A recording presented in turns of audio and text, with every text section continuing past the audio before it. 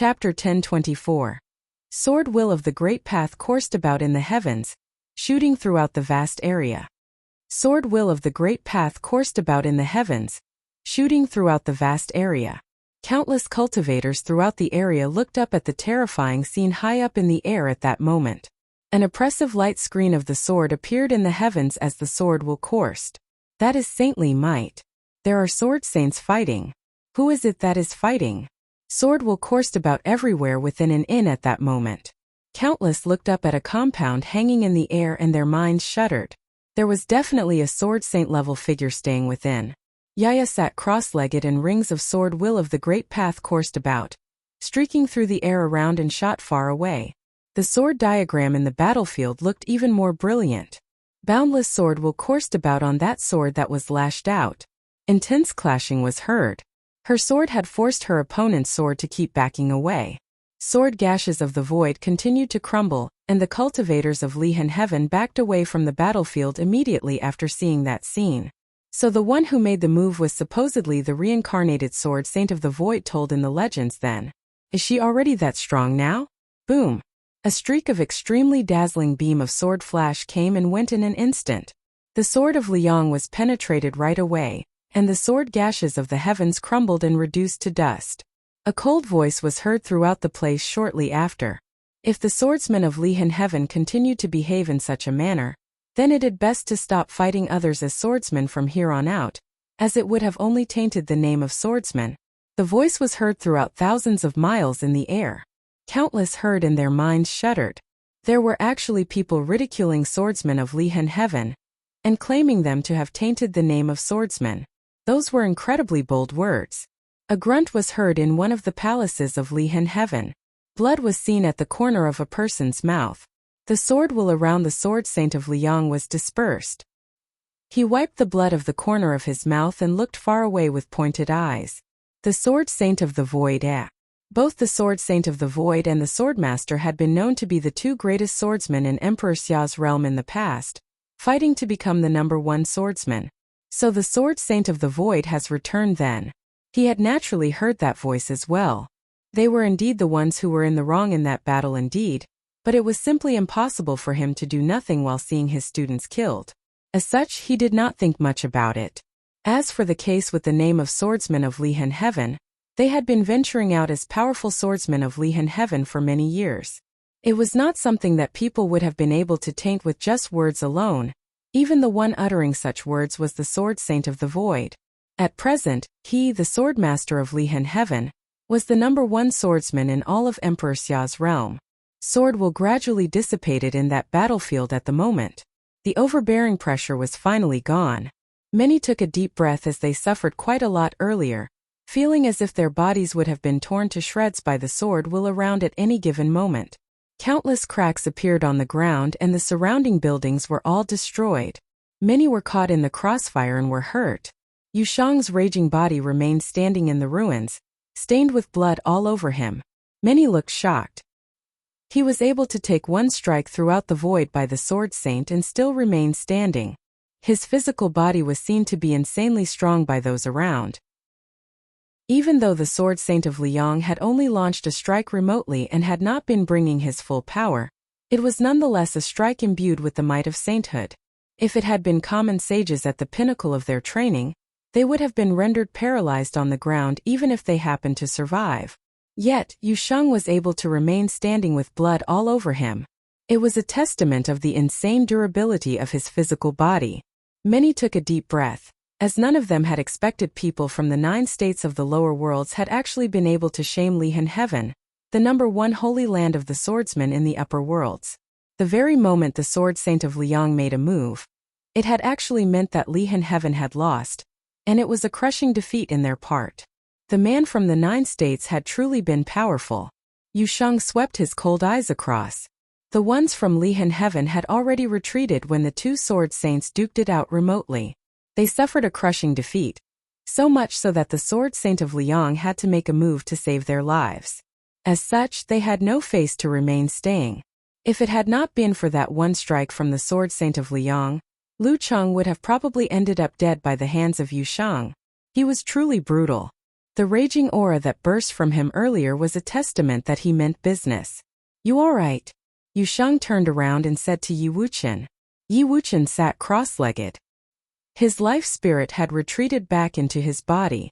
His aura was unstable. He had been exerting himself a lot before. "I'm fine." Yi Wuqian looked the bloodstained Yu Shang and said. He had not been strong enough.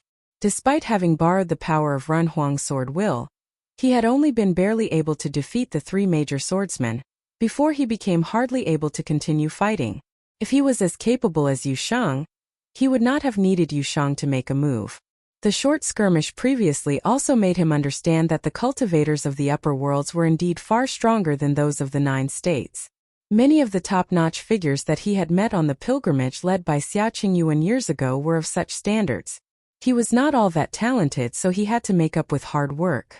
The reason why he had been willing to give everything to meld the Ren Huang sword will into his body was precisely so to enable him to grow stronger. However, the Ren Huang sword will was simply too powerful. He had only been able to refine a small part of it despite having spent years at it, but it had nonetheless helped him a lot in furthering his swordsmanship. Yet it was clear to him that he had a long way to go. Powerful sword will was sensed coming from afar.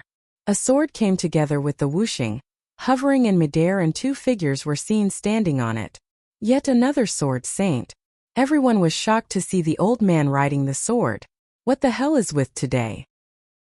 While there were many saints in the upper worlds, but the elder was nonetheless considered a major figure. The other figure seen standing on the sword was of exceptional bearing. His hair was snow-white and he looked extremely handsome.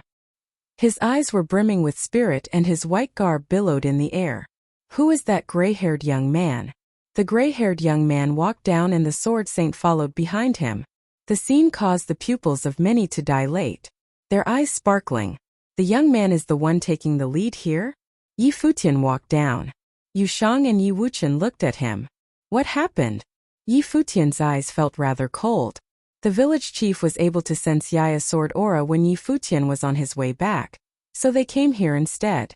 The battle was over by the time they got there, and there were only rubbles left. Other than that, there was Yu Shang who was bloodstained, Yi Wuqian who was injured, and the others. The ones from Lihan Heaven did this, Yi Wuqian said. Yi Futian's eyes were very cold. While Pei Qianying was from Lihan Heaven, yet the feud in the past was due to Pei Qianying being conceited enough to strip Wuqian of his life spirit, and had them look for him at the 9th layer of heaven. It was due to that he went about climbing the sky stairwell, beaten the Jiuqian temple and reduced Pei Qianying to a cripple. So despite being the #1 holy land of swordsmanship, they are actually standing up for Pei Qianying then. Furthermore, the fact that they were able to come so fast meant that they had been monitoring the ones from the lower worlds all the time, right when they were still in the 9 states. How did you end up getting hurt? Yi Futian looked at Yu Shang and asked. Even if the ones who attacked them were cultivators of Lihan Heaven, Yu Shang would have never gotten so severely injured. Despite the same could not have been said for Yi Wuqian and the others. Unless a saint made a move against him. An attack from a saint. Su Ke said coldly. If it hadn't been the case, all of them from Lihan Heaven would have stayed behind. Yi Futian's expression had gotten even colder as things had indeed happened as speculated. Not only that Lihan Heaven acted against them, a saint had even lashed out at Yu Shang. If they had not came prepared, having Yaya and some saints traveling along with them in the upper worlds, things would have turned out very grim for them. We'll head back and get you people patched up first, Yi Futian said. Everyone nodded and the village chief took all of them back riding on the sword. They were out of sight within mere moments. Why did his hair turn gray? Some mumbled to themselves and there were many who had actually been guessing at Yi Futian's identity. There were those who had witnessed those battles fought in the Jiuqian temple, and they had not been able to recognize him at first. It was not until they had taken a good look that they found him to be the genius who claimed to be peerless in the 9 states, Yi Futian. No one knew if Lihan Heaven would have made another move against them, seeing how that holy land suffered yet another defeat. However, with even Lu Chang, who had studied under the Sword Saint of Liang, had been overwhelmed like that, and the Sword Saint had to save him personally, claiming that the case was ended right there and then. Even if the ones from Lihan Heaven wanted revenge, none of those who studied under the Sword Saint of Liang would have been able to defeat Yu Shang, more so given that Yi Futian was on their side. unless Lihan heaven was ready to field a great number of mighty ones, with even the saint making a move. However, as the number one holy land of swordsmanship, there was no way Lihan heaven would have done so, as it would not have been something they would have been able to boast about after all. The news of that battle was quickly spread throughout the upper worlds, as Lihan heaven was simply too well known in the upper worlds, making it impossible for the news to not spread. Many claimed that while Yu Shang, who had defeated Lu Chang, and Yi Futian, who had beaten the ninth layer of heaven, were cultivators from the 9 states, but they nonetheless stood at the very pinnacle below Saint Plain, even at the upper worlds. They were worthy of being compared to the top few in Emperor Xia's realm. There had not been people like that emerging from the 9 states for a very long time. When the news spread, the names of Yi Futian and Yu Shang of the 9 states once again spread throughout the upper worlds. Many linked that battle with the day where 3 from the 9 states being able to make it to the 9th layer of heaven. At the 33rd layer of heaven of the Lihan heaven, the clouds were fleeting and a figure was seen training with his eyes closed before a swordsman's palace. Those who were training there were all of the bloodline of the swordmaster of Lihan. A figure was seen carrying a sword on their backs as they walked, going up the sky stairwell. He then stopped before that figure and bowed, calling respectfully, "Brother." The young man who was seen training with his eyes closed took a look at the one who came. He then smiled and asked, "How did you get free enough to come here?" Lu Cheng, a student of Uncle Liang, intended to ask for guidance in swordsmanship from you, the one who came said. The young man wore a puzzled look and asked. Lu Cheng was the best student studying under Uncle Liang. If he needed teaching, he would have gone to Uncle Liang instead. What is he doing here? A student who studied under Uncle Liang, Pei Qianying, was rendered a cripple in the past. Lu Cheng stood up for him and was overwhelmed by his opponents. If it had not been for Uncle Liang making a move, Lu Cheng might have been killed on the spot.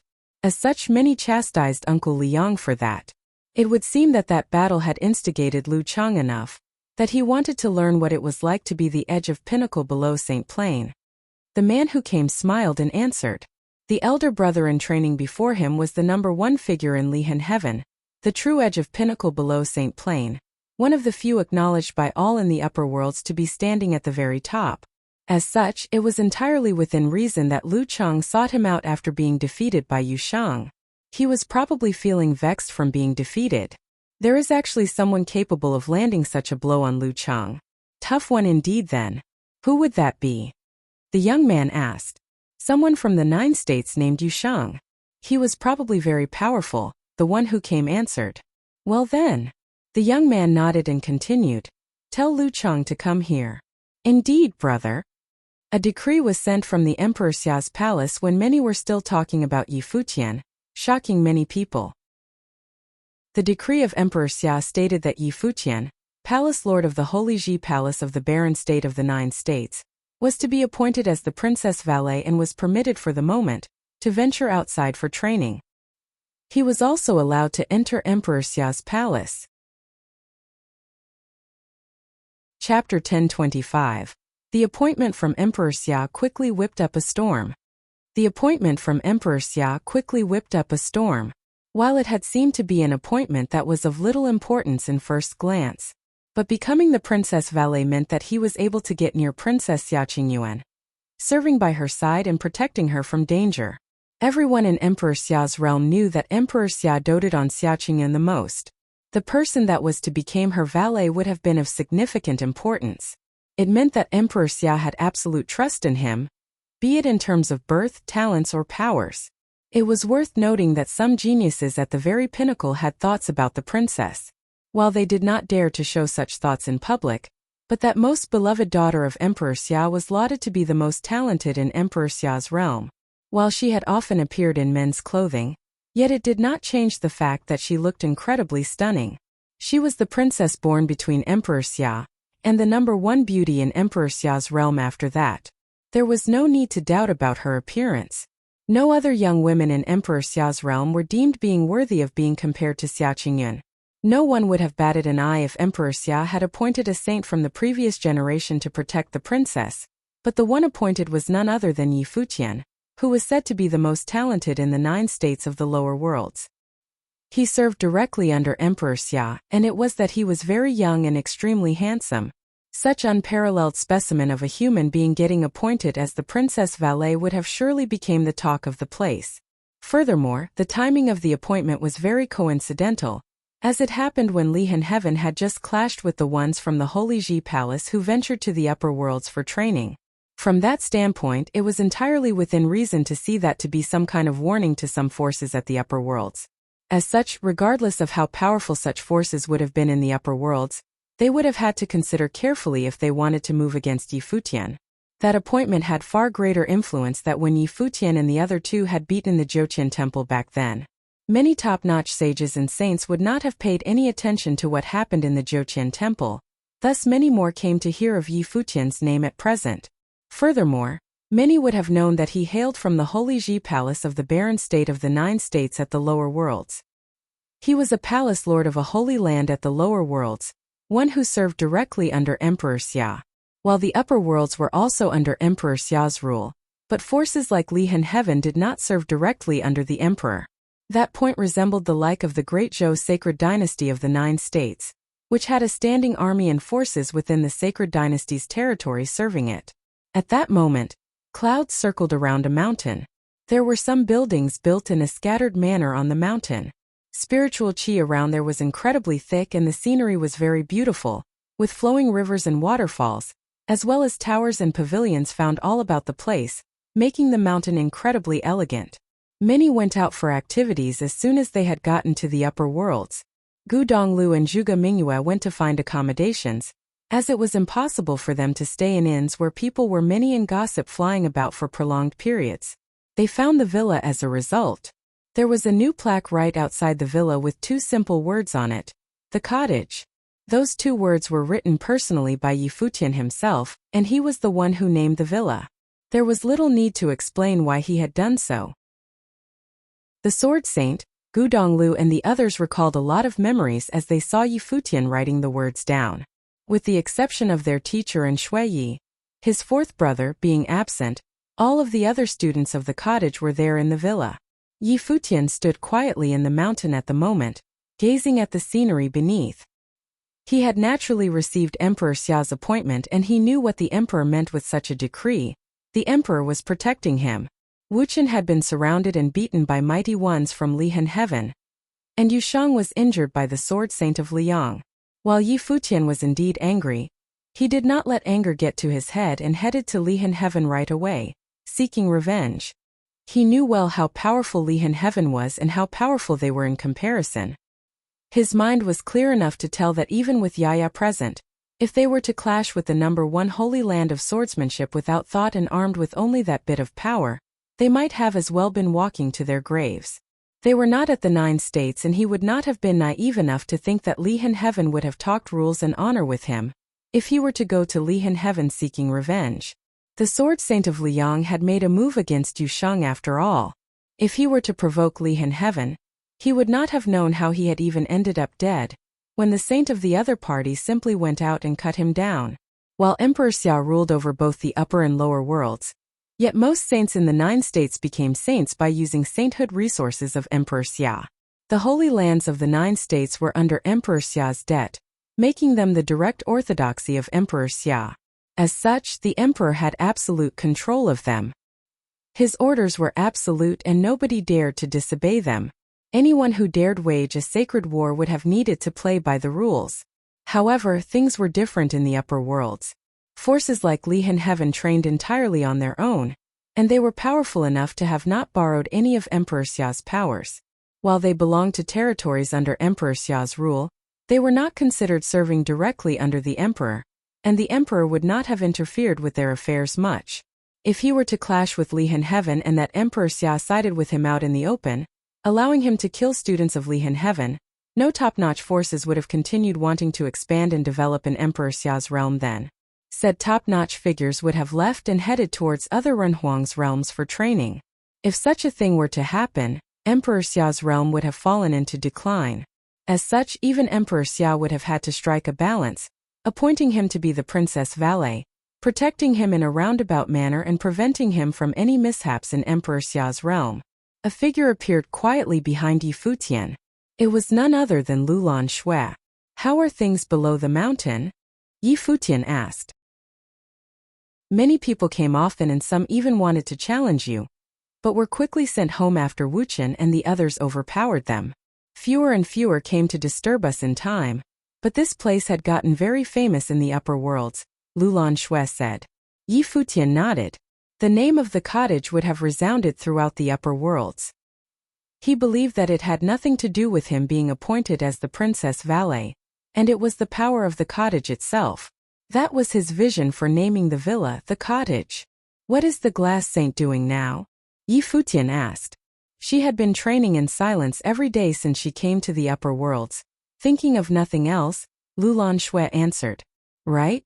Yi Futian nodded, and as he willed, a loud cry was heard. A dark golden condor dived from above, landing before Yi Futian with its wings flapping about. It was none other than the black-winged condor. I'll go to the Emperor Xia's palace for a bit, Yi Futian said, and stepped onto the black-winged condor, which took to the air immediately, and they were both out of sight soon. Having Emperor Xia's appointment meant that he no longer needed to fear for his own safety. Regardless of how capable Lihan Heaven was, they would not have dared to offend Emperor Xia. After flying for several hours, Yi Futian arrived before the gates of Emperor Xia's palace. The guard saw him and bowed, saying solemnly, Emperor Xia's order stated that Guardian Yi shall be allowed to enter and exit Emperor Xia's palace as he pleased. There shall be no need for report. Please. Thank you. Yi Futian nodded and brought the black-winged condor into the palace and headed for the princess residence. He had been there before, and as such he knew his way around. However, as soon as he entered the palace, a towering young man appeared before him. He stood there silently. The sun shone on his tanned skin and his eyes gazed far away. However, Yi Futian nonetheless felt that the young man was waiting for him. Yi Futian. The towering figure turned his eyes around and glanced at Yi Futian. He actually felt vague, yet extremely powerful pressure emanating from that young man. The man was incredibly powerful. At the very least, he was considerably more powerful than Jia of the 9 states. Anyone who was able to show up in such a place would have been of exceptional status. What business do you have with me, if I may ask? Yi Futian asked calmly. His Majesty had appointed you personally, and I hope that you would not bring shame to such an honor. That figure kept his eyes on Yi Futian, looking somewhat jealous. He then walked from Yi Futian's side. Every single step he took made Yi Futian feel as if the pressure had grown stronger. Yi Futian frowned, yet he did not end up saying anything. He continued forward without knowing who that was. He was reluctant to stir trouble within Emperor Xia's palace. There were naturally people guarding the princess training ground. He was allowed inside after reporting, and soon Yi Futian saw Xia Qingyun. Xia Qingyun looked at him and said coldly, "It was not my idea." Yi Futian was dumbfounded, wearing a puzzled look. "Are you talking about my appointment, princess?" Yi Futian asked. He had never thought about things from her perspective, and he naturally knew that it was the emperor's own idea. Xia Qingyun seemed to have thought about it a little bit too much, thinking that he had misunderstood. Xia Qingyuan's eyes shone with a tinge of embarrassment after seeing that Yi Futian had never thought of the appointment that way. Yet such embarrassment vanished in a flash and she returned to normal in an instant. She then looked at Yi Futian and said, "What are you doing here?" "I'm appointed by Emperor Xia to be your valet, princess, so I saw fit to come take my orders. While I'm permitted to train outside, but if you were to have any orders for me, please do not hesitate to do so. Other than that, I'd like to ask if I'd be allowed a meeting with the emperor," Yi Futian said. He was actually curious about what the emperor thought of him. Why did Emperor Xia covered for him, and then take care of things for me in secret? My father is busy with training, and even I would not have disturbed him with good reasons. At ease. Since when did you learn manners, by the way? Xia Qingyuan said. She had invited him twice to train with her, and she was refused twice. She thought Yi Futian would have been against such an arrangement. I know right from wrong at the very least, princess. Yi Futian looked at Xia Qingyuan and said calmly, "The last time I was here, I was frustrated that I was being barred from entry by you, princess. As such, my emotions had been all over the place, and for that, I beg your forgiveness." Xia Qingyuan recalled what happened that day and felt rather irked. However, since Yi Futian came today to apologize, her mood had gotten somewhat better.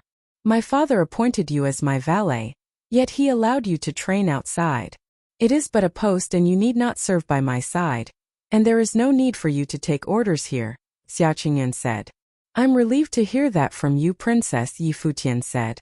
It would have been a torture for him if she had indeed intended for him to serve by her side. Xia Qingyun's eyes grew increasingly cold, but she saw Yi Futian cupped his hands and said nonetheless, if there's nothing you'd need of me, Princess, please allow me to take my leave. If you'd fix your attitude for a bit, I might actually allow you to train within Emperor Xia's palace. Xia Qingyun smiled and said all of a sudden. Yi Futian looked up at Xia Qingyun and had to admit that she had an extremely pretty face with no flaws found. The only downside to her appearance would have probably been her dressed in men's clothing. If you'd be dressed in women's clothing, Princess, those words may sound more enticing. Yi Futian looked at her faint smile and said. It was the truth. Xia Qingyuan's smile disappeared and she was actually fuming as she said coldly, get lost.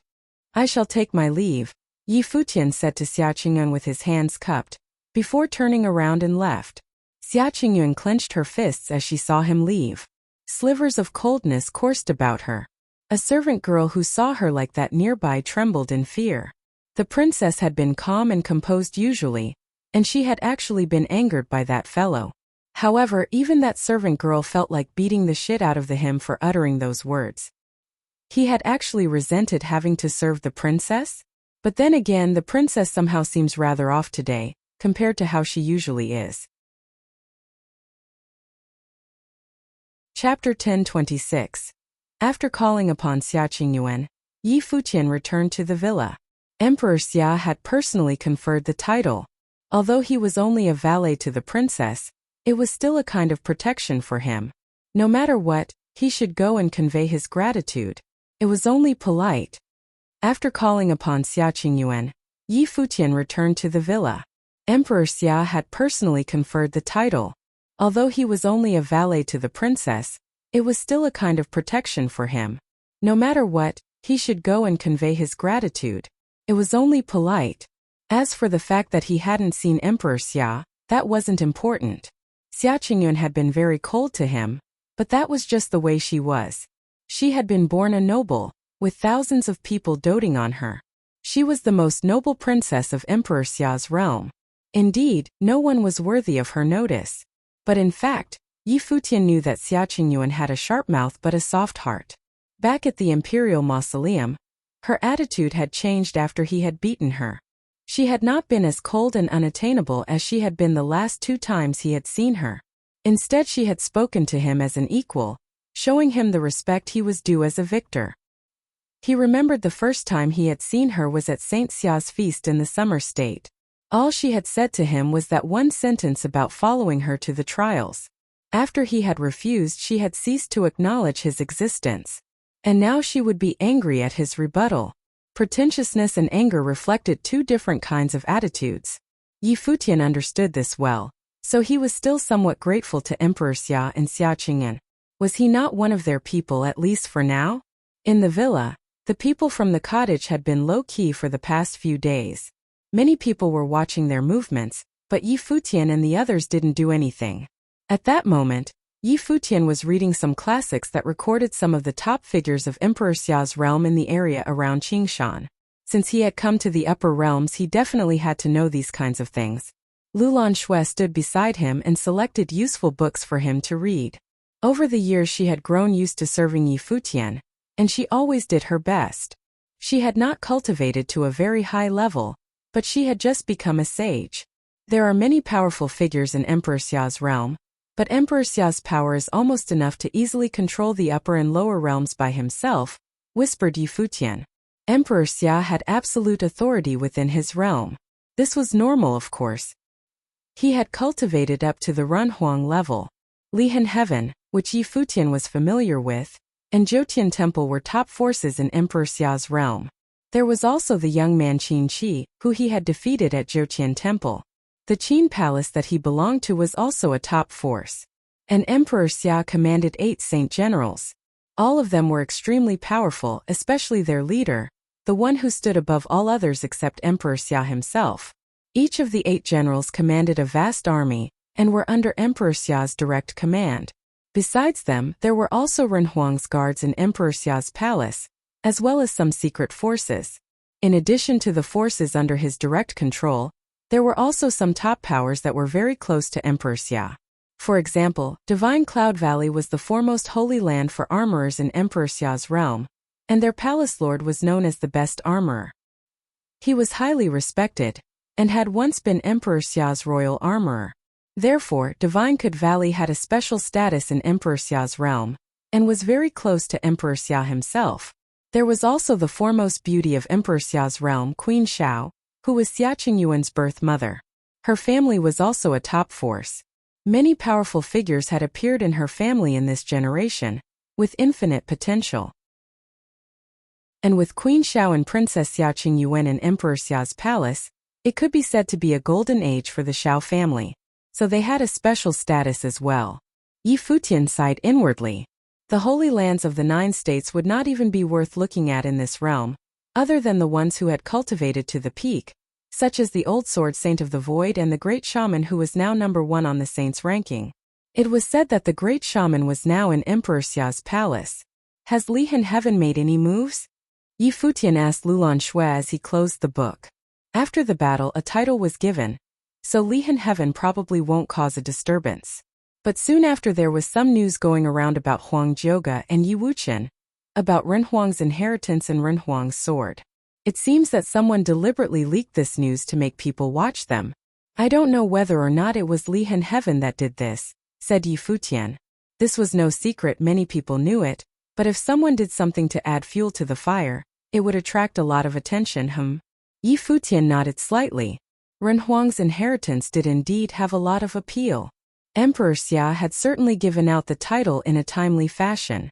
After Yi Futian got up and left, he walked to the back of the mountain. A terrible sword will was in front of the cliff there that chilled him to the bone. Neither he nor Lulan Shui had ever experienced a chill like that. There were 2 figures beside the cliff. One was a beautiful woman, sitting cross-legged as she cultivated. Beside her, another woman was standing, seemingly guiding the cross-legged woman's cultivation. A strange look came over Yi Futian's face when he saw this.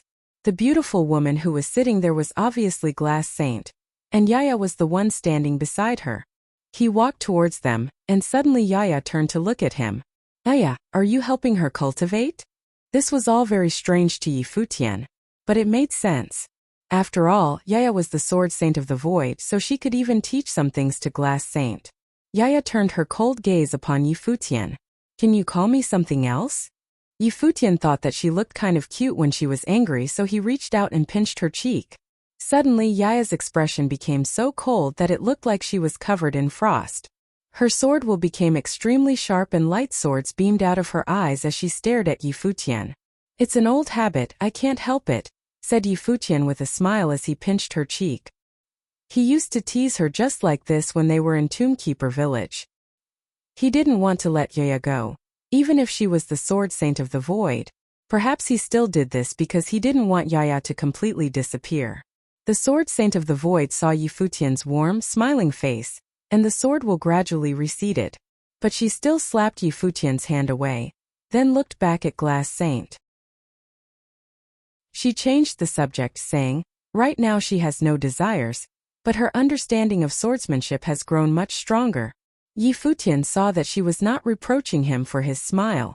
Now Yaya maintained a dual personality within her, and the 2 personalities influenced each other, so she was still close to him after all.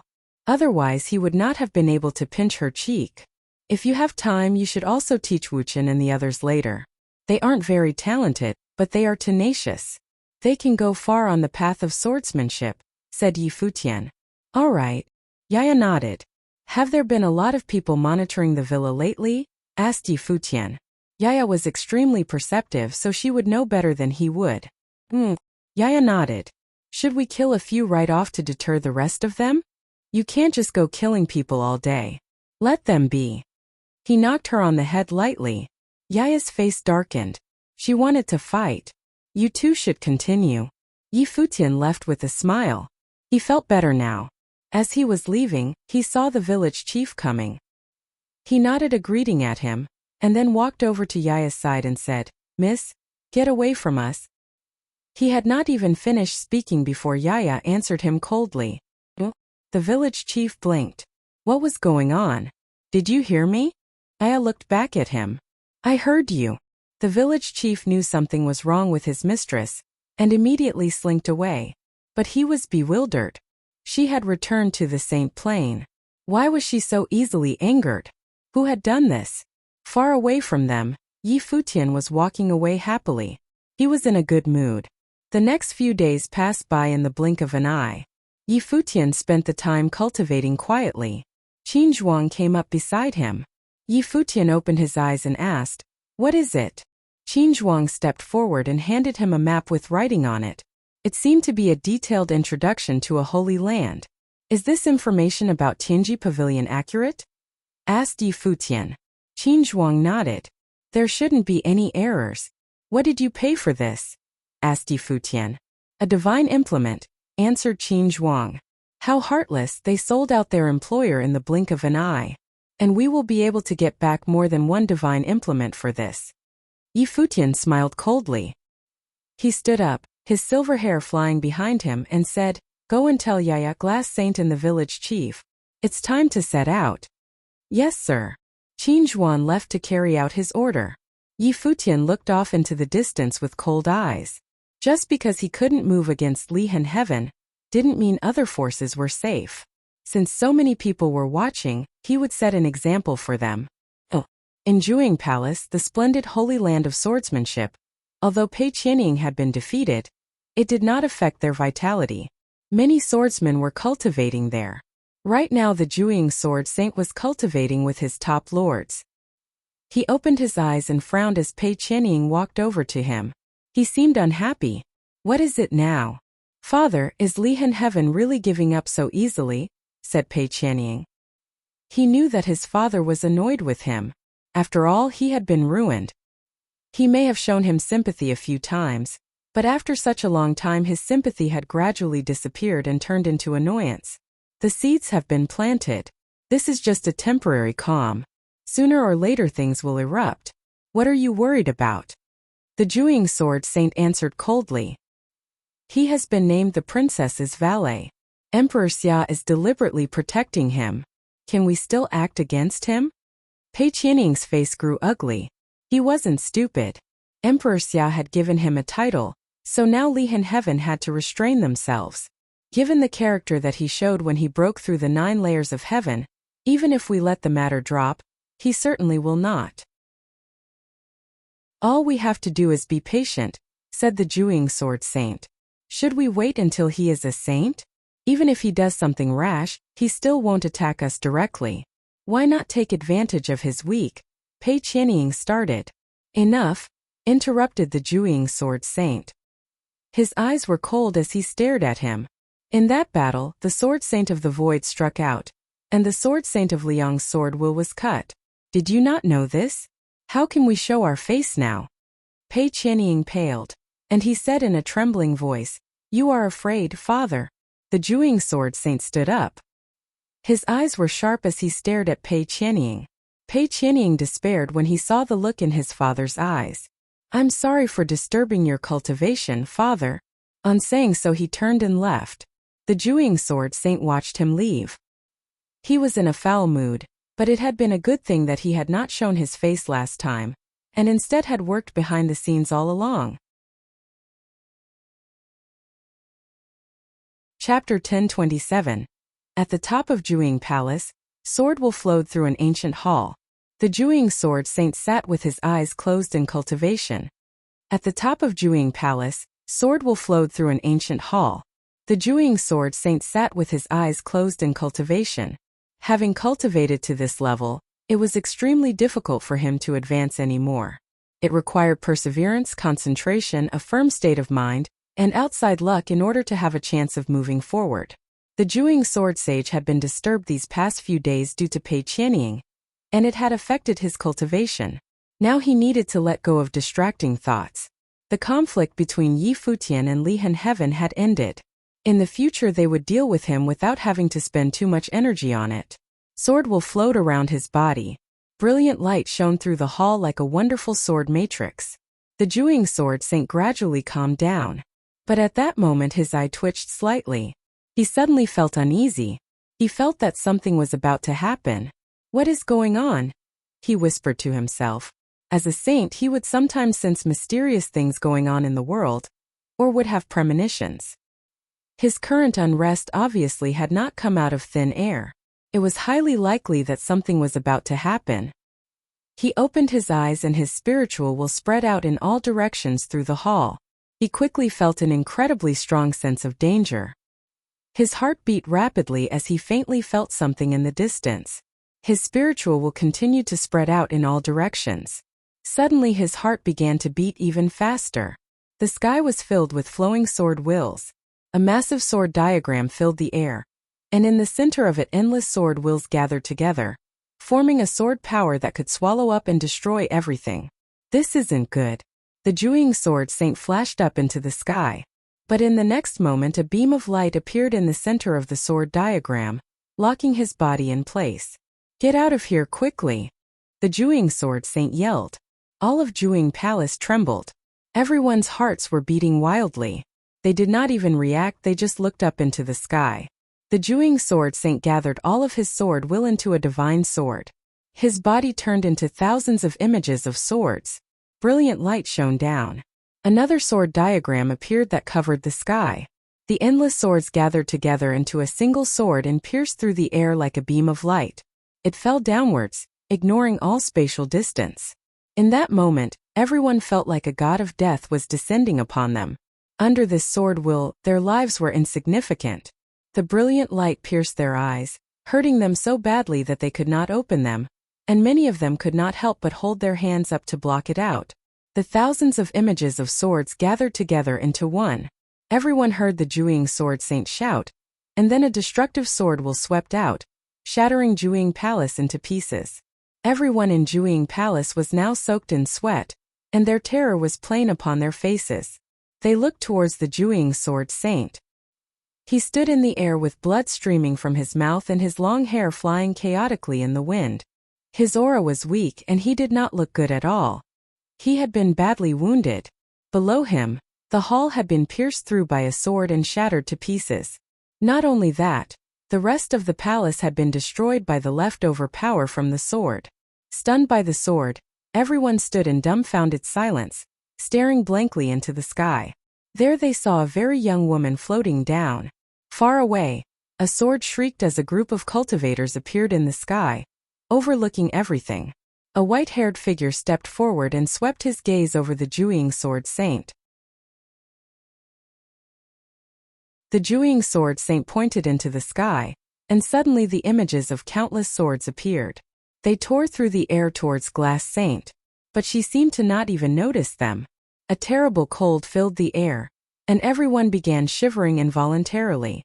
Her sword will flowed, and the swords coming from the sky were destroyed one by one. Glass Saint continued forward without having been hindered at all. The Jewing Sword Saint went pale. Glass Saint was at the same level as he was, and had not been there for as long as he had. But he had been wounded already, and his aura was weak. He was no match for her. As he felt Glass Saint's aura approaching, he suddenly turned into a sword and fled backwards. The village chief flashed over and space seemed to freeze. Endless sword wills descended, blocking the Jewing Sword Saint's path of escape. Whoosh! The Jewing Sword Saint did not slow down. His thousands of images of swords combined into one sword that destroyed everything in front of him to help him escape. With sword in hand, the village chief activated the sword diagram. Suddenly, a pattern of swords appeared on him. The Jewing Sword Saint's attack struck the pattern of swords, destroying it, yet it was also blocked.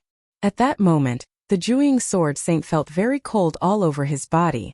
His very soul seemed to be trembling. It seemed that the entire world had become bone-chillingly cold. The whole world seemed to have become some sort of wonderland, and it was as if he and all of his cultivation were meaningless when exposed to this artistic conception. He turned suddenly and slashed out with his sword. The light from his sword swept out for hundreds of miles, but all he saw was a cold and ruthlessly beautiful face, and her emotionless sword. Her sword came towards him, and suddenly all his swordsmanship was gone. All there was that sword slicing towards his body. As the sword came towards him, he seemed to be frozen. He was afraid like never before. It cut through his mindfulness of the path and broke the foundations in the great path. The sound of shattering reverberated through him as he trembled in fear. He had been the Juing sword saint for many years. He had founded Juing Palace. And now he would lose his life to a junior cultivator? He did not have time to think about it. The village chief's sword pierced through him. The sword that could tear space apart destroyed him. His body seemed to turn into a beam of blinding light. He disintegrated in fear, and his endless sword wills disappeared. "No!" cried everyone in Juing Palace as they watched him fall. Their despair was plain on their faces. Could a saint really be killed on the spot like that? At that moment, everyone else kept silent out of fear. No one else dared to move. Yi Futian stepped forward towards Pei Qianying. No one would stand in his way. Pei Qianying watched him coming closer and trembled. He clenched his fists so tightly that the veins stood out. Vengefulness, pain, regret, and fear were all that was in his heart. With an indifferent expression, Yi Futian said, "Wuchen." Yi Wuchen understood what he meant. He stepped forward with an extremely powerful sword will towards Pei Qianying. In the past, Pei Qianying had ordered him to be stripped of his life spirit. He had been so arrogant, and they had to wait so long to fight him at Zhoutian Temple. As he watched Yi Wuchen coming towards him, Pei Qianying screamed and rushed up into the air towards him. A dazzling light bloomed from Yi Wuchen's eyes as his sword spirit appeared. A golden sword will that could destroy anything. He sped up, leaving behind afterimages as his sword struck out. Pei Qianying struck out with his sword at the same time, but Wuchen seemed to be an instant faster. The golden sword flashed as it pierced through Pei Qianying's throat. He trembled violently. He put his hands up to his throat and blood ran through his fingers. Tears flowed from his eyes. He seemed to be thinking of the glorious life he could have had.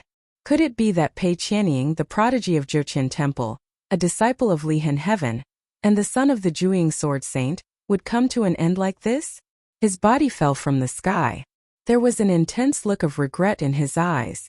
Why did he have to take Yi Wuchen's life spirit away all those years ago? Chapter 1028. After Yi Futian and the others left, Juing Palace had turned into a ruin, and many people had fallen here. After Yi Futian and the others left, Juing Palace had turned into a ruin, and many people had fallen here. Everything in Juing Palace was also looted. Many people stood above the ruins, and their hearts were extremely chaotic. Just like this, Juing Palace was destroyed. Even though Juing Palace was not considered a top holy land, but there was still a Juing sword saint whose strength was not inconsiderable.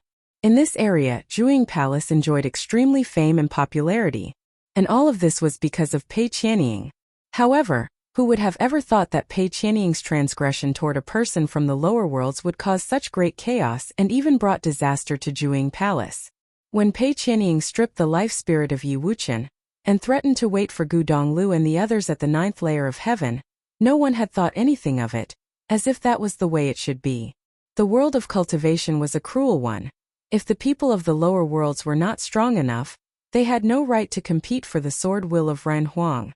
However, Yi Wuchen's good friend, that unparalleled white-haired palace lord from the 9 states, Yi Futian, whose action was so decisive and yet peremptory. Back then, he went directly to the 9th layer of heaven, publicly disabled the life spirit of Pei Qianying and ended his road of cultivation. Today he destroyed Juing Palace. His action was like thunder. There was no letter of declaration, not even any words were uttered. The sword saint of the void simply engraved the matrix in the sky, unleashed the swords from the sky, and heavily injured Juing sword saint, blocking any chance for him to escape. How decisive and brutal it was. He had not been named as the valet of the princess for long, and he had already destroyed a holy land. It was unimaginable. The news spread quickly, and people came continuously, and they all witnessed the condition of Juing Palace. Even some principality of the Holy Lands had arrived. After a long while, a figure appeared in the sky above Juing Palace. A woman among them looked frosty, cold to the extreme, and said icily, "How did he dare?" The disciples of Lihan Heaven. Someone looked at the group of people. The woman who had spoken was Fengxiao of Lihan Heave, the senior sister of Pei Qianying. As of now, the body of Pei Qianying was still underneath, killed by a sword through his throat. Many people were thinking, what did Lihan Heaven think of all these? In this matter, Lihan Heaven also played a pivotal role. Yi Futian slayed the Juing Sword Saint, because Juing Sword Saint and Pei Qianying urged Lihan Heaven to get involved in this mess. What was more, the relationship between Lihan Heaven and Juing Palace was extraordinary. And Pei Qianying was a disciple of Lihan Heaven. Not only that, in fact, the Juing Sword Saint had a long history with Lihan Heaven. Juing Sword Saint used to be a disciple under a superb master in Lihan Heaven, and later had the opportunity to prove the divine path, and thus created Juing Palace.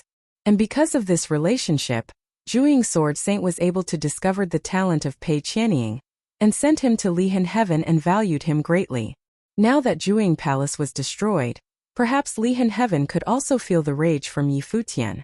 Not long ago, it was the people of Lihan Heaven who had their hands on Yi Futian. If Yi Futian did not have enough strength, perhaps the one that ended up being destroyed would not be Juing Palace. "Junior sister, let's go back and report it to the master," Emily said to Fengxiao. Fengxiao's eyes were very cold, but still she nodded, and the two left together. Yi Futian, because of Emperor Xia's conferral, had become so fearlessly arrogant? After the news came out, many people had a deeper impression of Yi Futian. The cultivators who often appear in the cottage also left, dared not to stay in the vicinity to monitor Yi Futian's movements any further. The shock of the destruction of Juing Palace was clearly observed. Many people were waiting on the reaction of Lihan Heaven, and many speculated if Wang Chuan, disciple of Lihan Heaven, would come down from the mountain.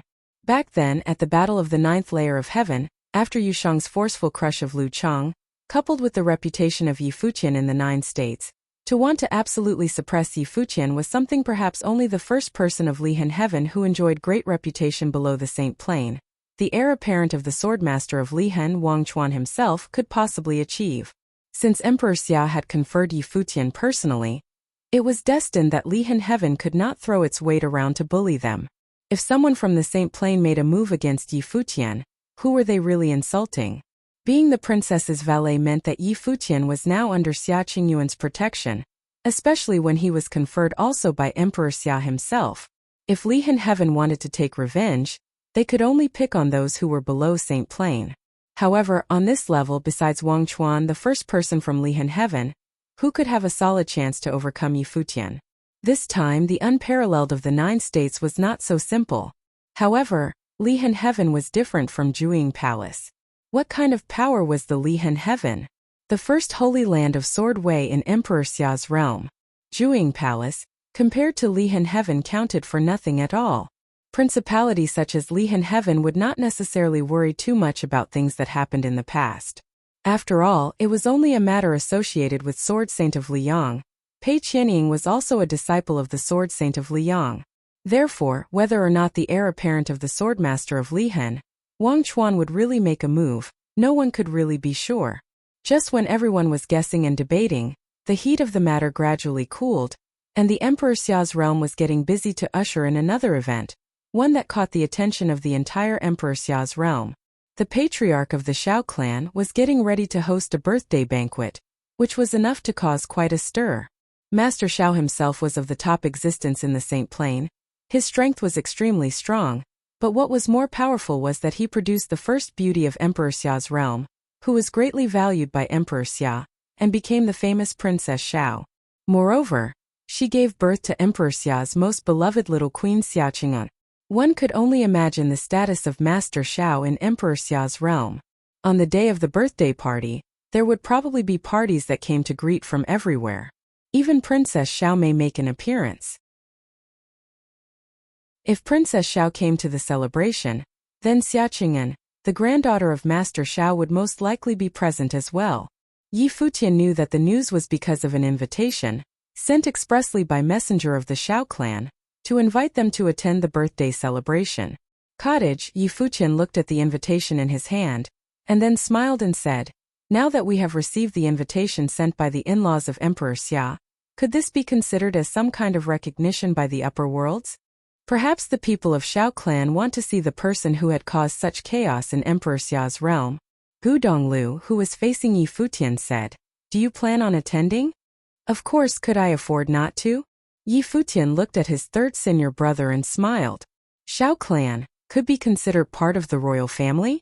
And they possessed a great strength within themselves. Such a position of power was not hard to imagine. Yes, Gu Donglu nodded. But the forces in the upper worlds are intricate and complicated, and Master Zhao's birthday banquet will be a gathering of top figures from all sides. Let Yaya go with you. Third senior brother, with the conferral of Emperor Xia, and Master Xiao being the father of Queen Xiao, as well as Xia Qingyuan's grandfather, Xiao residence would be safer than anywhere else. No need to worry, I will go by myself. Yi Futian replied carelessly. Although he had 3 saints around at his disposal, he did not want to bother them all the time. Especially Yaya, who led the charge every single time, spurring the nether sword matrix. It was so with the Great Zhou battle matrix, and it was also the case when wounding Juing sword saint, and they gave Yaya a great amount of pressure. Gu Donglu did not say anything more when he heard what Yi Futian had to say. He merely commented, "Your cultivation at the Holy Land to enter Saint Plain as soon as possible. At that time, you will not be helpless when facing the people of Saint Plain. Divine path is still far away, I'm afraid," Yi Futian said. The divine path required the resource of the state of mind, and his time of cultivation was still considered a short one, and his state of mind was not yet opened enough, so it may take some time for his mind to settle into the holy path. A few days later, the day of Master Zhao's birthday celebration had arrived. Xiao clan, which was located in the southern part of the upper worlds, suddenly became extremely lively. Cultivators from all over had arrived in the air, and many of them were led by cultivators of the Saint Plain. They came to pay their respect and were invited inside the Xiao residence. Yi Futian and his group went by the sword, and landed outside of Zhao's residence. There were quite a few of the younger generation who came. Him, Yushang, Yi Wuchen and the others were all there. Yi Futian, come to pay respect. Yi Futian put his hands together and greeted the people outside the Xiao residence, and was immediately let in, and Yi Futian and his party entered Xiao residence. Inside the residence, many people looked at him curiously. "Is it Master Yi?" A beautiful servant girl came forward to inquire. Yes, Yi Futian nodded. "My master asked for Master Yi to come for a chat." The servant girl smiled. "Who is your master?" asked Yi Futian. "Young Master Xiao Shang," the servant girl replied. Yi Futian learned about the top figures in Emperor Xia's realm, but Xiao Shang's name was still somewhat unfamiliar, but Lulan Shui, who was next to him, reminded him, and transmitted secretly, in Emperor Xia's realm, among those who were the topmost figures just below the Saint Plain, Xiao Shang was one of them and is quite famous. Within the Xiao clan, Xiao Shang's position is extraordinary and is considered and treated as heir apparent.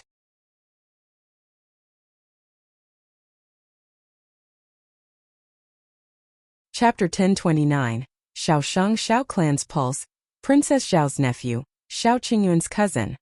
Xiao Shang, Xiao clan's pulse, Princess Zhao's nephew, Xiao Qingyuan's cousin.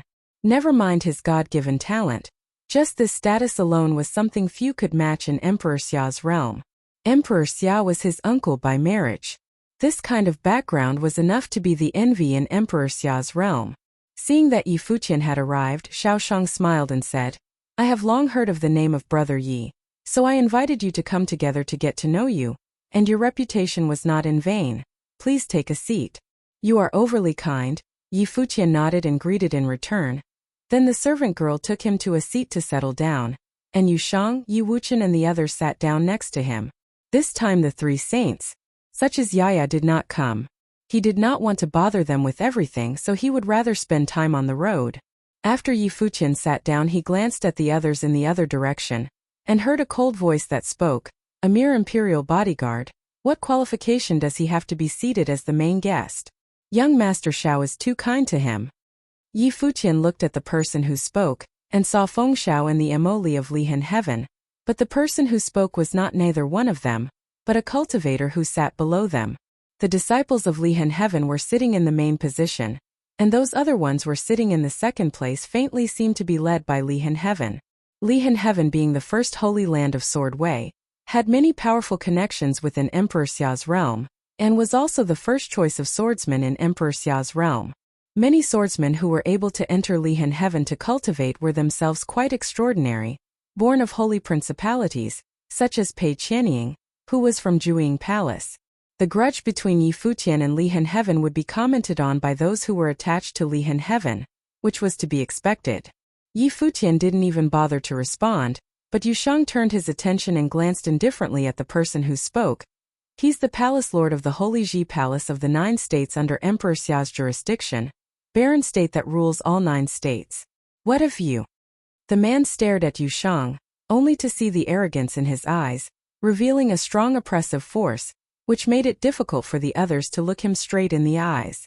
There was a faint aurora of the sword in his eyes, and he did not avert his gaze from Yushang. This is the upper worlds, not the lower 9 states. What about the upper worlds?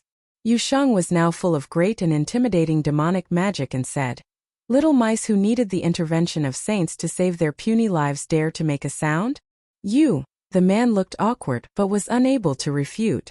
In the battle of that day, if it was not because the sword saint of Liang intervened, the swordsmen of Lihan Heaven could really have been finished there. He turned around and looked at Fengxiao and Emoli, but all he heard was Fengxiao's indifference saying, "Shut up." The man looked pale. He had wanted to avenge Lihan Heaven with his words, but he had messed up and ended up being humiliated by Yushang. All the cultivators from Lihan Heaven looked terribly. The rest of the people were looking at Yushang. This must have been the person who had crushed Lu Chang previously. He had also followed Yi Futian to break through the 9th layer of heaven together, and entered the Jiuqian ranking. Today is my grandfather's birthday banquet, so I invited everyone for a get-together and get to know each other. There is no need to hurt each other's feelings. Xiao Shang said gracefully and was full of smiles. How about young Master Xiao introduced to Palace Lord Yi the guests of today? Feng Xiao did not continue the attack toward Yi Futian. She knew that she wouldn't win. After all, now the combative power between Yi Futian and Yushang probably far surpass her, unless senior brother Wang Chuan would come down from the mountain. Right now Lu Chang was cultivating hard under Wang Chuan, trying to comprehend the power that was below Saint Plain, probably because he wanted a chance to avenge the humiliation he suffered before. Sure, Xiaosheng nodded. There is no need for me to introduce Brother Yi. As you are well known to everyone, I will introduce to you the people who are present today. As Xiaosheng was speaking, he looked at the person in the direction of his left. There was a young man with an outstanding temperament, whose skin was as delicate as that of a woman. He wore a simple robe with very beautiful hand and 10 long fingers. His eyes were full of spirits. You must have heard of the 8 sacred generals in Emperor Xia's realm? This is the son of Sacred General Yin Yan. Xiaosheng introduced. Yi Futian nodded slightly. He had learned of the 8 sacred generals not long ago. The 8 sectors of the Emperor Xia were ruled by 8 sacred generals. They were the main force under the Emperor Xia. The 8 sectors were Heaven, Earth, Qian, Kuan, Do, Monster, Yin and Azura. The 8 sacred generals were extremely powerful, and they were all stand at the top of Saint Plain, fighting for Emperor Xia and defending the Emperor Xia's realm. Yin Yan was very beautiful and smiled and nodded at Yi Futian. Gong Sunzhong of Divine Cloud Valley. Xiaosheng introduced another person to the right, the premier armorer of Emperor Xia's realm. The valley master of Divine Cloud Valley was surnamed Gong Sun. Gong Sun family was the most direct line of descendants of Divine Cloud Valley, so there was no need to further explain the importance of Gong Sunzhong's status. Gumu of Jiuqian Temple. Xiaosheng pointed to Gumu. We have met. Gumu smiled and nodded slightly to Yi Futian, as if he paid no mind to the death of Pei Qianying. Jiuqian Temple was the top force in Emperor Xia's realm, and Gumu was the heir apparent of Jiuqian Temple. He would never lightly become the enemy of a man who had infinite potential. In the past, Pei Qianying cultivated at Lihan Heaven days, just to deal with Yi Futian of the lower worlds, so he was naturally on his side. But now, Pei Qianying was a lost cause and Jueying Palace was destroyed. Why would he stand up against Yi Futian because of a dead man? Xianyuan Palace, Xianyuan, Xiaosheng continued to introduce. Yi Futian looked at a strapping young man who wore an impressive golden robe. The other also glanced at him. his eyes showing neither surprise nor awe. From those eyes, Yi Futian could see an extremely strong pride without concealing it. Yi Futian thought of the introduction of Xianyuan Palace in the books, and was not surprised. Xianyuan Palace. Now Emperor Xia's realm stood at the top of the power, but an even more brilliant past belonged to the history that was Xianyuan Palace. Once upon a time the descendants of Xianyuan Emperor were the real descendants of Renhuang, the Renhuang that was before Emperor Xia. It was only after the fall of the Xianyuan Emperor that the Xianyuan clan went into decline, but even so, the name of Xianyuan was still extremely respectable. There is no need for me to introduce Lihan Heaven. Xiao Shang smiled and pointed to a young man clad in Taoist garb decorated with yin and yang fish. The appearance of this young man was unremarkable. His eyes were long and narrow, giving an impression of shrewdness. Before Xiao Shang could make the introduction, the young man took the initiative and smiled at Yi Futian. Tianji Pavilion MO1. If Zhuang Sword Saint and Pei Qianying were still alive, they would surely recognize this young man, who was the one who traveled to the Zhuang Palace to convey the news about Yi Futian. Tianji Pavilion had always been at peace with the world, only focused on seeking profits. Therefore the name MO1 was not well known. But in fact he knew very well about Yi Futian, and it could even be said that he was the person who knew the most about Yi Futian beside Emperor Xia and Shao Qingyuan. Prior to this, he was the one responsible for tracking the news of Yi Futian in the lower worlds. Qin Palace, Qin Bai. Xiao Shang introduced the person who was at the last seat. There was another person next to Qin Bai, Qin Qi, whom Yi Futian had met once upon a time at the Jiuqian Temple, on the battle platform, defeated by his third senior brother. His strength was extraordinary and he sat next to Qin Bai.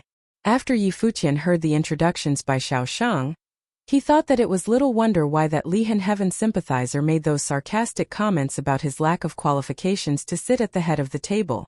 Those who were introduced were all the people who were currently at the peak of the Emperor Xia's realm, the son of one of the 8 sacred generals, the descendant of Divine Cloud Valley, and the descendant of Renhuang of Xianyuan Palace.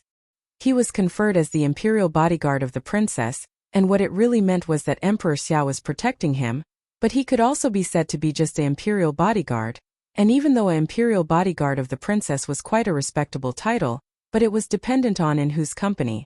On such an occasion as today, even the title as the imperial bodyguard of the princess seemed rather mediocre. Feng Xiao deliberately asked Xiao Shang to introduce these people, seeming also to intend as such, so that Yi Futian would know just in whose company he was in. Not just their origin alone but the strength of the people presented, such as Xiao Shang, Xianyuan Ao, Qin Bai, Gong Sanzhong, were acknowledged by the public of the upper worlds to be those who were the most powerful just beneath the Saint Plain, well known by the young people in the upper worlds. It was just that as a newcomer Yi Futian was only familiar with the top powerful figures and didn't pay too much attention to the younger generation, so he was unfamiliar with them. Brother Yi is now the palace lord of a holy land, and also the imperial bodyguard to the princess. In due course you will thrive and succeed, and perhaps one day, you will be at the position of the 8 sacred generals. Xiao Shang smiled at Yi Futian. But my cousin the princess is arrogant and solitary with unparalleled talent. I am afraid that brother Yi would not have an easy time next to the princess. The princess has a straightforward personality. Suppose there is a chance to cultivate under the princess, it should not be difficult to get along. Yi Futian responded, although this is what he said, but he knew that he would never cultivate next to Shao Qingyuan. As incompetent as the two of them were, Shao Qingyuan probably would never cultivate in peace. Get along. Xiao Shang was a bit shocked upon hearing Yi Futian's words, but he only smiled and said nothing, just gave Yi Futian a deep look. It's so lively here? A light laughter came through. Just the sound alone made those who heard it felt their hearts jumped slighted. It was full of wonderful charm. Many knew who it was without looking, but of course no one would not want to look at who was coming. Everyone's attention turned to the voice and saw a woman wearing a thin blue long dress walking over slowly. In an instant she became the absolute focus, as if she was the only person in this space. Her features were picturesque with an airy figure. Her movement was elegant and ethereal like a fairy. When she smiled, it was as she was the only woman in the world. Most of us present today are men, and in the presence of the fairy, the rest of the world dimmed in comparison. Xiao Shang smiled.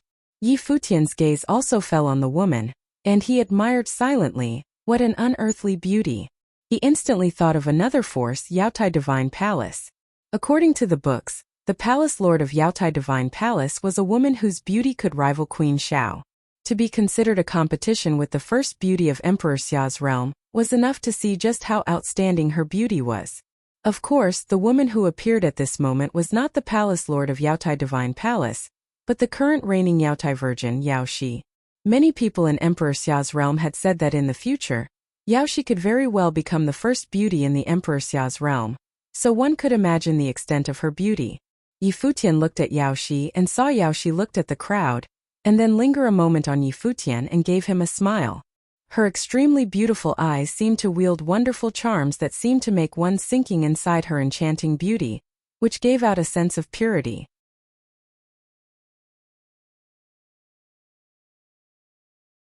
Chapter 10:30. Yao Shi's alluring eyes did not linger on Yi Futian for long. That one look was of an appropriate length of time, leaving a striking impression in his mind but not ending up appearing offensive. Yao Shi's alluring eyes did not linger on Yi Futian for long.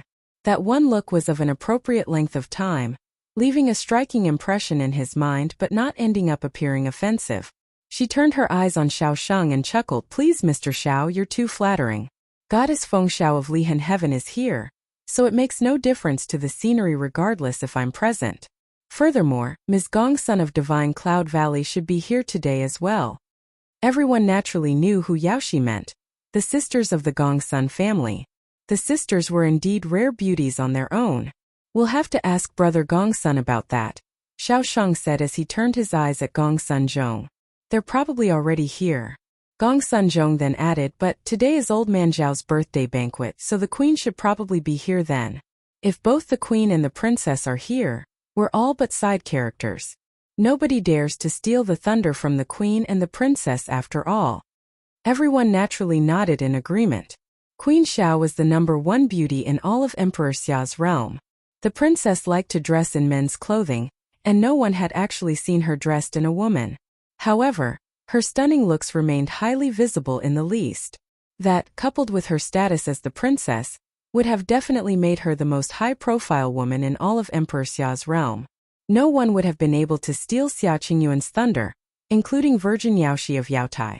Mo1 of Tianji Pavilion sat quietly as he listened to the chatter. While the conversation had been a simple one, he was nonetheless able to acquire a lot of information from it. Tianji Pavilion was known for knowing everything in Emperor Xiao's realm. No one present would have known more about Emperor Xiao's realm than Mo1. His knowledge about the realm was so deep that he even knew all about the love affairs of Emperor Xia in the past. However, no one dared to bring such topics up. All who were present notwithstanding, even Mo1 only came to know about those age-old secrets from his teacher, to remind him who in Emperor Xiao's realm should be deemed off-limits. It was the very reason why Tianji Pavilion was able to stay around for so long. Goddess Yaotai lost to Queen Xiao all those years ago, so there was little hope for Yao Shi to win against Xia Qingyuan.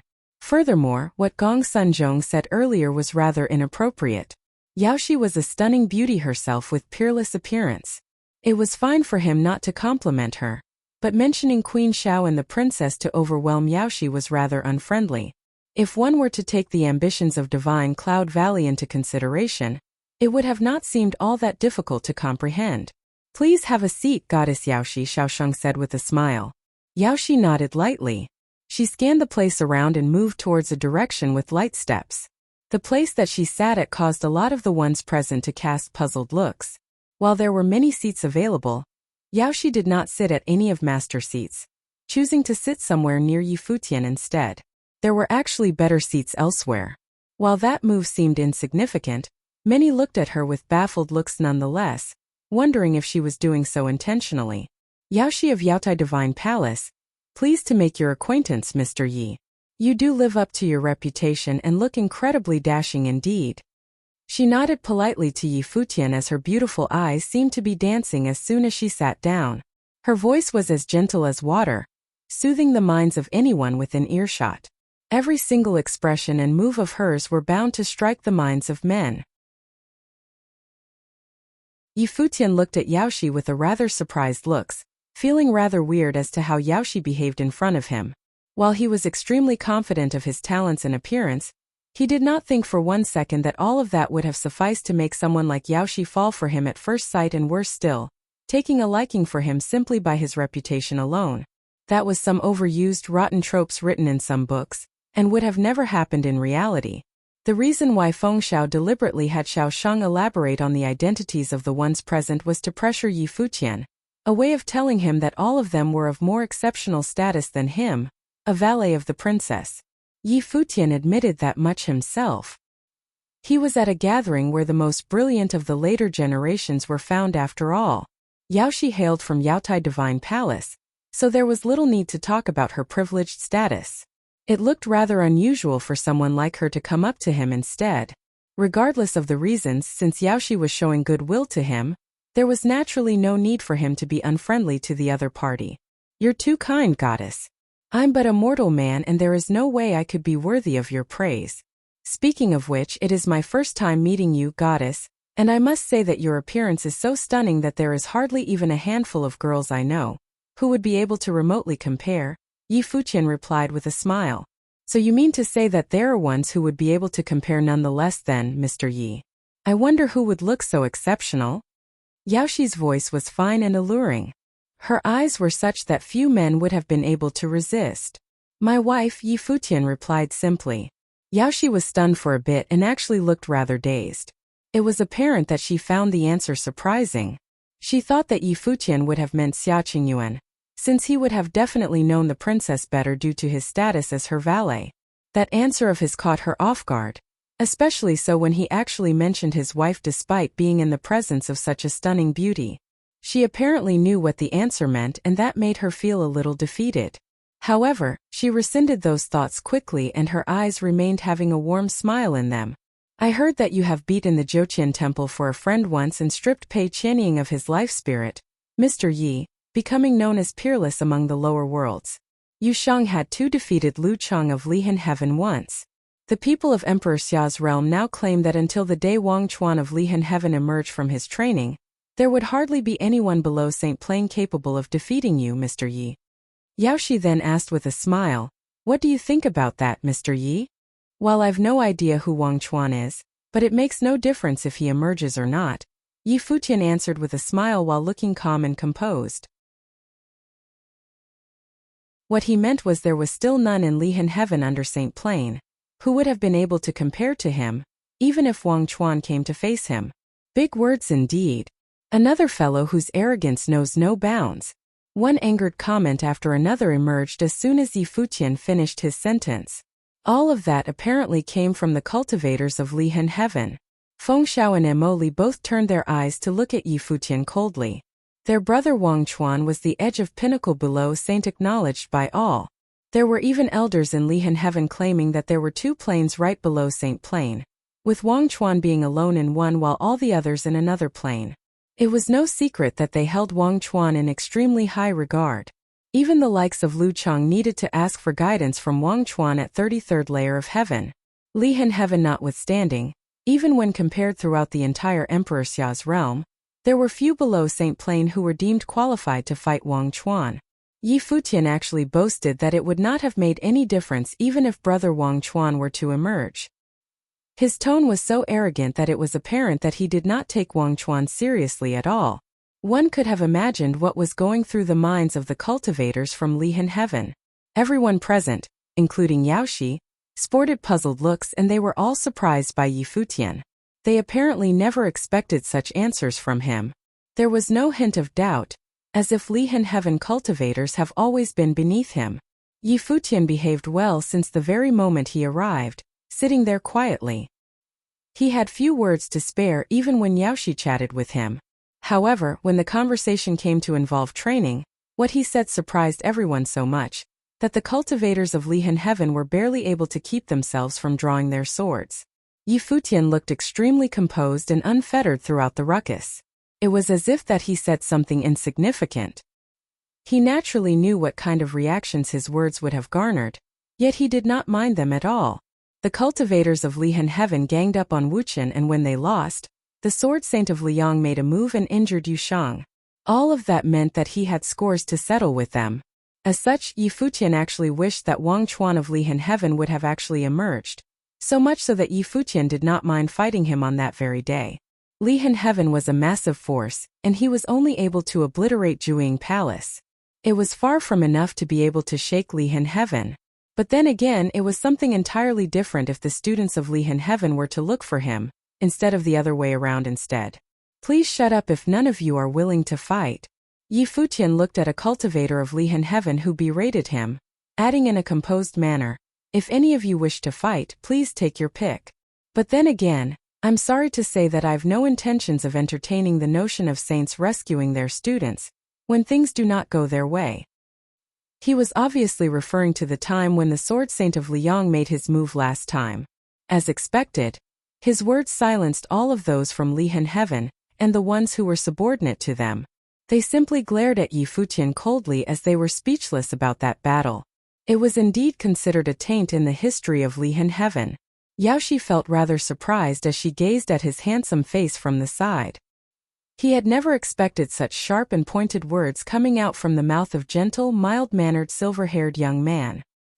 He had been able to anger every single one from Lihan Heaven with several simple lines alone. Uncle Liang had only acted to save Lu Cheng's life when he lost in the last battle. While it was indeed somewhat inappropriate, but he had never intended to kill Yu Shang. He would not have been able to sit here otherwise. You claim to be peerless in the 9 states, and while your talents were indeed extremely exceptional, you have respect for nothing and thought yourself invincible. I say that you've really underestimated the cultivators of the upper worlds, Emily commented. Due to his relatively mild-mannered temperament, his voice was a calm and composed one. So, you're saying that we should thank the Saint of Lihan Heaven for not killing one of our own then? Su Ke, who was sitting beside Yi Futian, smirked coldly as he continued. The fact that your saint attacked remained. Whether it is to save a student's life or not is irrelevant. The swordsman of Lihan Heaven had no intentions of going easy on the 3 of us back then. So in conclusion, you're saying that Lihan Heaven is allowed to attack with intentions to kill, be defeated, and then it is entirely appropriate and correct to have your saint attack then? Number 1 Holy Land of Swordsmanship indeed. I've never claimed to be invincible, but I'm able to beat every single one from Lihan Heaven, who is not of the saint plane. Would you care to find out? Yi Futian stared at Emily and said. The swordsmen of Lihan Heaven had sword will coiling around them as soon as he finished.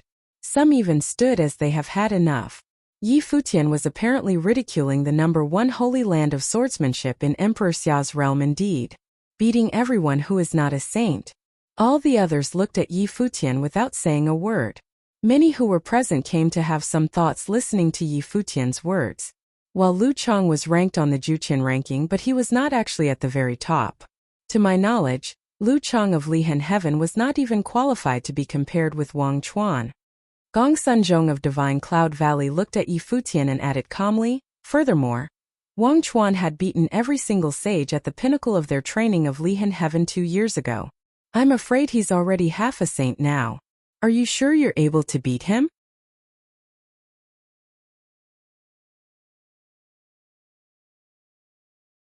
Chapter 1031. Gong Sunzhong's tone was a composed one, and there was hardly any emotions found within. There was no need to talk about if he liked or disliked Yi Futian. He knew too little about that young upstart to have such concerns in the first place. Gong Sunzhong's tone was a composed one, and there was hardly any emotions found within. There was no need to talk about if he liked or disliked Yi Futian. He knew too little about that young upstart to have such concerns in the first place. While extreme geniuses like Yi Futian were not all that common, yet there was little need for Divine Cloud Valley to be concerned with him. As the number 1 armorer force in all of Emperor Xia's realm, the Valley Master's relationship with Emperor Xia went a long way back. With the exception of top-notch figures, Divine Cloud Valley had little need to be concerned about anyone. However, Yi Futian's unbridled conceit displeased him somewhat. Despite being of peerless exceptional talent, he was still just someone who came to train from the lower worlds. Emperor Xia appreciated him enough to make him the princess valet, so he should have known what he should and should not do. He should have laid low and train, staying within Emperor Xia's palace and doing his best to assist the princess, instead of throwing big words around, provoking Li Han Heaven. As the number one force of the sword in Emperor Xia's realm, it was only natural that that holy land's wealth, history and powers were formidable in all sense. Even if Yi Futian was displeased with them, he had no right to vent his frustration at them. Does he really think that he could shake Li Han Heaven just because Emperor Xia took a liking to him? He's only causing trouble for the princess instead. Furthermore, Wang Chuan of Li Han Heaven did not get where he was without substantial powers to back him. Gong Sunzhong was known to be a top-notch figure below St. Plain, yet he never dared to say that he was able to win against Wang Chuan. The way Yi Futian behaved with such condescendence and arrogance simply meant that he was able to overpower every single one who was at the very cutting edge of their training. As such, Gong Sunzhong asked what he asked. Yi Futian looked at Gong Sunzhong and said plainly, "I'm not talking about Wang Chuan alone. I'm talking about all below St. Plain and Li Han Heaven." That flat, unfettered tone he took made Gong Sunzhong glare at him, staying silent for a moment, before an amused smirk was seen on his face. "All below St. Plain and Li Han Heaven, eh? Truth is, you have never met Wang Chuan and you don't know what he is capable of. Are you saying that you're invincible among all below St. Plain then? Are you saying that you'd have no need to concern yourself with the plain level of others, as no one would be able to beat you then?" Yi Futian turned his eyes away. He was picking fights with Li Han Heaven, but if Gong Sunzhong insisted on feeling offended as one of those who were scorned, then he would not bother explaining anything, as there was little need for him to do so. As for Gong Sunzhong's opinion of him, he saw that to have nothing to do with him. "What would you all be chatting about?" A woman's voice was heard. Everyone turned their eyes around and saw two figures walking in their direction. The two women had extremely stunning appearances. Both of them were top-notch figures, and the one who spoke, while looking slightly inferior to Yaoshi in terms of appearance, but the difference were almost negligible, and she could have easily been deemed a beauty few would have been able to compare to herself. The other woman looked somewhat younger. Her clear eyes scanned everyone around her, before coming to look at Yi Futian. She wore a puzzled look for a fleeting moment before recomposing herself, and not looking in his direction anymore. Gong Sunxian, she went on to pilgrimage with the princess back then. All I knew was the princess looked after her quite well back then. Never crossed my mind that she was of the number one armorer force in the upper worlds. Su Ke looked rather amused as he spoke to Yi Futian telepathically. Furthermore, Luo Fan had taken a liking to her and attempted to woo her.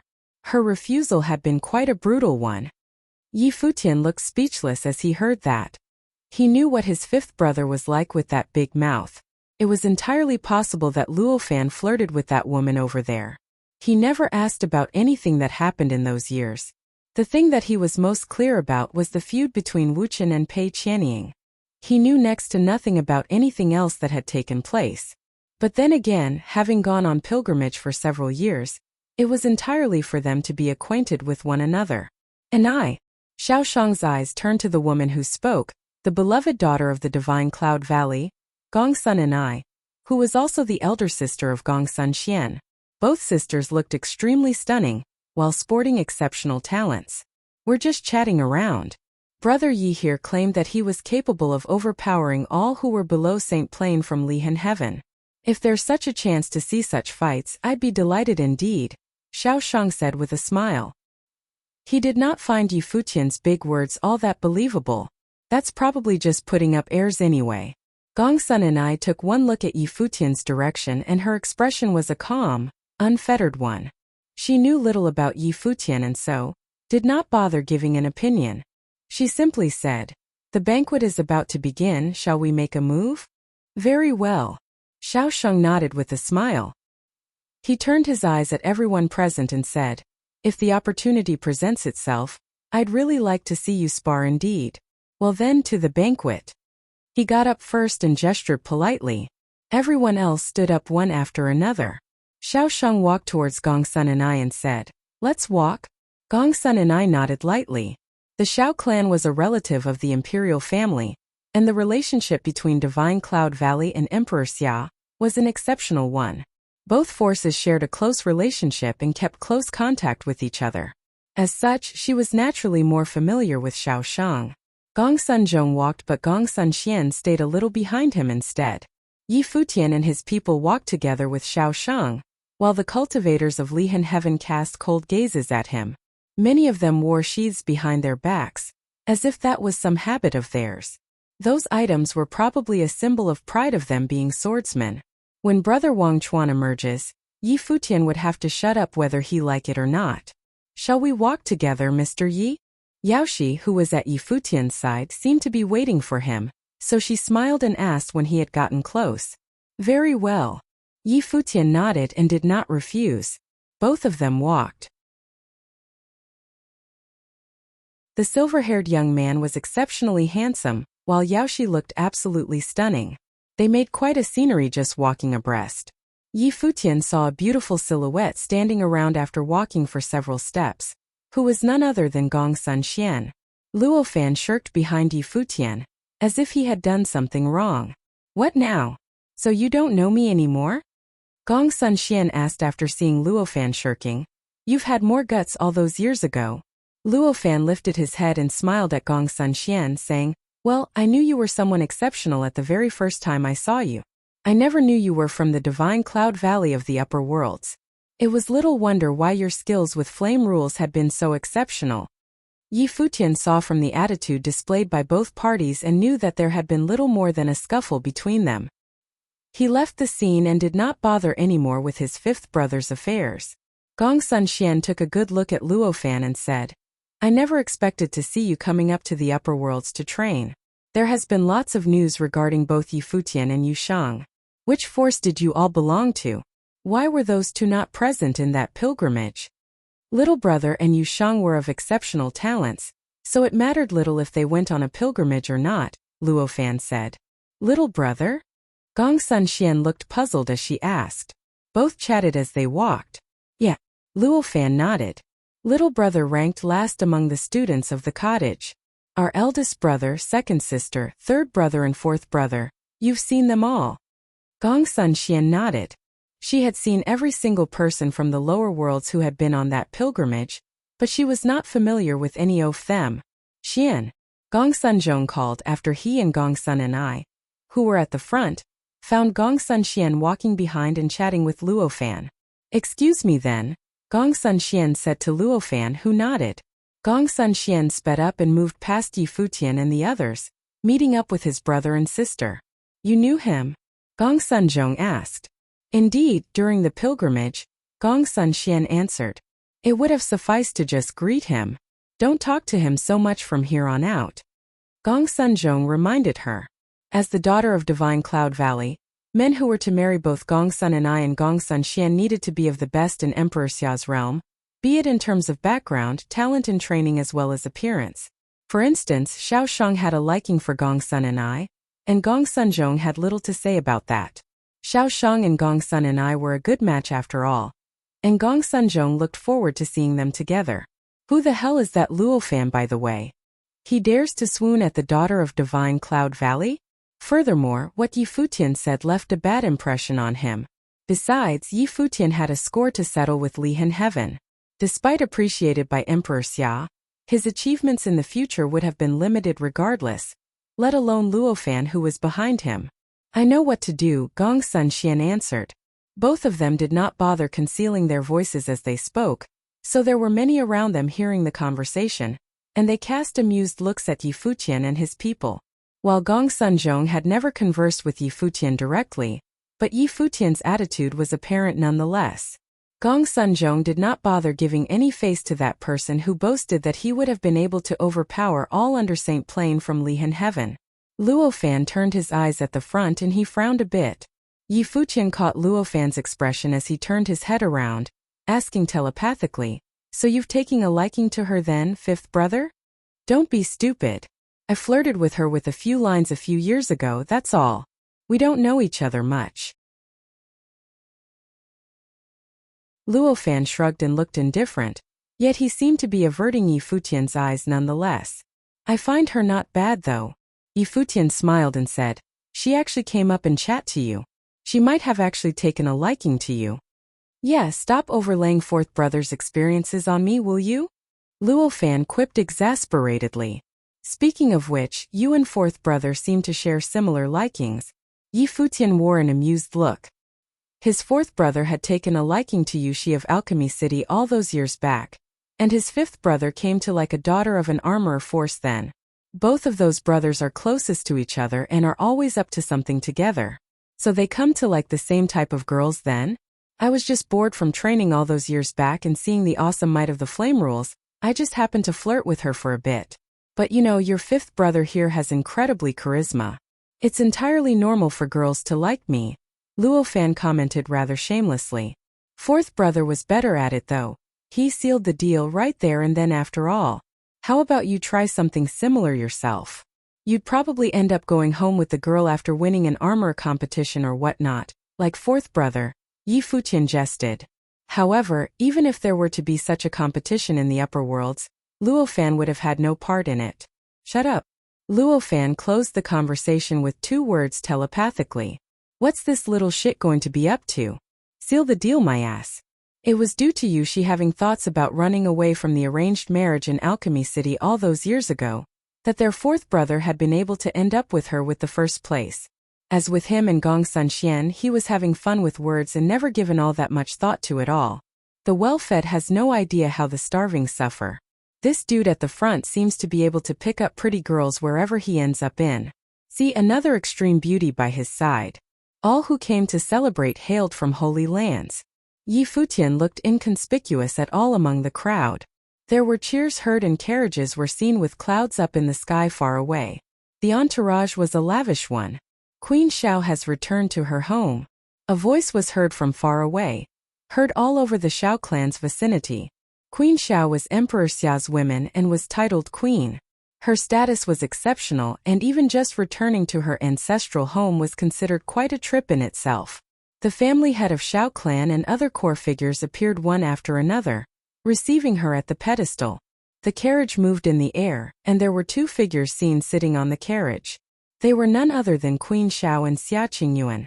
Xia Qingyuan cast her gaze below and saw a familiar figure among the crowd, looked slightly displeased. Why is he here? She then saw the extreme beauty at Yi Futian's side shortly after, and both of them seemed to be having a good time chatting away.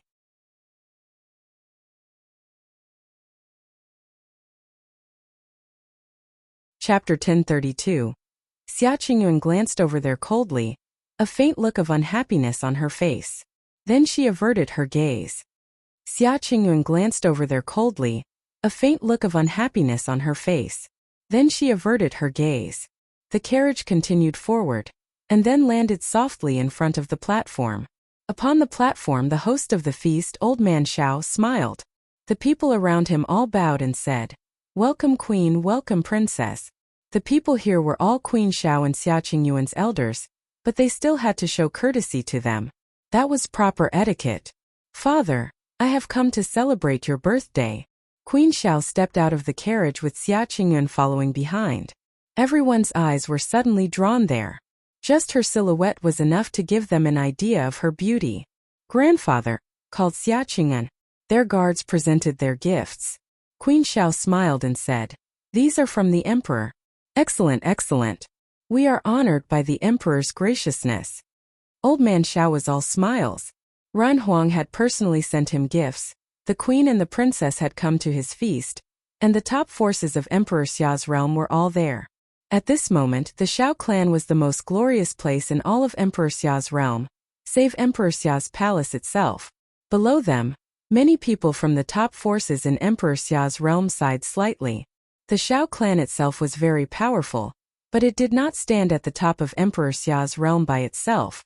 At the very least, Xianyuan Palace, Lihan Heaven and Divine Cloud Valley could all threaten them. However, ever since Queen Xiao had become queen, the Xiao clan's destiny had become brighter, and they had started on the path of glory, ascending to the peak of Emperor Xia's realm. Countless people had come to their door seeking to enter their household. Now the Xiao clan had the most favored queen and the best-loved princess. This was truly a grand time for them. Moreover, with Queen Zhao's wisdom and Xia Qingyuan's talent, as long as the Xiao clan did not actively seek their own destruction, they would continue to move forward, becoming more and more prosperous. After all, with Queen Zhao's cultivation, her looks had not deteriorated from age. And Emperor Xia had said that Xia Qingyuan's talent exceeded his own. If there were no major changes, then the Shao clan's prosperity would be ensured for hundreds of years, or even longer. I welcome you, my queen. A middle-aged man to the side smiled. It was the queen's brother, Shao Qianhe. No need for such courtesy, brother, said Queen Shao with a slight smile. Please sit, said old man Shao with a smile. Everyone nodded. Queen Shao turned around and swept her gaze across the vast crowd of people. She stood there casually, with an air about her like she was the mother of the entire world, and extremely noble. Countless eyes fell upon her, including Yi Futian's. She wore a phoenix crown and an embroidered tasseled cape. She was noble and graceful, and exceedingly beautiful. As she stood there, it seemed like she was the only person in the world, and even the sun and moon lost their brilliance. This was a woman so beautiful that people would not even dare open their eyes around her. Any who stood before her would feel their inferiority. This was Emperor Xia's woman. Greetings, Queen Shao, said everyone in the crowd with a bow. No matter what social position they held, was there anyone in Emperor Xia's realm who would not bow before the queen? Today is my father's birthday feast. There's no need for you all to be so polite, nor so ill at ease. There was a slight smile upon Queen Zhao's beautiful face. After saying this, she sat in the second seat of honor upon the platform, leaving the main seat for her father. Xia Qingyuan sat beside her. It is an honor to have you all here. Please be seated, everyone, said old man Shao with a smile as he waved his hand. Everyone bowed and took a seat. Yi Futian also found an inconspicuous seat amongst the crowd. At a feast filled with people of the younger generation, he would not have to care about anyone, but many of the people here were elders of powerful forces. This was not his turn to seek the limelight. There would be time for that later. Yao Shi still sat beside him, which made him feel strange. He said, "Should you not be following your elder? Right now the only people here from Yaotai Divine Palace are me and a few others." "None of our elders came," whispered Yao Shi. She looked at Yi Futian with her beautiful eyes, and there was a sense of charm in them. Yi Futian nodded and said nothing. He could not shoo away a beauty sitting next to him. Moreover, she was quite interesting to talk to. There was never anything improper about her. She was like a fairy. Her charm was obvious with every action she took, and in reality there were no problems with her sitting there. "I think the princess is looking at you," whispered Yao Shi. "You must be mistaken," answered Yi Futian. "The princess wears men's clothing, but she can't hide her beauty. If she went back to wearing women's clothing, I'm afraid she would make everyone faint," whispered Yao Shi as she looked at Xia Qingyuan. Yi Futian did not say anything, but he thought that if Xia Qingyuan wore women's clothing, her beauty could compare to that of Yao Shi. At that moment the great figures at the feast were chatting casually, mostly polite formalities. Many serving maids weaved through the crowd, serving good wine and delicious food. It was truly a grand occasion. The people from the various forces offered their gifts in succession, but the gifts from the top forces were all just formalities. With the Shao clan's current glory, what use were common gifts? When it came to Divine Cloud Valley, they presented a divine weapon was their gift. "How has Brother Gongsun been doing recently?" Old man Shao asked a middle-aged man from Divine Cloud Valley. It was Gongsun Jing, the second-generation leader of Divine Cloud Valley. As for the most important figures of the top forces, they had not come.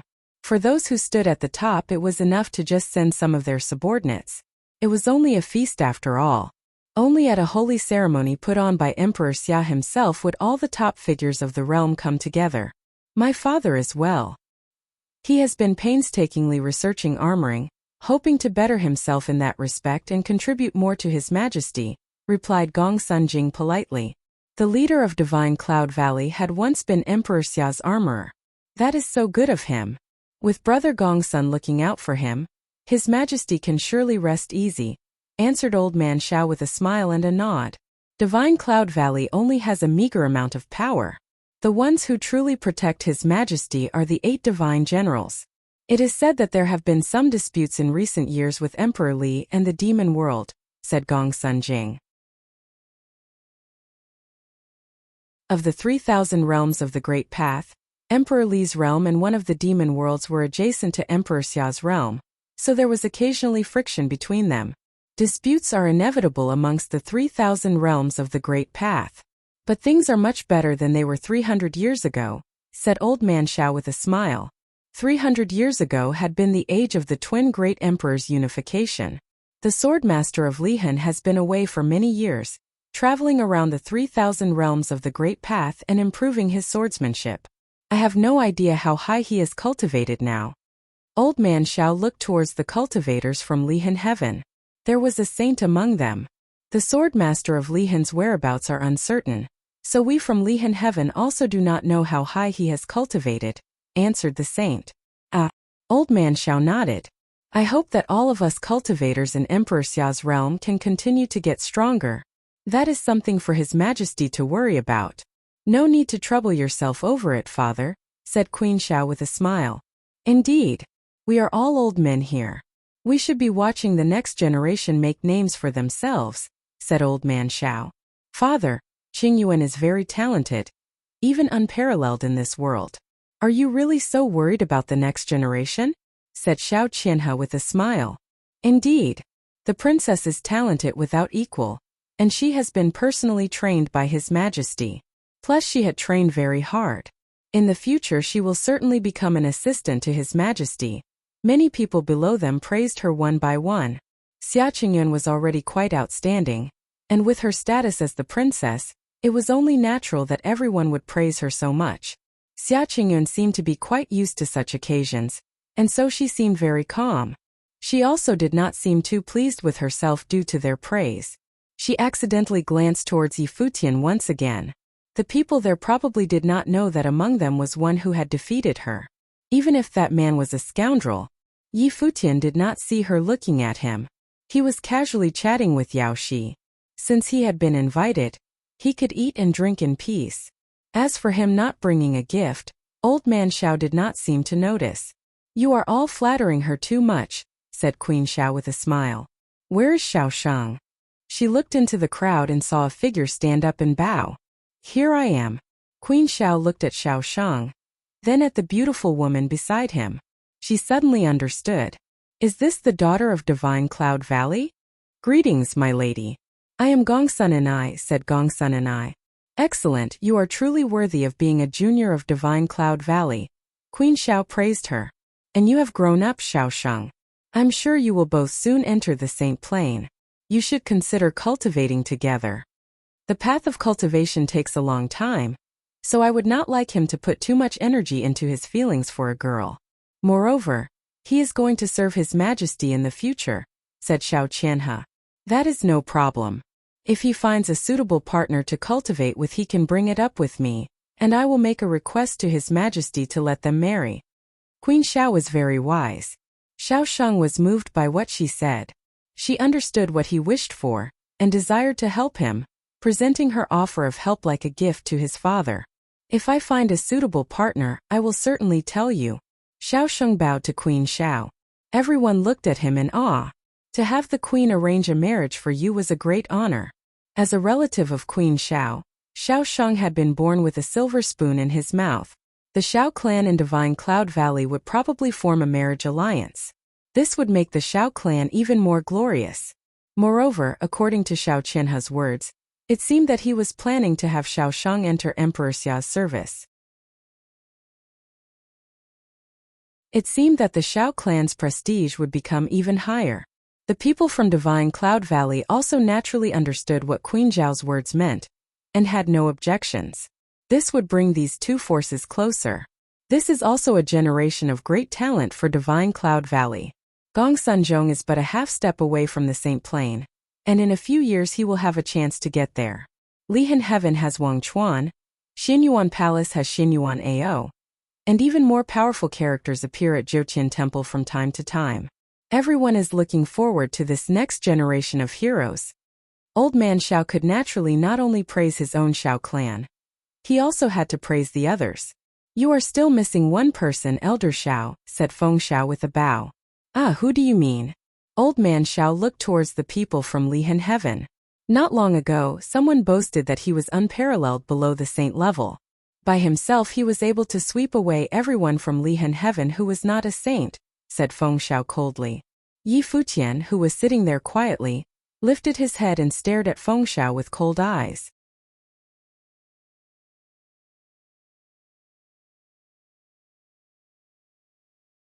Chapter 1033. The entire feast quieted down at Fengxiao's words. Everyone looked over at her with great interest. The entire feast quieted down at Fengxiao's words. Everyone looked over at her with great interest. A single person had swept away everyone under the saint level in Lihan Heaven? Old man Xiao smiled and said, I have heard that a junior of Lihan Heaven, Wang Chuan, is said by the elders of Lihan Heaven to stand alone on his plane. Who below the saint plane has as much ambition that they could sweep away all the cultivators of Lihan Heaven below the saint plane? Many people guessed what she was really talking about, and their gazes turned towards Yi Futian. Yi Futian had previously been named the princess's valet, leading to some turmoil. Some of the most powerful holy lands were paying close attention to this situation. Seeing many people look at Yi Futian, old man Xiao also turned towards him. He smiled and said, so it is Qingyuan's valet who is so ambitious. Excellent. Xia Qingyuan looked over towards Yi Futian. That guy was never inconspicuous. But she did not think that he was all talk. Whatever he boasted of, he could do. Her father had praised him, saying he could command the 9 states all by himself. Even if he did not use all his techniques, Wang Chuan could probably still not defeat him. So you are Yi Futian? Queen Zhao's gaze fell upon him, and she smiled slightly. Although she was smiling, there was still an air of nobility about her that no one would dare to profane. Yi Futian rose and bowed to Queen Xiao. I am Yi Futian, Palace Lord of the Holy Ji Palace in the Barren State. Greetings, my lady. Queen Xiao nodded at him. You are truly a dragon among men. No wonder His Majesty thinks so highly of you. I wish you the best in your cultivation. Thank you, my lady, said Yi Futian. He sat back down. Yi Futian was of the younger generation, so even if there was wild boasting about him, the saints would not say anything. Moreover, the hosts of today's feast were Old Man Xiao and Queen Xiao, and since they had not said too much, naturally no one else would dare to. However, these words had been a bit too flattering. Wang Chuan of Lihan Heaven, Xinyuan Ao of Xinyuan Palace, Gong Sunzhong of Divine Cloud Valley, Qin Bai of Qin Palace, and Yao Shi of Yaotai Divine Palace are all said to be nearly peerless below the saint level, said Xiao Qianhe from beside Old Man Xiao.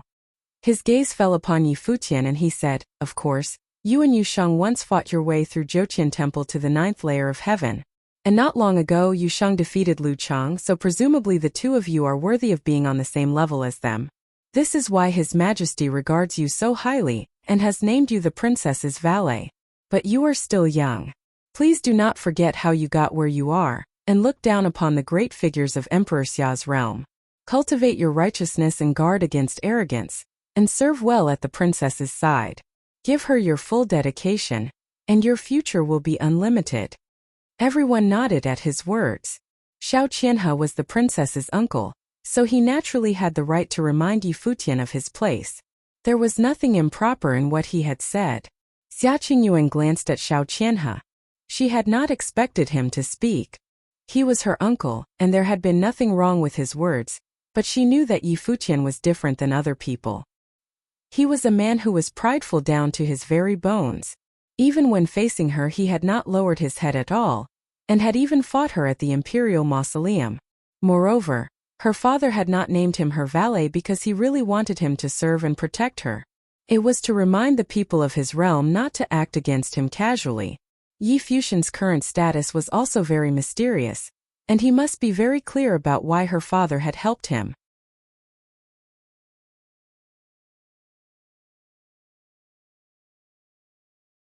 No matter what he was thinking, he could not offend the queen's brother in front of her face. He would naturally be respectful enough to Xia Qingyuan outside. Emperor Xia had deliberately protected him, both by sealing off news about the sacred war, and by naming him the princess's valet. He was very clear on his place in this arrangement, and knew that the emperor and the princess supported him. If it had just been Lihan Heaven he could have completely humiliated them. After all, they had acted first. If Emperor Xia was there, they would not dare do anything. But Xiao Qianhe was the emperor's uncle, and had a close relationship with Emperor Xia and Xia Qingyuan. If it was possible to not offend him, he wouldn't. However, he would not let the fact that he did not want to offend Xiao Qianhe make his determination waver. Xiao Qianhe really places a lot of importance on you, Lord Yi, said Yaoshi with a quiet laugh right beside Yi Futian. Places importance on me? Responded Yi Futian. He seemed to disagree with these words. Why had she said that? You must not have heard that Xiao Qianhe previously told Queen Xiao that he wanted Xiao Shang to enter Emperor Xiao's palace, said Yaoshi with a smile. The Xiao clan is prosperous right now since the queen is from their family, but they obviously want to go a step further. Xiao Shang is an outstanding talent and is a relative of Queen Xiao and the princess. What a close relationship. Him entering the palace is obviously so that in the future he can help Xia Qing'an. Yaoshi lowered her head and continued. You tell me, is this not placing importance on someone? Although she was speaking unclearly, Yi Futian understood what she meant. He was surprised. Did she really see things so clearly? He never would have thought of this. Among the emperor's children, his favorite was Xia Qingyuan, and he had even said that her talent exceeded his own. Many people predicted that the one who would rule Emperor Xiao's realm was not the prince, but the princess. Xia Qingyuan was the queen's only daughter, and so the Xiao clan would naturally support her. Due to this, the relationship between Xia Qingyuan and Xiao Shang was much closer than that between other half-siblings. So if Xiao Shang became Xia Qingyuan's assistant, how high would his position be in a few years? And a marriage alliance between the Xiao clan and Divine Cloud Valley would only help this along.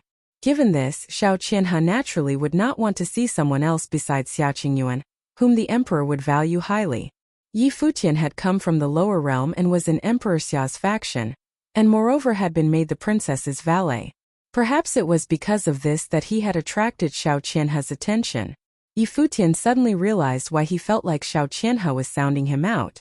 He was indeed sounding him out, and not just that, he was probably sounding out the princess's intentions at the same time. In that case, obtaining the favor of Emperor Xia and the princess was equal to offending Xiao Qianhe. His opponent's position had been set from the start. This had nothing to do with Lihan Heaven, and his arrogance had even less to do with it. Thank you for the reminder, he said to Yaoshi. If not for her, he would not have seen things so clearly. The two of them were communicating through spiritual will, so it took only a short time. Xiao Qianhe was silent for a while, then smiled and said, Many people have said that you are unequaled in the 9 states and are highly favored by His Majesty. Since you persist in your self-confidence, perhaps you truly do have the qualifications necessary to have your name be heard throughout the world. So I will say no more. Do you have anything to add, Qing'an? He turned and looked at Xia Qing'an. Yi Futian narrowed his gaze slightly. This Xiao Qianhe was shrewd. Today was Xia Qingyuan's grandfather's birthday. Him being at the feast was equivalent to defying Xiao Qianhe. And since Xiao Qianhe was Xia Qingyuan's uncle, him asking her if she had anything to add meant she had to declare her position. Xia Qingyuan stared at Yi Futian with her beautiful eyes as everyone's gaze fell upon her. It seemed that they all wanted to know how she felt towards Yi Futian. This fellow is arrogant and doesn't know his place. He does not understand the rules, she said. Xiao Qianhe smiled upon hearing this. But Xia Qingyuan continued. Yi Futian, you have boasted that there is no one of note under the sage level in Lihan Heaven. This has offended the people of Lihan Heaven. Let's take this opportunity to settle the matter. And if you lose, you must return to the lower realm. There was anger in her voice.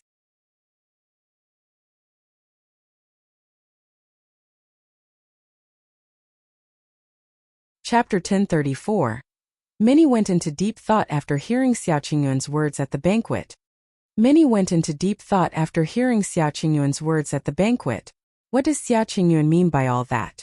While it seemed as if she was berating Yi Futian, she had nonetheless given him permission to engage the ones from Lihan Heaven. With Wang Chuan being absent, none of the students of Lihan Heaven present would have been able to take Yi Futian on. It was something that many present found amusing. Emperor Xia made Yi Futian the princess valet, which meant that Yi Futian served Xia Qing'an. While her words seemed to be targeted at Yi Futian, many wondered if she was also voicing her displeasure at the ones from Lihan Heaven. Fengxiao was the one who provoked with words earlier, spreading what Yi Futian said for all to hear. If that was the case, then they would have only needed to duke it out right there and then. There seemed to be no reason to refuse such a proposal. Xiao Qianhe took one look at Xia Qingyu. It seems that the princess has made up her mind then. Well then we shall see what Yi Futian is made of. If Yi Futian turned out to be just some crazy guy having a penchant to boast, then there would have been no need to worry. Both Emperor Xia and Xia Qingyuan would have no longer had any need for Yi Futian. Yaoshi took one good look at Yi Futian by her side. She did not know if Xia Qingyuan was clear how capable Yi Futian really was, and she had no idea how powerful Yi Futian actually was. However, she would have been able to gauge more or less if he were to fight, and she would have been able to tell what kind of an attitude Xia Qingyuan had towards Yi Futian. Yi Futian looked at Xia Qingyuan with a rather surprised look. Others may have known little, but he knew well that no one present knew what he was capable of than Xia Qingyuan. Xia Qingyuan had learned plenty from both the battle in the Imperial Mausoleum and the sacred battle fought at the Holy Ji Palace. The fog that clouded Yi Futian's mind dissipated within an instant. If Xia Qingyuan were to take his side, that meant that to a certain extent, he had Emperor Xia's consent as well. As for the Xiao clan, the family the queen hailed from, there would not have been any risk of getting him into trouble, so long as he did not offend them too harshly. Yi Futian was feeling rather grateful for she did for him, while he found Xia Qingyuan's personality irksome, but that hardly mattered there, as one stance took priority over everything else.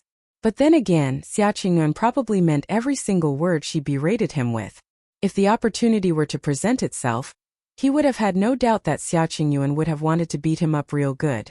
Yes, princess. Yi Futian bowed and stood up, appearing very polite and respectful. He was Xia Qingyuan's subordinate after all, so he had to play the part with the right attitude. There was an empty space in the banquet. While the place was by no means small, but it was apparent that it was still inadequate for having pinnacle sages fight. However, Yi Futian did not mind at all. He walked to the middle and bowed to both Old Man Xiao and Queen Xiao on the pedestal, saying, "Today is the day where your birthday is celebrated, Senior Xiao. As a junior who was invited to the event, I naturally do not see it fit to spoil the mood of the event by fighting here. As such, I'd like to play a song here instead. A way to celebrate your birthday, Senior Xiao. I shall repel the sword wills of the swordsmen of Lihan Heaven, with the tune alone." Yi Futian finished his lines and turned his eyes at the swordsmen of Lihan Heaven, saying, "Since you all students of Lihan Heaven claim that I was merely boasting, well then, all of you below St. Plain, feel free to come at me at once." He sat cross-legged as soon as he finished. The Guqin spirit appeared before him. He started plucking the strings without waiting for them to make a move. A tune was soon heard. The banquet turned unusually quiet after that, with only the sound of the tune in the air. Everyone turned their eyes at the silver-haired young man sitting alone, as if he was the only being worth paying attention to at the moment. There was a tinge of loneliness heard within his tune, as if he was isolated from the world. Vivid illustrations welled up in the minds of everyone within earshot. Despite being at the center of a lively crowd, he seemed isolated and completely alone. "Let's go," the leading sword saint of the Lihan Heaven students said. One figure after another appeared. Many swordsmen walked together and surrounded Yi Futian in the middle. Emoli of Lihan Heaven sat cross-legged before Yi Futian and took out his guqin as well. Fengxiao stood by his side while all the others stood, surrounding Yi Futian and emanating sword wills. "You could make your move," Yi Futian said. One of them, who stood before Yi Futian, shot with sword wills about him as soon as Yi Futian finished talking, without any reservations. Both parties were very near each other, and compressing sword will attacks in very small vicinities would have been something extremely dangerous, as the destructive capacities of such attacks would have been formidable. The sword will rang with a high-pitched noise as it launched at Yi Futian at blazing speeds. Yi Futian plucked the strings and sent a sliver of music into the air, which surprisingly was converted into terrifying power of rules, shattering the incoming sword will. Whoosh! Terrifying sword aura storms whipped up within an instant. All of the mighty ones from Lihan Heaven burst with frightening sword will. A stifling pressure washed all over the banquet, turning into frightening storms. Saints acted and laid down screens of light, isolating that battlefield from the outside world. The terrifying sword aura storms were tore through the space as boundless sword will, intending to cut Yi Futian down. Yi Futian did not move, and neither did the ones from Lihan Heaven. It was only the music and the sword wills that were clashing. That small space looked like doomsday within that mere moments. Yi Futian was at the very center of it all. However, it seemed as if he was unable to feel any of that and remained playing his tune quietly. His tune pierced through the sword aura storms and became heard outside. A frightening storm of rules manifested around that lonesome figure. As the tune continued playing, sound waves shot forth and the air seemed to have been cut open. It tore right through the storm of sword wills and the scene looked harrowing. The tune that Emoli was playing was heard as well, converted into extremely sharp sword wills. It seemed as if thousands of threads were flying about as every single tune he played felt like a sword, stabbing into Yi Futian's mind. Worse still, there were still boundless sword wills heading straight for Yi Futian, emanating from that storm that was cut open earlier. However, Yi Futian continued to look as if he had not felt any of it. He continued sitting where he was quietly, as if countless swords cut his body and stabbed into his spiritual will. Yi Futian, in the situation he was caught in, felt as if he would have been torn to shreds at any given moment. But then again, he remained playing his tune in silence. His tune was lonely and sad, yet it had extreme pride laced within, as if to announce to the world that even if he were to make enemies with the entire world, he would still remain as he was and his mind would remain unflinching. Yi Futian's hair billowed in the storm like swords, his clothes whooshed in the air. He emanated an aura of rules about him at that moment, that none of the sword wills were able to cut. An amalgamation of starry and space rules. The saints seemed to have been able to sense the power emanating from Yi Futian. He placed absolute defense around his body, while his power of rules continued to rage while being shrouded by his tune. The mighty ones from Lihan Heaven frowned mildly and burst with even greater sword wills. Some even unleashed their life spirits. Emoli plucked the strings in a frenzy, intending to penetrate his opponent's mind using his tune, in an attempt to affect Yi Futian. However, he soon found that Yi Futian looked as if he heard nothing. The storm brought forth by Yi Futian's tune grew increasingly intense, shrouding boundless spaces. The tight space was filled with devastating space-tearing powers, making many feel threatened. A swordsman finally made a move. His body burst straight like a sword, lashing out straight for Yi Futian. One strike would have been capable of taking life and splitting space. Yi Futian remained seated quietly still, and did not even bother lifting his head. The swordsman simply felt devastating lightning flashed in his mind in that moment, making him shudder at his very soul. At the same time, his body seemed to have stopped altogether. Devastating storms shrouded him and he felt intense fear. What is with the power of rules and spiritual will attack of such magnitude? It seemed as if he was totally defenseless. The people of the world claim that I'm unbridled and arrogant, yet why would I need to prove anything to the world? Yi Futian said calmly. He plucked at the strings as he finished talking. That swordsman grunted and spitted blood at that very moment, as his body dropped. He was not alone. Every single swordsman of Lihan Heaven around him was being attacked by his tune at the same time. At that moment, his tune seemed to have been turned into true spiritual attacks, penetrating their will right there and then. They all suffered hallucinations right there and then, feeling as if they were being subjected to the might of the light of doomsday. That was not all. Their bodies seemed to have been frozen solid, making it almost impossible to move. I am who I am. Who below Saint Plain from Lihan Heaven is qualified to fight me? His fingers plucked the strings again as he finished his words. The people around him all grunted and spitted blood from their mouths in that very instant. The strings on Emoli's instrument snapped right there and then. His face was as white as paper. The entire space was filled only Yi Futian's music, and that stifling storm. It was as if everyone was being subjected to Yi Futian's control. Who below Saint Plain from Lihan Heaven is qualified to fight me? None among the swordsmen of Lihan Heaven dared move a muscle, and none had the strength to. Yi Futian was still playing nonchalantly. However, his frenzied tune was near its end, turning quiet yet lonesome. It was as if he needed understanding from nobody, and he had nothing to prove to the world. There were naturally many who doubted him, who came from the 9 states of the lower worlds. while many great figures deemed him too abrasive and unbridled, that he was not fit to stand abreast with the geniuses who stood at the pinnacle. But then so what? Xia Qingyuan allowed him to fight. As such, he overpowered everyone from Lihan Heaven who was not a saint, with just one song. His tune slowly came to a close as his hair billowed. He remained seated there quietly, as if he had never done anything. However, everyone present was immensely shocked. He dealt with the attacks of the swordsman with only his control of rules and his formidable constitution.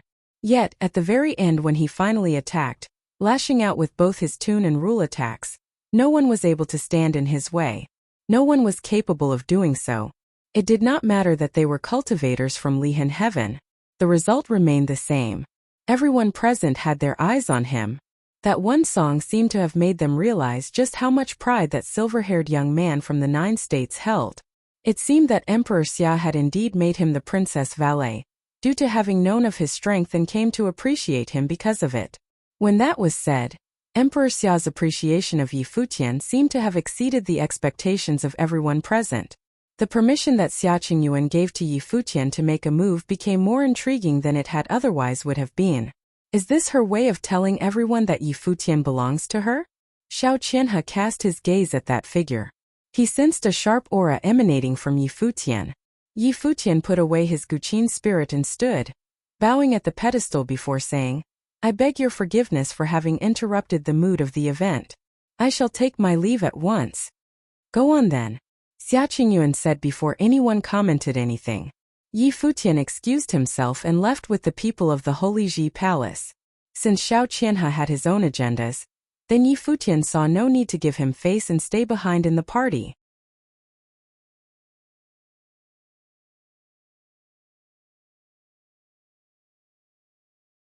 Chapter 1035. The swordsmen of Lihan Heaven retreated in shambles after Yi Futian left. All of them suffered injuries of varying degrees. The swordsmen of Lihan Heaven retreated in shambles after Yi Futian left. All of them suffered injuries of varying degrees. It was especially so in Feng Xiao's case, who looked extremely irritated. Yi Futian transformed his music into rules and manifested it as a large hand, pinning her on the ground right there and then making her look really beaten up. The banquet turned eerily quiet. Everyone wore looks suggesting deep thought. Many had been able to guess that if Emperor Xia was willing to make Yi Futian a valet of Xia Qingyuan, his most doted daughter, then there must have been something about that direct subordinate from the 9 states that caught his attention. Furthermore, with the battle records of both Yi Futian and Yu Shang added to the list, he could have possibly been ranked alongside the most cutting-edge of geniuses. That battle that just happened moments ago verified their speculations. The mighty swordsmen of Lihan Heaven had been vastly overpowered and none of them were worthy of fighting him. Their powers and his were of different orders of magnitude altogether. There was no doubt that Yi Futian was at the level of edge of pinnacle below Saint Plain as well. It was entirely possible that he could have fought toe-to-toe with Wang Chuan of Lihan Heaven after all. They were wondering if such massive loss of face in Lihan Heaven's part would have been enough to prompt Wang Chuan to descend from the 33rd layer of heaven of Lihan Heaven, visiting Yi Futian at his cottage personally. Xinyuan Ao, Gong Sunzhong, Qin Bai and the others watched Yi Futian leave. All of them came to have some level of respect shown in their eyes. There were probably a handful of such opponents to be found in even all of the upper worlds, so much so that they probably existed only in single digits. Yaoxi's eyes glittered. That tune from the silver-haired young man had been stunning, as if to declare that even if he were to not budge for even an inch, he would have been able to tear through the swordsmen of Lihan Heaven regardless. No one below Saint Plain from Lihan Heaven would have been qualified to fight him. The only who was deemed qualified was probably Wang Chuan. She turned her eyes and looked at Xia Qingyuan. Her smile was indeed alluring. From what was seen, while Xia Qingyuan behaved coldly towards Yi Futian, she was nonetheless helping him out actually. One who was valued by His Majesty has indeed been of exceptional talent, and one who has quite an attitude to boot as well. A voice was heard breaking the silence of the banquet. Xiao Qianhe smiled and said, "Qing, your valet is really something indeed, but you'd still need to work on him more. He would have become something quite difficult to tame otherwise." Xia Qingyuan's eyelashes twitched. Tame? She never actually had any thoughts about taming Yi Futian. However, since Xiao Qianhe put it that way, she nonetheless nodded and said, "My father made him my valet precisely. He knew what Yi Futian is like. The first reason would be to nurture him and second to shape him up for the future. He hailed from the 9 states and is a palace lord of a holy land. He is quite arrogant and unbridled, knowing not when to keep his ego in check even in such an event today. I'd have father berate him when the opportunity presents itself. Please forgive the offense caused, uncle." Yeah. Xiao Qianhe nodded without minding at all, yet he felt coldness all over him nonetheless. It seemed that the princess had indeed grown up and had her own mind, not giving him any chance to meddle in her affairs. What Xia Qingyuan meant by letting her father berate her simply meant that Yi Futian served her and Emperor Xia. As such, the emperor would have kept him in check personally, and that uncle of hers had better not have any ideas. Small matter. That tune has spruced up the banquet quite a bit, I'd say. Queen Xiao smiled and added, "Qingyuan, your father had planned out everything for you, making Yi Futian your valet and even letting you go on a pilgrimage with people from both the upper and lower worlds back then. You're near becoming a saint now, and you should indeed nurture your own force. When would you be summoning the heavenly chosen ones from the lower worlds?"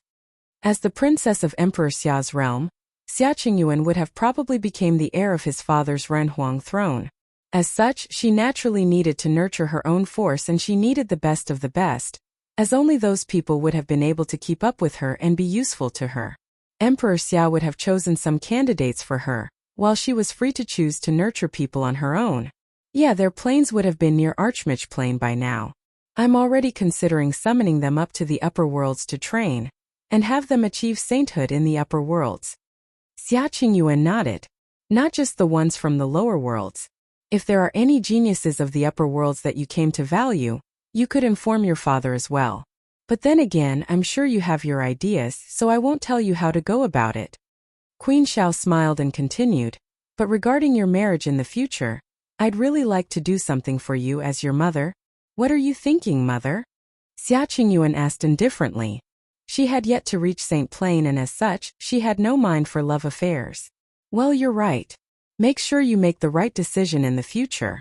I wonder who in Emperor Xia's realm would have made a good match for you. But then again, you'd venture out yourself one day to the 3,000 realms of the Great Path. There'd be many top-notch figures out there." Old Man Xiao smiled and added. The few of them talked in discreet voices, as all of that were matters within the family after all. The others did not see their conversation as such, however. All of them listened intently, picking up the conversation despite the minuscule volume. Many came to have their own thoughts about things. The princess' future marriage would have definitely become more than an affair of their own family. It would have become something massive that would have affected all of Emperor Xia's realm after all. Many top-notch figures in the upper worlds harbored such thoughts, but they kept such thoughts to themselves. No one dared to let others know such thoughts out in the open. Xia Qingyuan's talents were known to be peerless in all of Emperor Xia's realm, and at the moment, few were capable of speculated who would have been worthy of becoming her future spouse. Gong Sunjong of Divine Cloud Valley turned her eyes onto the proud and cold silhouette on the pedestal.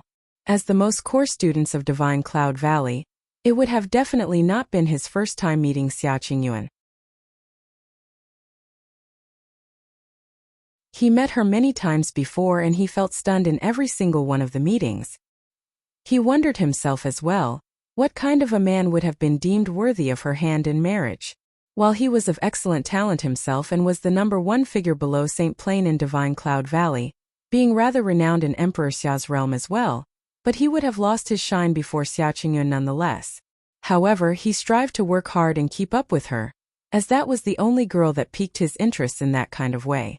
While Yaoshi of Yaotai Divine Palace was stunningly beautiful, and had looks that would have made cities fall, he remained unmoved at all. The second master of Divine Cloud Valley, Gong Sunjing, who stood by his side, took one look at Gong Sunjong and spoke to him telepathically. "I'd have your grandfather make a request to Emperor Xia to let you train with the princess. It'd be up to you if you'd be able to seize the opportunity or not." Gong Sunjong took one look at his father and said nothing. The banquet continued, and the ones from Lihan Heaven found some reasons to excuse themselves. Everyone knew what was going on and did not say much. Mo1 of Tianji Pavilion stayed at his seat silently throughout the whole time, watching the attendees. He found it rather amusing that many of those who were present had their own thoughts, and most of the thoughts surrounded Xia Qingyun, the most renowned genius of a woman in all of Emperor Xia's realm. Things would have turned more interesting in the future in Emperor Xia's realm. However, none who were present had probably speculated that history would have moved in a totally different direction instead. And all of that had nothing to do with Yi Futian at the moment. He would have been able to train in peace after he returned. The battle at the Shao clan's banquet spread like wildfire. Many were impressed by Yi Futian's powers, so much so that he was actually able to make short work of all the swordsmen of Lihan Heaven. Just how powerful is he? Would Wang Chuan emerge? Many looked forward to it all, yet they found that Lihan Heaven was hardly doing anything at all, and Wang Chuan did not seem to have any intentions of emerging from his training. Some claimed that he was indifferent, while others speculated that he was simply making a breakthrough into Saint Plain. Regardless, no one knew what was actually going through Wang Chuan's mind. The number one figure of Lihan Heaven hardly emerged from the mountain for the past 2 years. He was already at the very pinnacle of Sage Plain 2 years ago. It was said that even more than 2 years ago, there had been hardly anyone among the top-notch swordsmen of Lihan Heaven capable of taking even one strike from Wang Chuan. Time passed and year 10020 of Divine Prefecture calendar was nearing its end. While it was said that as one's training reached higher heights, one would have came to have little thoughts about the concept of the end of the year. However, Emperor Xia's realm continued to be rather lively nonetheless. Countless forces busied themselves, and many were about to inspect the progress of their younger generations for the past year. Yi Futian did not enter the palace to serve the princess, and Wang Chuan did not emerge as well. Emperor Xia's palace remained standing at the top of Cloud Peak, symbolizing its power and prestige. Many mighty ones from Emperor Xia's palace stepped out and stood high up in the air, casting their gaze far away, seemingly waiting for something. The clouds rolled several hundred miles away and golden clouds were seen showering. A roar of the dragon was heard in the clouds. At that moment, countless looked up in the air, hearing the dragon's roar thundering in the air. Dazzling golden light rained down below. A huge figure appeared basking under the golden light. That huge figure was golden throughout, and its head looked overpowering and magnificent. 5 claws were seen at its abdomen, with lengths reaching over 1,000 meters. It was none other than the golden dragon. The hearts of many shuddered. One golden dragon after another emerged and filled with divine might. Those were saintly might, and they were sacred beasts capable of taking human form. Yet at that moment, there were actually 18 divine dragons pulling a carriage, blocking out the sky and looking magnificent. Who are they? The hearts of some raced. Which force in Emperor Xia's realm dared to emerge with such a magnificent entourage? Not even Emperor Xia and Xia Qingyuan would have put up such a massive display going out, no? Images of true dragons were carved on the huge golden carriage, looking extremely extravagant, and there was an enormous golden character on it saying, Li, Emperor Li's realm. The hearts of many continued to race. Such an entourage could have only been of the neighboring Emperor Li's realm, which was right next to Emperor Xia's realm. Emperor Li established the Dali dynasty and ruled all of the lower and upper worlds of his. His power was magnificent and he held stricter control over his realm, compared to Emperor Xia was his. What's with the mighty ones from Emperor Li's realm doing with such a huge entourage, and heading straight for Emperor Xia's palace? Let's head to Emperor Xia's palace. The hearts of many remained racing as they followed the golden dragons, heading towards Emperor Xia's palace. The massive groups of mighty ones gathered as they headed for the palace, standing tall in the sky. Powerful saints stood guard outside the palace, blocking the golden dragon's way. Their extremely overpowering divine might shrouded the place. There were in Emperor Xia's realm after all. They needed to follow the rules and customs even if the visitor was none other than Emperor Li himself. The golden carriage descended and one figure after another emerged from within. The one taking the lead was a figure who was clad in golden, extravagant clothing and had mighty ones by his side. That young leader bowed in Emperor Xia's palace's direction shortly after. A voice was heard somewhere near him saying, Li Yao, Crown Prince of Emperor Li's realm, has come to pay a visit to Emperor Xia. The palace stayed silent for a brief moment before a voice was heard. Permitted to pass. The voice was heard everywhere.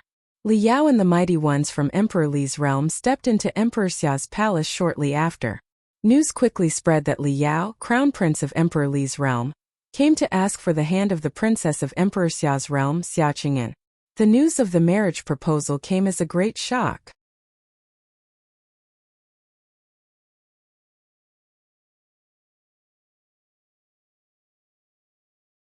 Chapter 1036.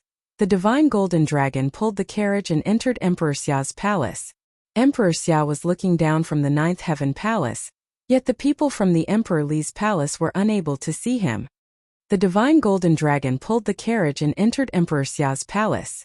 Emperor Xia was looking down from the ninth heaven palace, yet the people from the Emperor Li's palace were unable to see him. What is the matter? Someone asked with a brimming voice at said palace.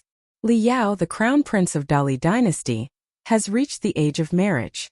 He has long heard the princess of Emperor Xia's realm, Xia Qingyan, who is of superb talents and unparalleled appearance. As such, in the name of Emperor Li, the prince would like to ask Emperor Xia, here at Emperor Xia's palace, for her hand in marriage. The powerful saint at his side replied to the voice in the palace, bowing courteously as he spoke. He was not worried about what Emperor Xia would have done to him. Emperor Xia was a Renhuang, emperor of the people after all. When two realms fight, both parties shall not cut down the envoys. A Renhuang would have definitely not done anything that would have tarnished his status. Xia Qingyuan was at her residence and heard the voices coming from below. That person's voice resounded throughout the heavens, and everyone within the vicinity of Emperor Xia's palace heard the words spoken telepathically clearly. However, Xia Qingyuan's expression was a calm one, and he was unmoved at all. She knew what was going on, and the marriage proposal was but an excuse. Those people were there for something else. Li Yao, has your father told you to look at the mirror before you departed? A voice was heard from high above, plain and unfettered. Li Yao did not mind Emperor Xia's sarcastic remarks. He bowed and replied, he did not, Emperor Xia. Get out of my sight at once and tell Emperor Li this. If he dares to bring a marriage proposal here again to insult Qing, I shall cut down his envoys. A solemn, majestic voice was heard from the palace above. Heavenly might spread all over the place all of the sudden, bearing onto the people from Emperor Li's palace. The 18 dragons howled and shuddered. They were almost about to lay prostrate. Emperor Xia's voice was an extremely overbearing one, and took Li Yao's marriage proposal to Xia Qingyuan as an insult to the princess herself. While the people from Emperor Li's realm were bearing the mighty pressure from Emperor Xia, their expression hardly looked any different, as if they have expected things to turn out as such. Figures like the Renhuang had zero tolerance for provocations. It was no secret that Emperor Xia doted on Xia Qingyuan, so much so that even Li Yao, the crown prince of Emperor Li's realm, did not seem to be a fitting match for his daughter in his eyes. Furthermore, both realms had never actually been on good terms and had scuffles with each other every now and then. The crown prince and the princess met several times before, and he had long admired her. As such, we were granted permission by Emperor Li to come all the way here. It is fine that you did not find the arrangement agreeable, but Emperor Xia, was it necessary to insult the crown prince of Emperor Li's realm? The saint beside him then continued, if you place the princess in such a high regard, then she would definitely be as superbly talented as told in rumors and unparalleled in all of Emperor Xia's realm. We have quite a number of superbly talented cultivators from Emperor Li's realm here today, and we would to request a sparring with the princess. How dare you? A cold, aloof, and very overbearing voice was heard. A proud silhouette was then seen standing tall in the air, appearing above those people. It was none other than the sacred general of Qian of the 8 sacred generals.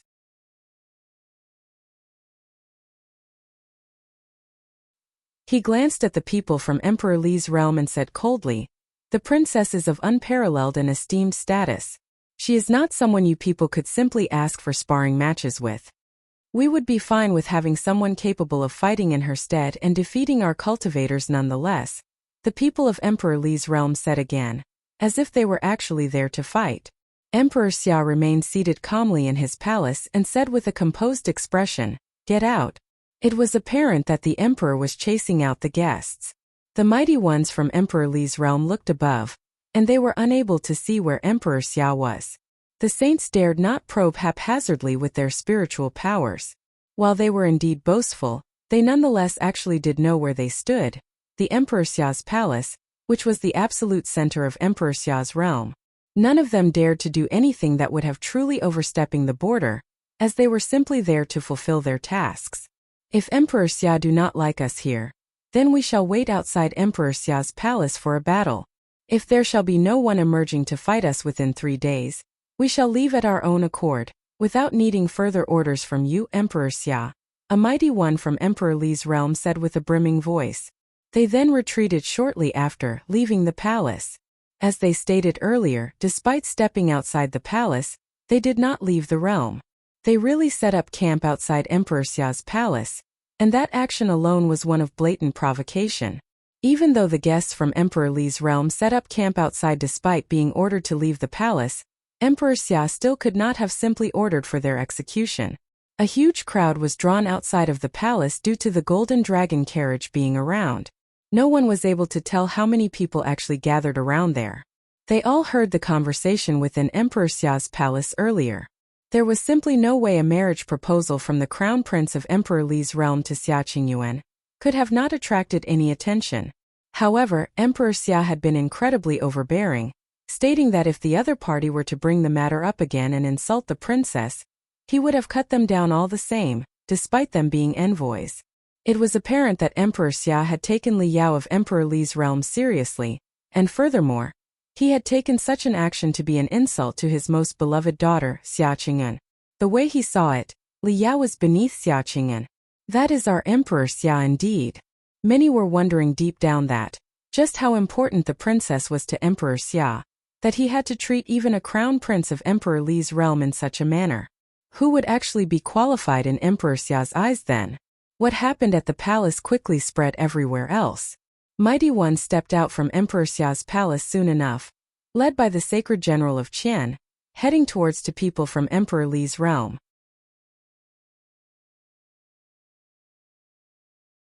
A group of exceptional youths were around the general. Battles broke out soon as witnessed by countless there. The ones who came from Emperor Li's realm were all pinnacle figures below the Saint Plane, while the mighty ones from Emperor Xia's palace were too, extremely formidable, but they nonetheless lost more matches than won. In short, they were completely overpowered. What was even more astounding was that every single figure from Emperor Li's realm seemed to have been able to step into the level of edge of pinnacle below Saint Plane. All of them were unerringly powerful and saintly powers were actually emanating from them. Emperor Li's realm had actually deployed such a lineup to come provoke them. There were also people who doubted if Emperor Li's realm had indeed been so terrifying, that they seemed to be able to easily overpower all of the genius who emerged from Emperor Xia's palace. They heard that Emperor Li had established the Dali dynasty and ruled all of Emperor Li's realm. All under the realm, whether they be from imperial lands or not, were subjected to absolute rule. As such, it would have definitely been far easier for Emperor Li's realm to mobilize capable men for specific tasks than Emperor Xia's realm. Emperor Xia sat quietly at his 9th heaven palace above. His eyes pierced through the layers beneath and watched the battlefield.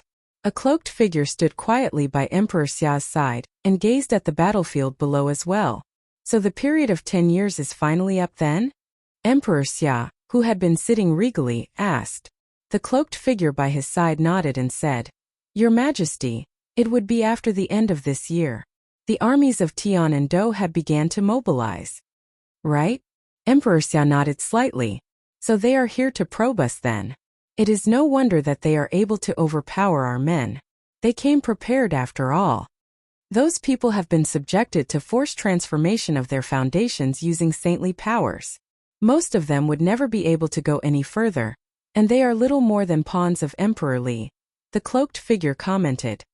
He was naturally able to tell that the group of people from Emperor Li's realm out to provoke them were extremely powerful. They did not get to where they were from their own superb talents.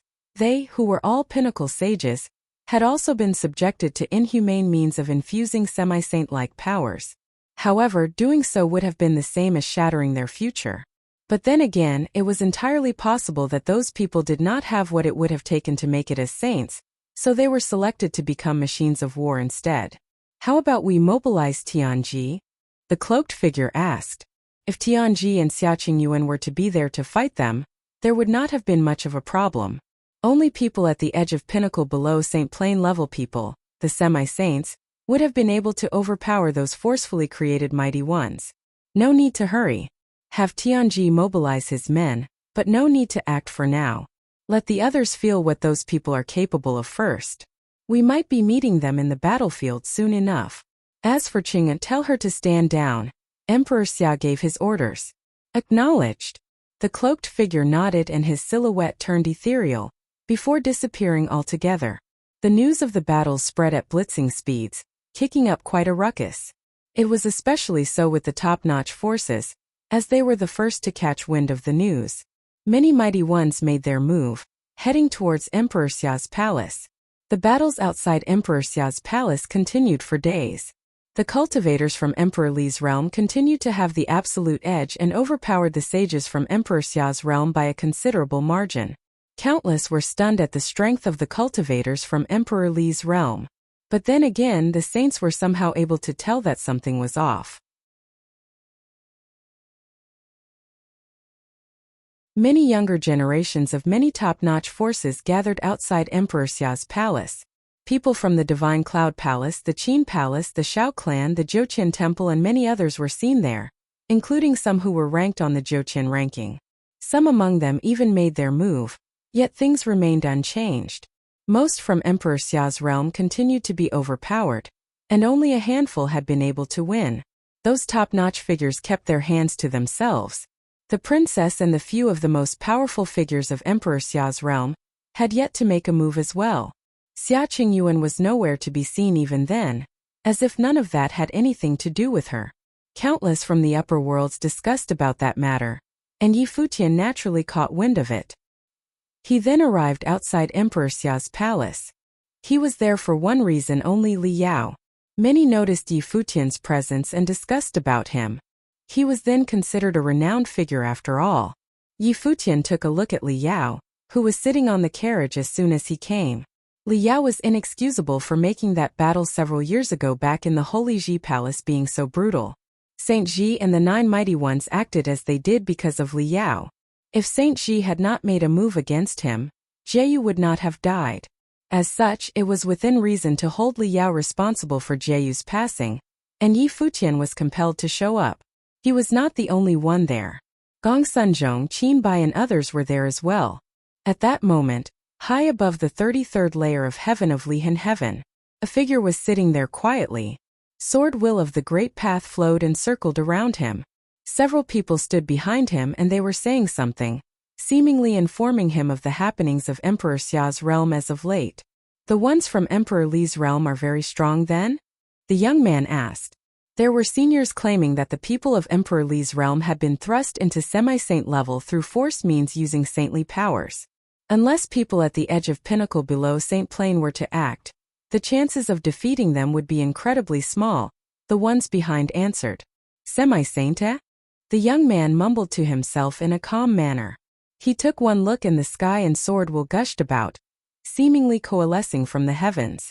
Sword, the young man said with a brimming voice, penetrating the heavens. Thousands of swords seemed to have flown and arrived before the young man in mere moments. He stepped forward and traveled using the swords. Sword aura burst as he made his move, tearing the space before him at breakneck speeds. Many at Lihan Heaven turned his heads above to catch a glimpse of the mighty scene. Their minds were shuddering. Looks like our big brother is only one step away from becoming a saint then.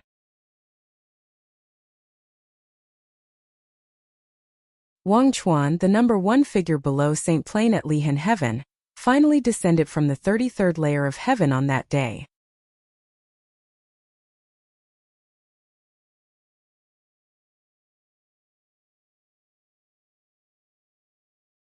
Chapter 1037.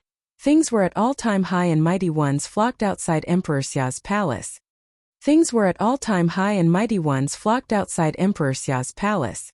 People were seen everywhere at a corner of the vast space. 2 people were seen fighting at the center of the crowd. The mighty one from Emperor Li's realm threw a punch, and terrifyingly devastating lightning was seen coiled around his fist, as if concealing the power of the great path with. That punch struck its target, making the person on the receiving feel as if their body was tearing apart from within. Every single one of his internal organs seemed to have been ruptured as he was sent flying, spitting blood as he crashed to the ground. Many continued to be shocked by that scene. The side of Emperor Xia's realm suffered yet another defeat, as the one who was defeated was a mighty one from Emperor Xia's palace, and he too was overpowered. The power of his opponent's fist had concealed might of the saints, and furthermore, its force was compressed as much as it had been able to. As such, there were hardly any terrifying aura being sensed by the onlookers, yet the attack burst with extremely devastating force nonetheless. People of such levels would have been able to have fine control of their power at will. Their control was unerringly terrifying. If they were able to make it as saints, such qualities would have been even more pronounced. At that moment, the crowd split without anyone telling them to. Cheers were heard and countless eyes turned around, looking at Emperor Xia's direction. A figure descended from the palace above and stepped into the crowd. The princess is finally here. The eyes of many sparkled, not knowing if the princess would have fought personally. Princess. The people from Emperor Xia's palace all bowed. Tianji brought his men and appeared behind Xia Qing'an. Gong Sunzhong, Xinyuanao and many others were there as well. The moment they saw Xia Qing'an, they knew that the time for the ones from Emperor Li's realm to go home was near. If those people still insisted of staying around, they would have acted then. Princess Qing'an, we meet again. Li Yao turned his eyes at Xia Qingyuan and smiled. Xia Qingyuan is indeed stunningly perfect. What a waste for her to be dressed in men's clothing indeed. If she were to be clad in phoenix robes, her stunning looks would have enabled her to charm kingdoms. That, coupled with her cold yet elegant bearing as the princess, would have made her unmistakably charming. It was quite a pity he would never have had any chances to get near such a woman. Emperor Xia would have definitely killed him if he dared. The upcoming battle shall be one fought to the death. Do you intend to continue or get lost? Xia Qingyuan eyed Li Yao and asked. We have yet to see what Princess Qingyuan is capable of, so we shall naturally continue, Li Yao replied calmly. Tianji, Xia Qingyuan called. Yes, princess. A towering figure was seen stepping out from her side. He seemed to have been able to shake the ground with every step he took. Yi Futian took a look at that figure, whom he recognized. It was the man who stopped him when he was at Emperor Xia's palace, requesting to see Xia Qing'an. Funji. Many around them looked on with anticipation. He was Tianji, the son of the leader and the number one figure of the 8 sacred generals. He had superb talents, and acknowledging the merits and efforts of his father, Emperor Xia allowed him to train in Emperor Xia's palace, despite being little more than a guard, but that was only because of the limit of his plane. Tianji was destined to walk the same path as his father, becoming a sacred general serving Emperor Xia directly. As to whether he could have succeeded his father to become the next sacred general of Tian, that would have up to the extent of his powers and how far he would have been able to go in the future. Boom! Tianji walked. Unmatched pressure swept all over the place as he stomped the ground. The mighty one from Emperor Li's realm who fought before walked as well. Flashes of lightning clad around him and coursed about his body, bursting with devastating might of rules. Tianji raised his fists, and within an instant, golden images appeared on each of them and materialized as blinding halos. Terrifying power of tearing rule burst from them. Furthermore, halos appeared on his body as well, emanating formidable pressure as if they were divine light. Halos of great path glittered and pressured his opponent. The mighty one from Emperor Li's realm frowned a bit and seemed to have sensed threatening force. However, there was no way he could have backed away then. He stepped forward as well. His fist struck the air with shattering crack of lightning, seemed to be out to swallow the heavens. Both came to clash with each other up close and personal within seconds. Boom! Boom! Boom! Wrecking explosions were heard, and within an extremely short span of time, both sides brought countless punches to bear. A shriek was then heard. The mighty one from Emperor Li's realm had his arms turned bloody and gory, before his internal organs exploded from the relentless attacks. He was quickly thrown back to the dragon carriage and slumped to the floor, totally and undoubtedly dead. The hearts of countless spectators raced.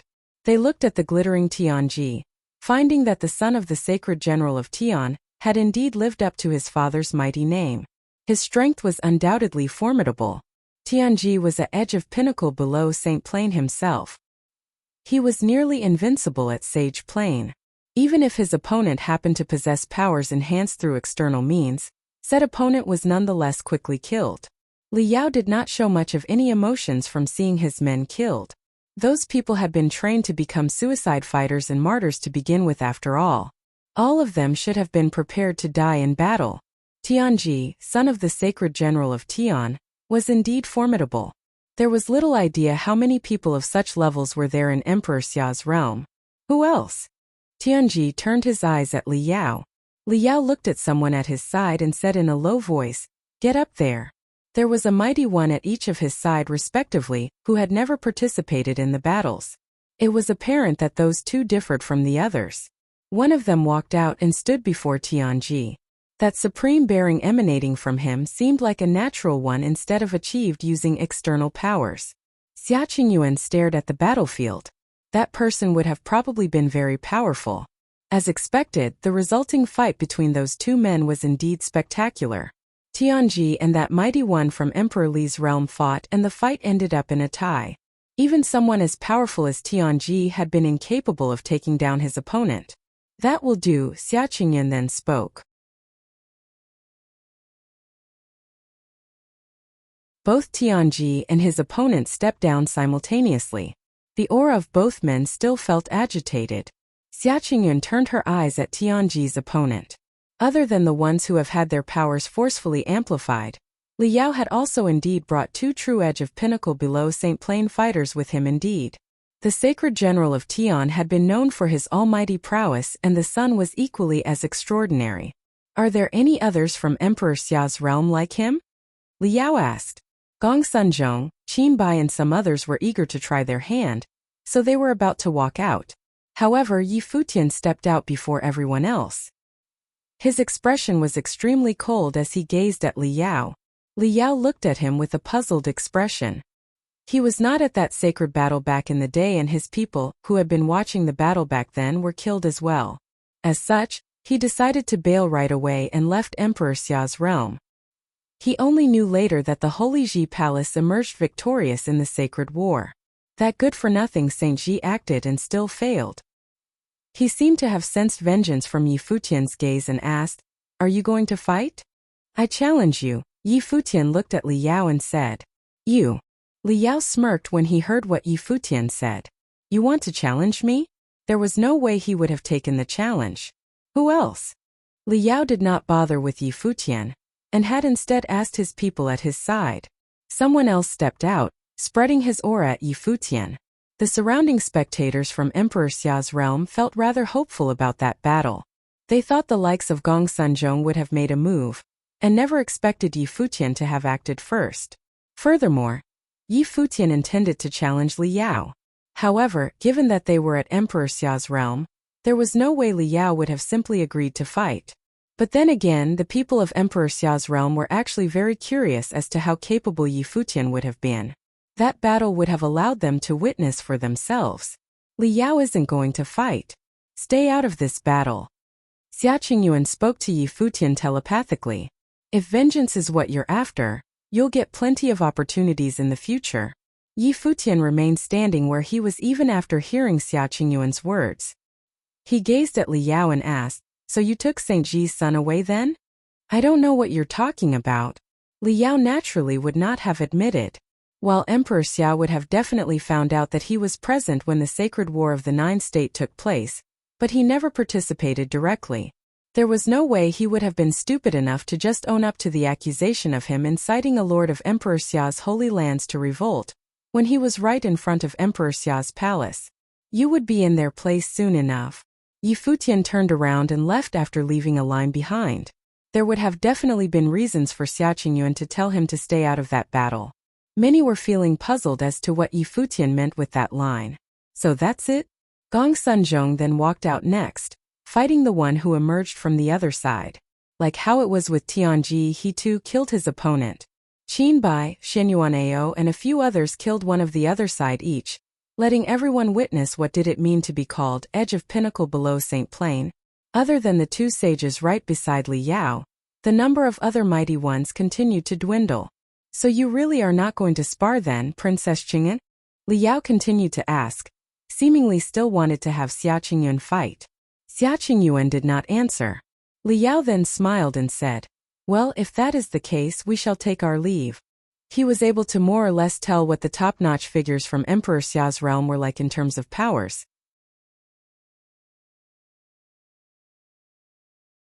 So they're finally leaving then? Many asked themselves deep down. While the supposed enemy had been sent home, but the battles actually ended with Emperor Xia's realm being on the losing side as a whole nonetheless. However, Swordwill whipped about in the air at that moment, seemingly announcing the arrival of someone. Countless looked up and found out to their shock that swords rained down straight from the air ceaselessly. Wang Chuan of Lihan Heaven, here to spar with the people of Emperor Xia's realm. Voice of the Great Path seemed to be heard from above. Sword aura blocked out the sky and countless witnessed a figure arrived, riding on thousands of swords. Wang Chuan, an edge of pinnacle below St. Plain from Lihan Heaven. Such unparalleled bearing. Many felt their minds shuddering in awe.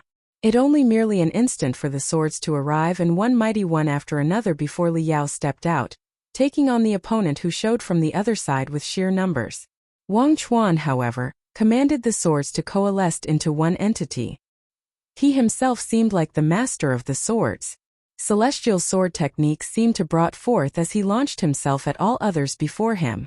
One mighty one after another roared as their bodies burst with power. Their aura was cranked to the maximum, intending to take that one sword entity head-on. That sword, however, pierced through the air and straight into their minds. One strike was all it took to tear them apart. With only a light tearing sound, one of the incoming mighty one was unable to hold on and spitted blood. He dropped to the ground right away as his spiritual will was cut down right there and then. One sword to cut it all.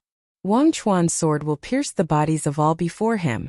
All of them dropped while spitting blood. Their auras dropping at alarming rates. Heretical tricks unworthy of the higher circles, Wang Chuan commented plainly. His finger pointed downward as soon as he was done talking. All before him were penetrated by his swords in that one instant, ended up dead right there and then. Li Yao's eyes were frozen in place and the other two by his sides looked troubled. The hearts of those from Emperor Xia's realm raced.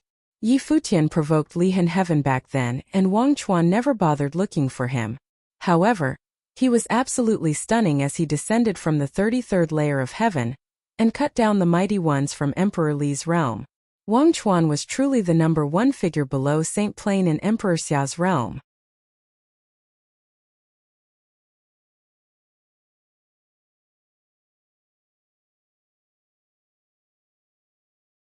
Chapter 1038.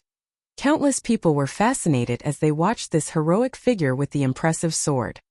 Countless people were fascinated as they watched this heroic figure with the impressive sword. Someone had come from Emperor Li's realm to provoke them by giving a command to their princess. In Emperor Xia's realm, many people looked at Princess Xia Qingyuan as a goddess that should not be profaned. However, in the provoking battle with Emperor Li's realm, the cultivators of Emperor Xia's realm were suppressed. Tianji and Gong Sunzhong had gotten involved, and thus they were able to defeat their opponents, but their foes had been so many that it seemed the only way they were able to win was due to the intervention of these two great figures. One of the two people beside Li Yao had even managed to fight Tianji to a standstill. Because of this, Wang Chuan of Lihan Heaven had flown over on a sword. He was such a powerful figure that as his sword struck the ground, all the cultivators besides the two people beside Li Yao who had a bit of divine path power were killed.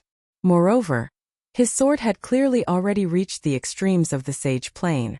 It had elements of the divine path. It seemed that Wang Chuan was much more than halfway on his path to sainthood. One more step and he would be there. Before Princess Xia Qingyuan had reached the peak of her powers, even she would have had difficulty beating Wang Chuan, who was at the peak of what was possible below the saint level. It was highly likely that Wang Chuan, who had come from the 33rd heaven, could inherit the ceremonial robes of the leader of Lihan Heaven. At old man Zhao's feast, Yi Futian had suppressed the cultivators of Lihan Heaven, and had boasted that there was no one there of note below the saint level. Was that really true?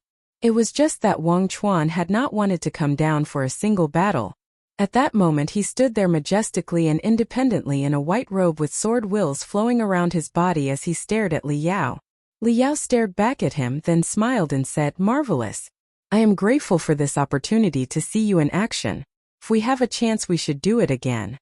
He waved his hand and suddenly 18 sacred golden dragons streaked through the air, pulling the carriage into the sky. And so he left. Xia Qingyuan did not order for him to be stopped. Although he had provoked her, she still followed the rules. Emperor Xia was the host here, and could not detain his opponent. "Princess Xia Qingyuan, I'll see you on the battlefield," came a voice from the sky along with the dragons roaring. Xia Qingyuan knew what he meant by this. Li Yao sat upon the dragon with eyes flashing. Today he had tested the combat prowess of the cultivators below the saint level of Emperor Xia's realm. It seemed that more preparations needed to be made. Even though those dead soldiers had been strong enough, they still could not resist someone of Wang Chuan's level. And they would be even more useless against actual saints. Yi Futian looked up at Li Yao riding away on the dragons. His white hair flew in the wind, but his heart was cold. His enemy was right before him, but he didn't have the power to kill him. He could not get revenge for Jieyu. Moreover, Li Yao had never looked at him seriously. He probably had never cared about what he had done at Jisheng Cliffs. Who had died there had nothing to do with him. All that he cared about was whether or not Saint Ji had completed his service. As for everything else, it meant nothing to Emperor Li's son. And as a mere sage, why would Li Yao ever care about him? Xia Qingyuan glanced at Yi Futian. Besides the people from the palace, she was probably the only one who knew the hatred that he felt for Li Yao. As for the others, they were all looking at Wang Chuan. The figure who had come down from the 33rd heaven turned slowly, and nodded slightly to Xia Qingyuan.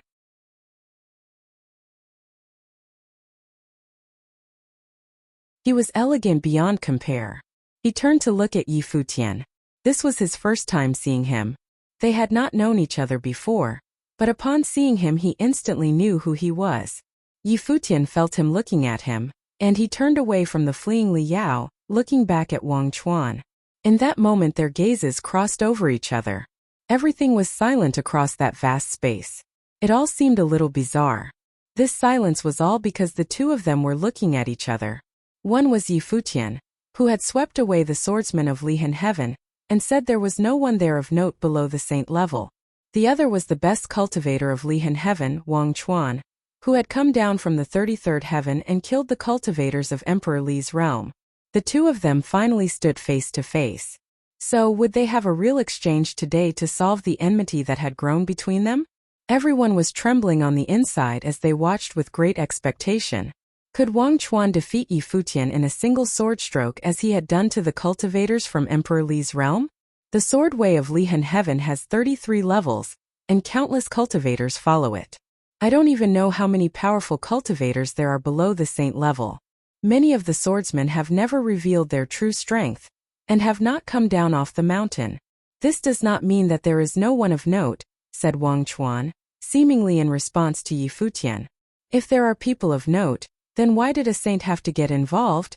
Asked Yi Futian. Uncle Master Li Yong made a mistake, but if it had been me I would have done the same. After all, I could not watch the cultivators of Lihan Heaven being killed, and I'm sure you would have done the same as well. They had really done wrong in Pei Qianying's battle, but it was still unfair. Lu Chang had gone to fight for Pei Qianying, but was still defeated. Wang Chuan's voice was calm as his sword will wrapped around him. To put it bluntly, Li Yong had done something wrong. Many people sighed inwardly. It was probably only someone as heroic as Wang Chuan who could call out their elder like that. But he had said he would have done the same in that situation. Indeed, there were some things that from a certain standpoint should be done even if they were wrong. Could he have really watched his disciples die? In the end, he was his own person, and nobody could shield him from his own faults. Even so, I have not heard a single apology, nor will I acknowledge your so-called standpoint. In the end, our strengths were not equal, said Yi Futian. If their strengths had been equal, the outcome would have been very different.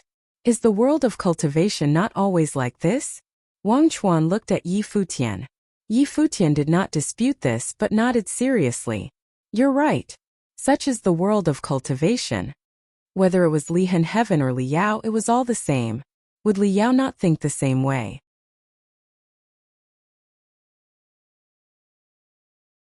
He only pursued his own goals. Why would he care about the deaths of others? I heard that the enmity between you and Pei Qianying stemmed from Yi Wuxian, and that was why you fought your way up the sky stairwell and to the 9th layer of heaven.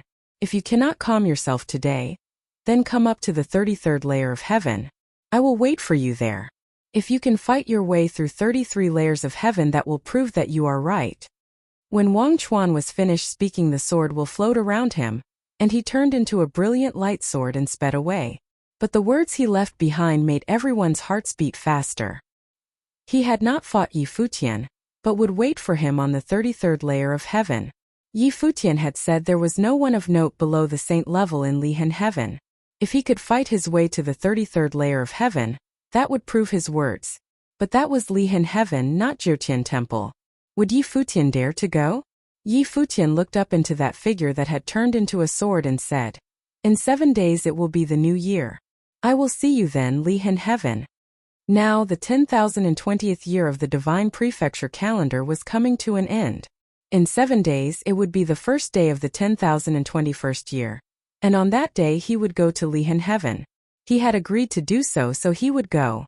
"I will wait for you," came Wang Chuan's voice from the sky, making everyone's hearts beat wildly. Yi Futian really wanted to go to Lihan Heaven. He was truly insane.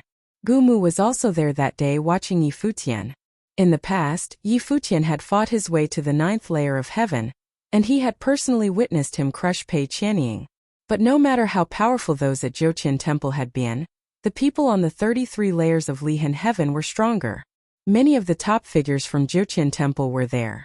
As for Wang Chuan, he was at the limits of what could be achieved below the saint level.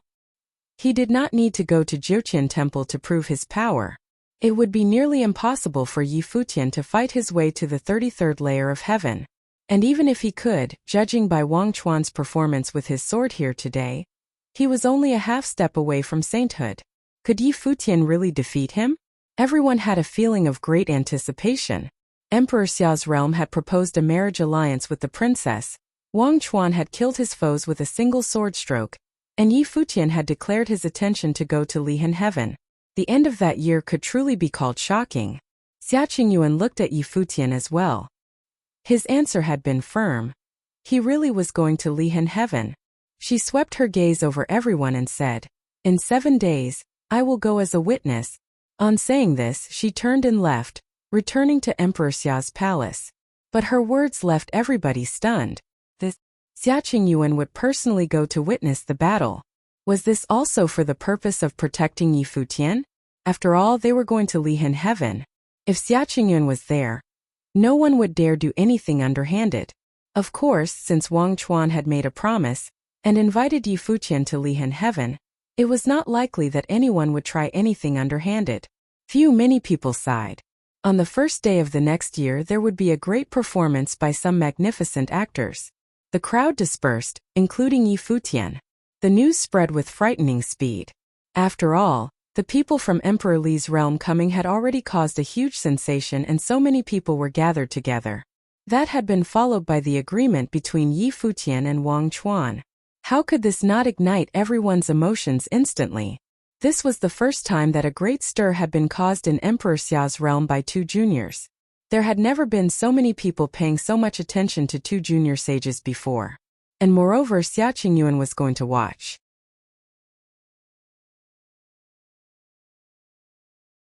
This was destined to be a year of unsettlement. Everyone felt that the 7 days passed very slowly, and they could not wait for them to pass by. But the more they wished for this, the slower they seemed to go. Finally, under great anticipation from everyone in Emperor Xiao's realm, the 10,021st year of the divine prefecture calendar came. Many people gathered together under Lihan Heaven, coming from all directions. On that day, Yi Futian came riding on a sword. He stood beneath Lihan Heaven, preparing to ascend the 33 layers.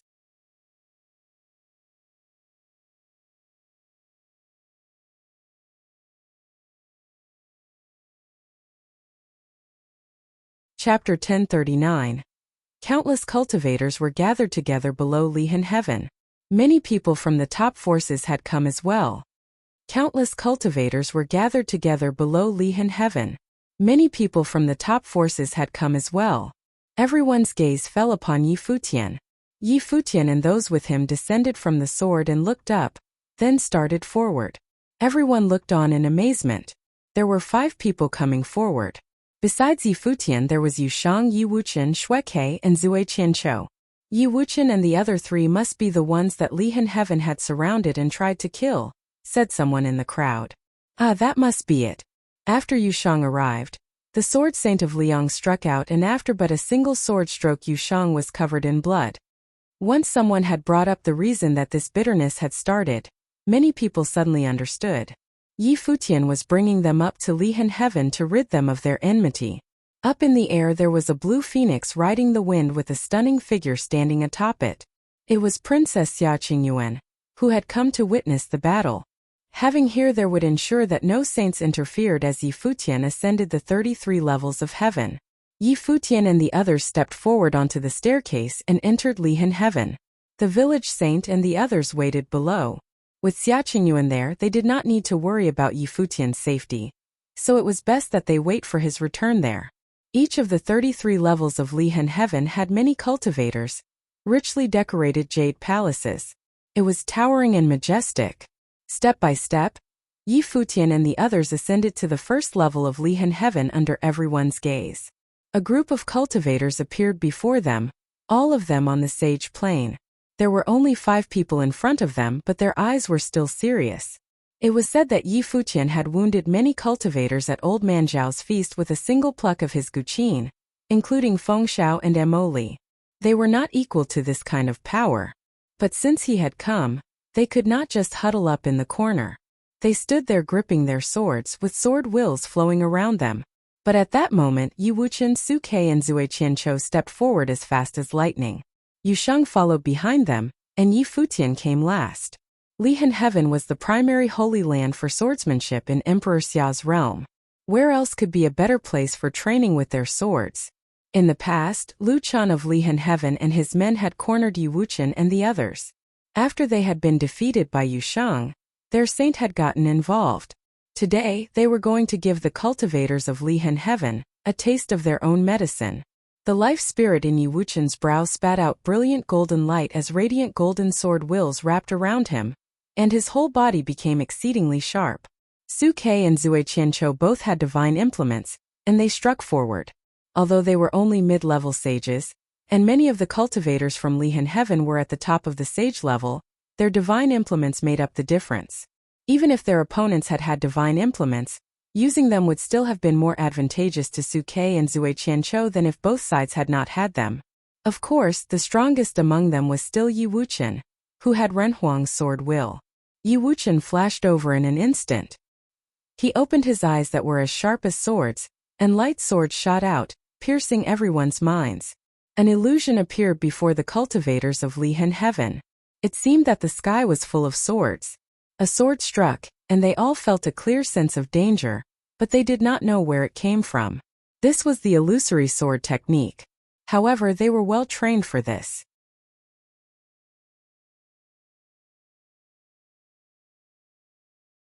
Some of the best among them closed their eyes and struck out, and in an instant there were swords everywhere. Yi Futian stood behind them calmly. He had heard that in the first 11 levels of Lihan Heaven the cultivators were all those who had not yet officially joined Lihan Heaven or whose talent was not enough and thus had not yet advanced to the core. The people on the middle 11 levels were the true core disciples. As for the top 10 levels, those were reserved for those whose talent was enough to certify their genius. Starting at the middle 11 levels, each level had someone at the saint level to train them. It was easy to see how powerful Lihan Heaven was. The teachers on the middle 11 levels were of the first tier of the saint ranking. They were disciples on the divine path. The top 10 levels were the true foundation of Lihan Heaven, and the teachers were of the elder generation. As for the 33rd level, it was called the Heaven Beyond Heaven. Only top talents like Wang Chuan had a chance to go there and be taught by the swordmaster of Lihan. It could be said that the division of ranks in Lihan Heaven was very strict. The sword saint of Liang was in the top 11 levels of Lihan heaven. Lu Cheng, who had gotten involved previously, Chu Qingyang, Wang Meng, Li Qiushui and Mo Li were all there cultivating. Of course, anyone who could get into Lihan heaven was an outstanding cultivator. Those whose talent was referred to as not enough were only not good enough when compared with the people of Lihan heaven. But Yi Wuqian and the others were enough to handle them. After all, by using Ren Huang's sword will and their divine implements, they could bring to bear a combat prowess equal to one at the top of the sage level. Especially Yi Wuqian. In the previous battle he had wounded Chu Qingyang, overbearing sword and Wang Meng. Yi Wuqian launched the main attack, and sword illusions wrapped around his opponents. Su Ke and Zui Qianqiu accompanied him. They both sped up and launched surprise attacks. They were invisible and left no trace. With their help, the attacks became even more amazing. Cracking sounds rang out as the cultivators in front of them found their clothes stained with blood. They had all suffered wounds of various degrees. The sword's wills still flowed all around them as Yi Wuqian and the others continued forward. Yu Shang and Yi Futian followed close behind. Along the way, countless cultivators attacked them, but all of them were defeated by Yi Wuqian and the other two. Yu Shang did not even have to lift a finger. They quickly passed through the lower 11 levels and reached the middle 11. By that time Yi Wuqian and the others were short of breath. Even though it had only been the lower 11 levels, everyone there had been extraordinary. They looked up into the sky and saw that their path was filled with swordsmen, but Yi Wuqian still looked very calm. A brilliant light shone from the life spirit sword.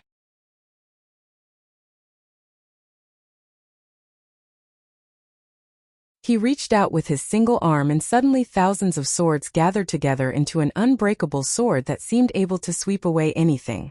"Lend me your swords," he said. Su Ke and Zui Qianqiu nodded. As they stood behind him, their sword wills flowed wildly into his. "Let's go," said Yi Wuqian, and suddenly the three of them turned into a single light sword. They tore through the air as they shot into the sky as fast as a bolt of lightning. An incomparable sword will emanated from them as they tried to break through the 33 layers of heaven. Boom! There was a loud sound as Yu Shang stepped forward quickly. That sturdy figure followed close behind Yi Wuqian, causing the earth to tremble and countless buildings to waver. Ahead of them, a figure stood watching them with sharp eyes. Countless sword wills flowed around him, and eventually formed together into a terrible sword diagram. He reached out with both hands and pressed them down, and suddenly the sword diagram sliced through the air towards the light sword that was shooting up towards him. A line of sword will tore through the sword diagram, slicing it apart. The sword will in front of the cultivator collapsed wildly. He turned pale and turned to retreat, dodging out of the way of the sword. He saw it pass in front of him, and he was instantly covered in cold sweat and his face was as pale as ash. He had to retreat, and this retreat would damage his swordsmanship. Up ahead, another cultivator was coming after them. A terrible storm appeared in front of him, and it turned into a storm of swords that covered the sky. The sky darkened as the swords fell, as if the end of days had come. Yi Wuqian and the other two shot up into the sky like swords cutting through the air. They pierced through the storm and cut it open. The storm of swords turned into an endlessly destructive light that could annihilate anything. Yet Yi Wuqian seemed not to notice it as he continued forward. The sword will of the great path followed him, and the sword will present in the storm was also integrated into his sword. The swordsman paled as the sword sliced through the air. He flew away covered in blood, feeling like all the sword will within him had been destroyed. If Yi Wuqian had let his sword will explode, he would have been a dead man. The group continued forward. They wanted to pierce through the 33 layers of heaven. Swordsman after swordsman was wounded or retreated. Many people watched them from below. From down there they could faintly feel the invincible sword will. And of course there was an incomparably powerful figure following behind them. At that moment there was no sword will on the 33rd layer of heaven. It seemed as if there was only one person in the entire world. He sat there with his single eye closed, as if he had entered into a state of emptiness. This was Wang Chuan. A figure appeared in a palace across from him and stood at the edge of it. He stood there casually. He gave off no aura, but he wielded a sword that could pierce the heavens and the earth. The foremost swordsman in Emperor Xia's realm, the swordmaster of Lihan, had returned from his cultivation. "Why did you ask him to come here to fight?" he asked. The 33rd layer of Lihan heaven is also known as the heaven beyond heaven. You once said that there are men beyond men, and heavens beyond heavens. The swordsmen of Lihan heaven say that I am unequaled, but my swordsmanship is impure. I need someone to break me out of my habits, said Wang Chuan. Do you seek victory or defeat? Asked the swordmaster of Lihan. Neither. I only wish that my swordsmanship can be without fault, answered Wang Chuan. You lack a single step on the path of swordsmanship? Asked the swordmaster of Lihan. Yes. Wang Chuan nodded. You have invited someone to Lihan heaven to fight before the eyes of all the world to prove your determination, and seek defeat to prove your lack of flaws.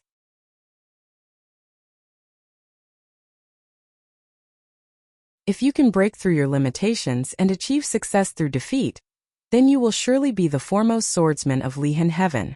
The swordmaster of Lihan spoke calmly, and without surprise as he quietly watched his disciple kneeling before him.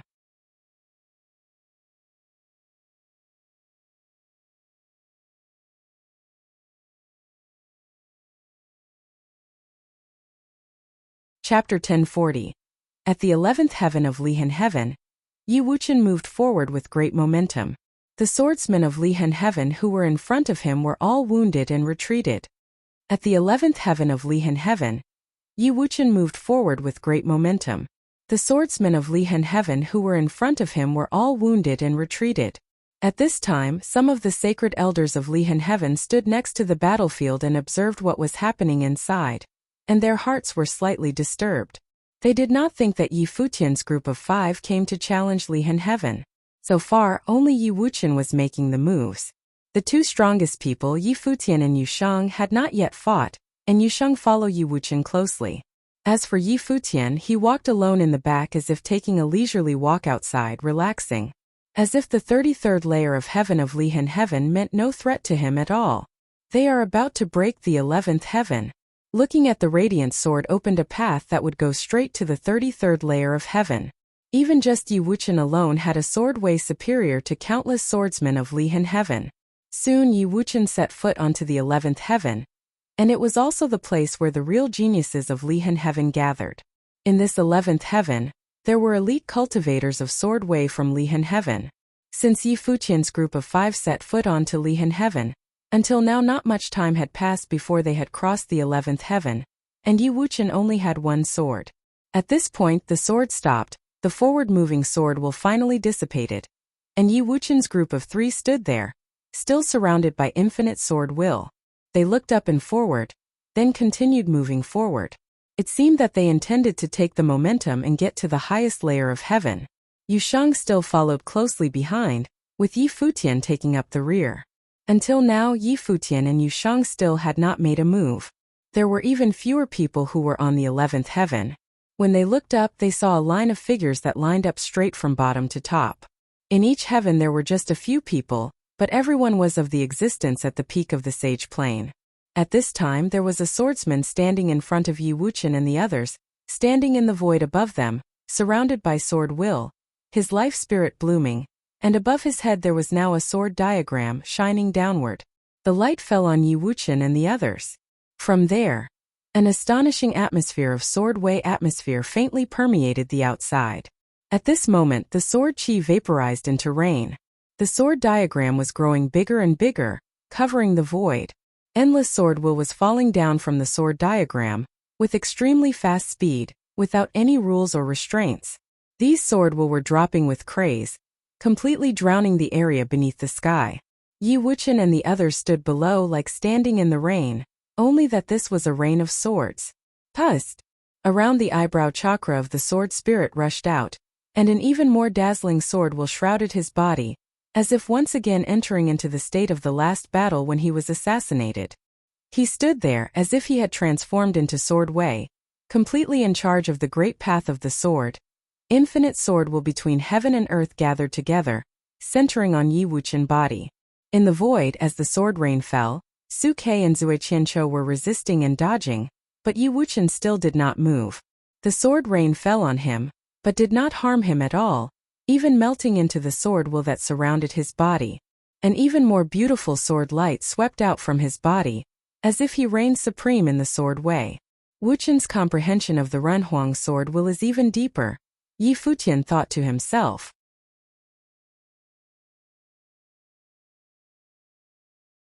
It had been some time since the last battle, so it was normal that Wuqian's power had increased and improved.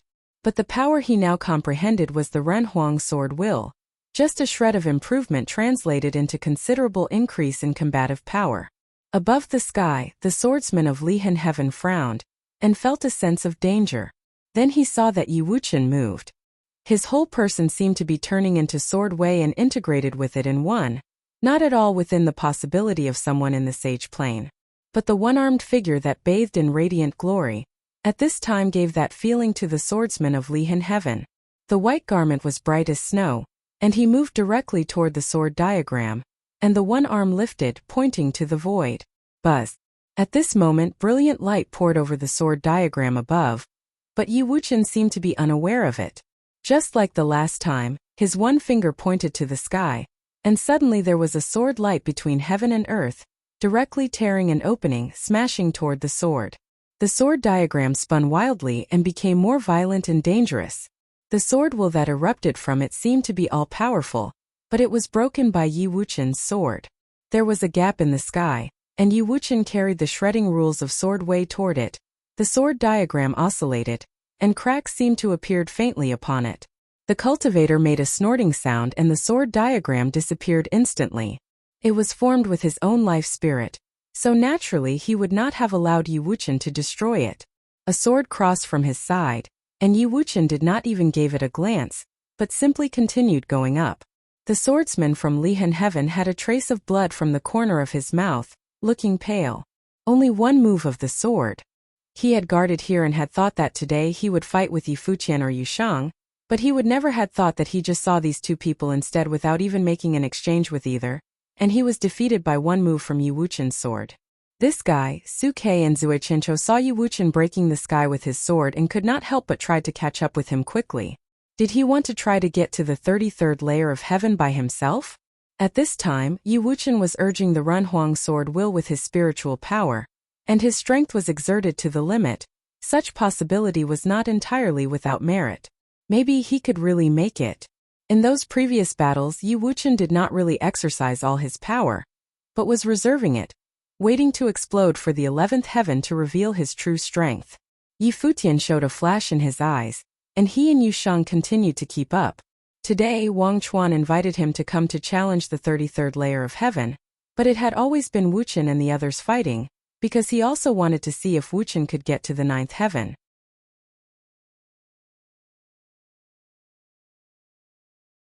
The five of them kept moving forward and the opponents were stronger and stronger, but the advancement of Yi Wuqian's kept pace without stopping. All the way upward, all the cultivators seemed to only have one sword. As if Yi Wuqian had only one sword and was only good with one sword. At this time above the sky up front, a suffocating pressure dropped down, and the loud rumbling sounds could be heard. The heaven and earth made a sharp whistling sound, and a boundless and beautiful sword mark blossomed upon the sky, as if to sever the sky and cut directly toward Yi Wuqian's body.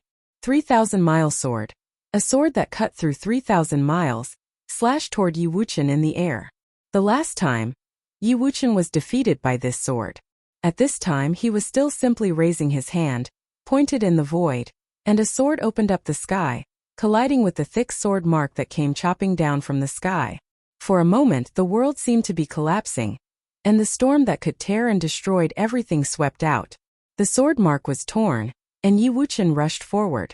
However, there was another sword that greeted him, and seemed to be even more fierce and violent. The figure that stood in front of Yi Wuqian was the enchanted genius of Lihan Heaven, Lu Cheng. After Lu Cheng lost to Yu Sheng that day, he had gone to the outer layer of heaven to seek higher cultivation. Although it was impossible to metamorphose his strength, it must have been much stronger than it was before. Could it change the outcome of this battle? Yu Sheng was still behind Yi Wuqian. Originally he was the target of Lu Cheng, but at the moment only it seemed that he had to first defeat Yi Wuqian. Yi Wuqian blocked a sword move again. But then he saw endless sword marks came down from the sky that seemed to chop through the sky. This time Lu Cheng asked for Wang Chuan's help to understand a truth. Swordsmanship often did not need to be too rigid in its practice. Sometimes the most simple and direct sword moves could often exert the strongest strength, so that sword and heart became one, sword and will became one. Lu Cheng at this time had comprehended this point. Every time he pulled out the sword it was the same. He was at the peak of his spirits, and many sword marks had broken the sky, that seemed to be dividing the sky. But more than that, horrific sword marks melded into the sword will, intending to destroy Yi Wuchen's spiritual will. Lu Cheng understood that although Yi Wuchen had not been instructed, he also understood. In the midst of the storm he broke a lot of swords, but the sword marks of the great path became stronger and more aggressive. Upon his body an extremely strong sword will seemed to appear. The radiance of two different sword will shined at the same time. At this moment, the endless sword will above the sky flowed toward Yi Wuchen's body and blended into him. Back then when he went through the trials at the ruin, he had received 3 Renhuang sword wills. 1 sword to open the sky and 1 sword to return the truth. Yi Wuchen's body moved, as if entering a state of selflessness, like a sword, but with actual physical existence. His body skyrocketed without unsheathing the sword, not attacking nor dodging. Lu Cheng's expression was cold. If Yi Wuchen was looking to die, then even Xia Qingyuan would probably have nothing to say. Many cultivators witnessed Yi Wuchen meld into the sword marks, slamming into them with his own body. When Yu Sheng tried to block him, Yi Futian used voice transmission to stop him. He knew a little of Yi Wuchen's style. He was extremely decisive, and usually cared nothing about himself. His person melded into the sword marks, seemed to trample and collapse, and the sword will drop down madly. Many watched the scene in the void with great shock. Then they saw the sword marks explode and smash, and Yi Wuchen figure rushed forward. Bang bang bang. Sounds of loud booms came out.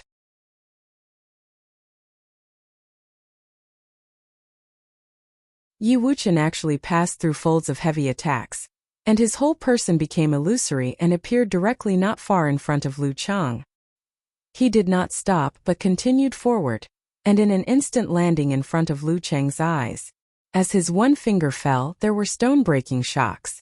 Lu Cheng let out a scream, gathered all his entire life's cultivation of sword wei, and unleashed the most powerful strike with his sword. The fingers of Yi Wuchen's illusory and immaterial body had already pressed down on the sword. In this moment Lu Cheng only felt that his body seemed to be penetrated by thousands of swords. He watched the body that was getting closer and closer. The sword he had unleashed was slowly broken bit by bit. An unparalleled sword light exploded forth, stung everyone's eyes. The next moment countless people were shocked to see that Yi Wuchen was still standing there, but the sword will from his body had weakened much. As for Lu Cheng, he was covered in blood, falling to the ground, letting out a moan and coughing up bright red blood. Yi Wuchen looked at him calmly without too much emotions, and continued to move forward. Yu Sheng took a big step forward, and also glanced at Lu Cheng coldly, directly passing over him and continued going upward. Another swordsman made a strike, and Yi Wuchen did not move again. Behind him Yu Sheng rushed out and threw a punch that pierced through the void between heaven and earth, just as tyrannical as that day when he battled Lu Cheng.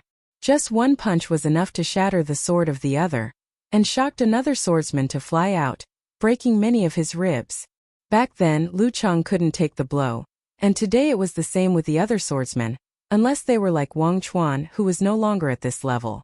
A group of 5 rolling forward over everything that was in their path, and no one was able to resist. With an absolutely strong posture, they had now gone to the highest place of Lihan heaven, the 33rd layer of heaven.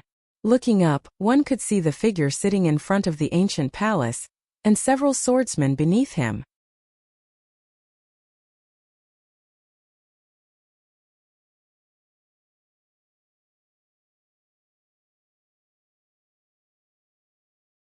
Chapter 1041. The 33rd layer of heaven from Lihan heaven, also known as the outer heaven, was in the midst of clouds and mist, just like a place where sword celestial would reside and cultivate. The 33rd layer of heaven from Lihan heaven, also known as the outer heaven, was in the midst of clouds and mist, just like a place where sword celestial would reside and cultivate. Wang Chuan was sitting in front of the palace, his eyes closed, His robes fluttered in the wind. His aura was extraordinary, as if he was not of this world. Around Wang Chuan, traces of sword will float about, surrounding his body without dissipating, forming a terrible field of qi around him. At this moment, when Futian looked at Wang Chuan, he had a false sense that was as if what he was seeing was not a person but a sword. He was now one with the Great Path, and although he sat there quietly, he was more dangerous than anyone else. Wang Chuan, the leader of the younger generation from the Lihan heaven who had been gifted in Sword Way, just below the Saint Plane, who had slayed the cultivators of Emperor Li's realm with just one sword strike. At this time he was sitting in the 33rd layer of heaven, waiting for Futian to arrive. In the other direction, above the ancient peaks that were steep and sharp as a sword, there were towering palaces. On its edge, a person stood with his hands behind his back, looking downward calmly. The swordmaster of Lihan was observing the battle in person. In the void, a sacred beast of blue phoenix floated in the sky, and Xia Qingyun stood upon it, quietly looking down. She bore witness of Futian and his party reaching the 33rd layer of heaven, and until this moment, Futian still had not made a single move. Wuxian had exhausted a lot of power urging the Renhuang sword will. Otherwise, just he alone could make it to the 33rd layer of heaven from Lihan heaven. But after his battle with Lu Cheng, it was difficult to sustain his own spiritual willpower, and Yusheng took his position as forward to clear the path. No one was able to stop this group of 5 when they arrived. This scene seemed somewhat familiar. Just like the time when they entered the 9th layer of heaven at the Jiuqian temple, they moved with incredible momentum. However, the swordsmen at Lihan heaven, especially those at the post-11th heavens, was much stronger than those that were at the 9th layer of heaven. After all, Pei Qianying was just one of the disciples of the 11th heaven, but today's Futian, Yusheng and Wuqian were also much stronger than they were. In front of Futian and company, a group of swordsmen stood there, blocking the way of Futian and Yusheng. They had been moving their way up to this point with ease, and it was clearly not a good look for Lihan heaven, especially when the swordmaster himself was watching all this in person. The fact that Lihan heaven was penetrated so easily by them seemed to confirm Futian's opinion, that there was no one under the Saint Plane in Lihan heaven. Yusheng stepped forward and shook the ground, and he went to those swordsmen. These were the swordsmen from the 33rd layer of heaven of Lihan heaven. Any one of them would be swordsmen at the top of Sage Plane, and the sword will was clearly stronger than any of the opponents they had encountered before. At this moment, a person attacked, and a sword came at Yusheng. When the sword was unleashed, and lightning and thunder exploded between the heaven and the earth, as if they could break stones, and shattered someone's spiritual will. This sword was like a thunder catastrophe of the Great Path with the speed of lightning, and the domineering destructive power of the thunder, like the terrible light of catastrophe of the Sword Way.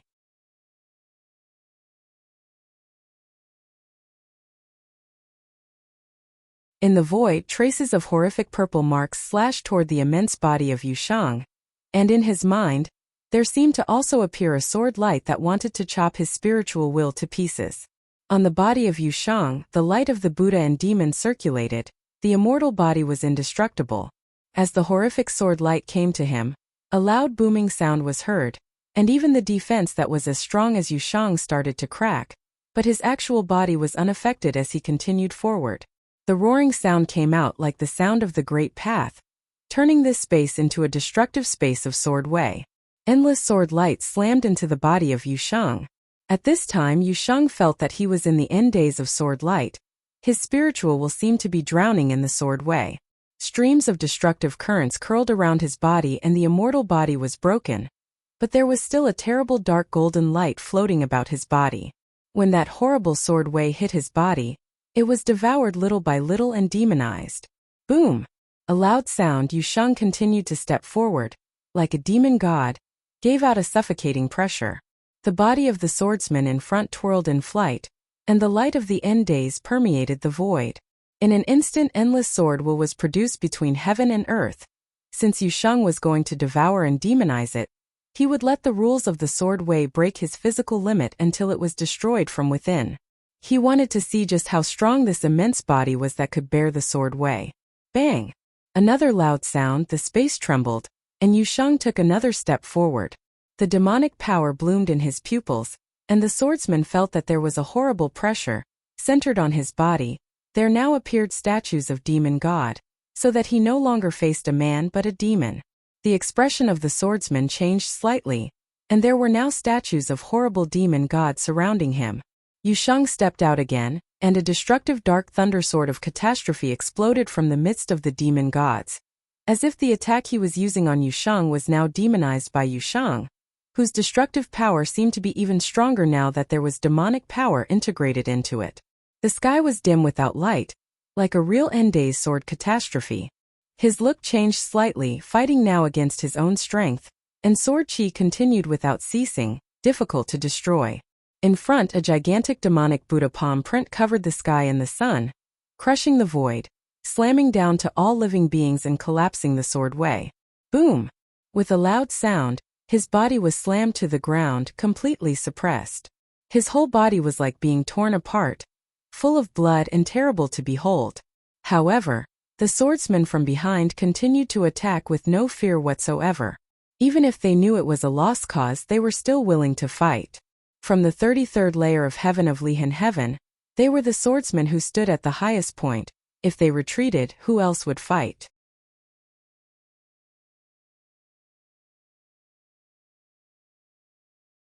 Futian did not look at below, but stepped forward alone toward the swordsman who was sitting on the edge of the palace.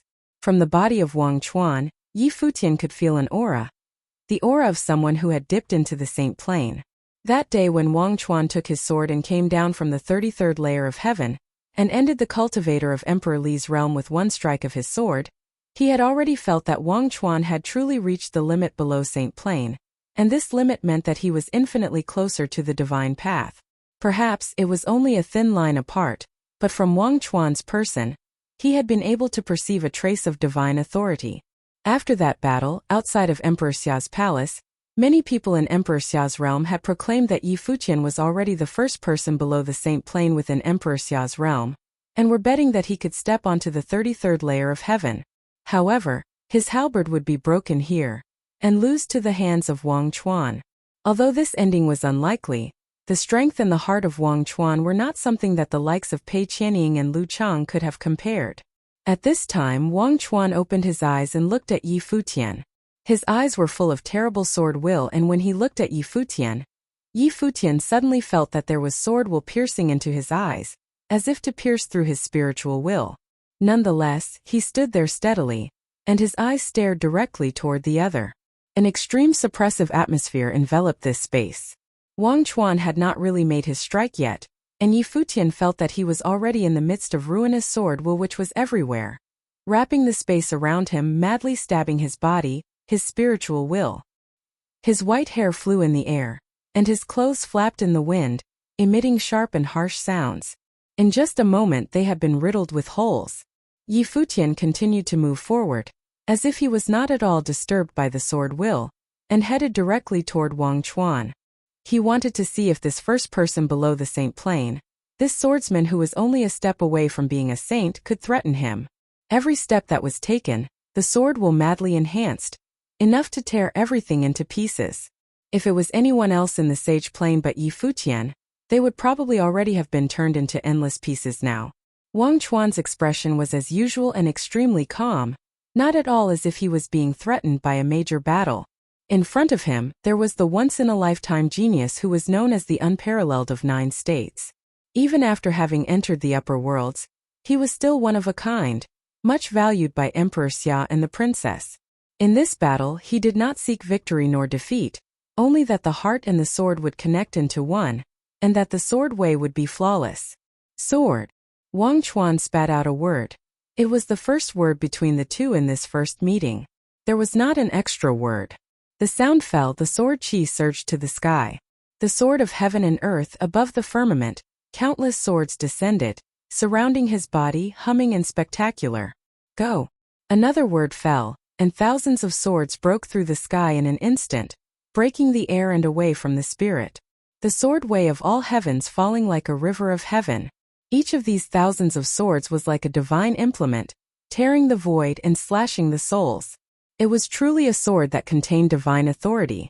Above Futian, there loomed a ruinous light of catastrophe, centering on his body, like the end of days, and thousands of rays of the light of catastrophe exploded at the same time. Every light beam was like a sword, colliding with the onslaught of the sword will. The sword light and the light of catastrophe madly burst and destroyed, and there was a horrific scene between the two.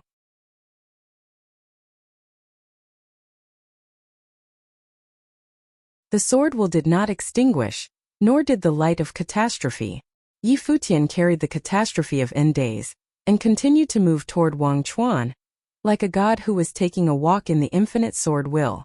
Seeing Yi Futian coming forward step by step, Wang Chuan's body slowly floated up, and he straightened out his legs that were originally in the sitting position.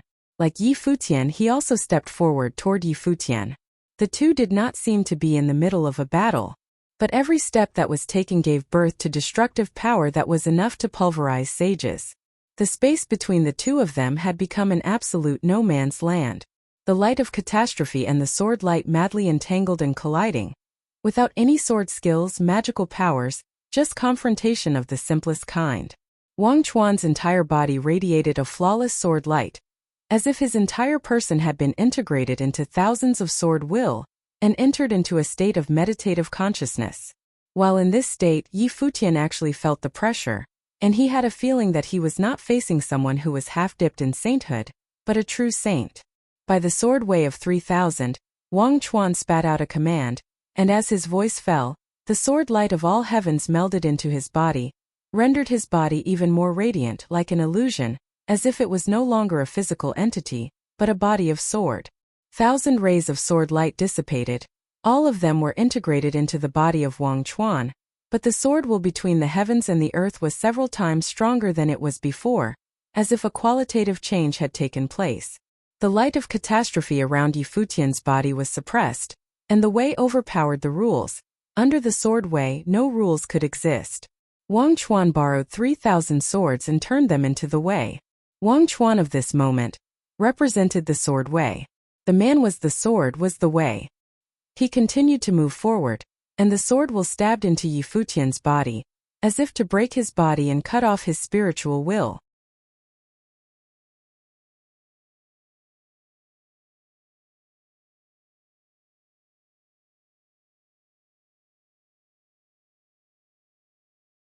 Chapter 1042.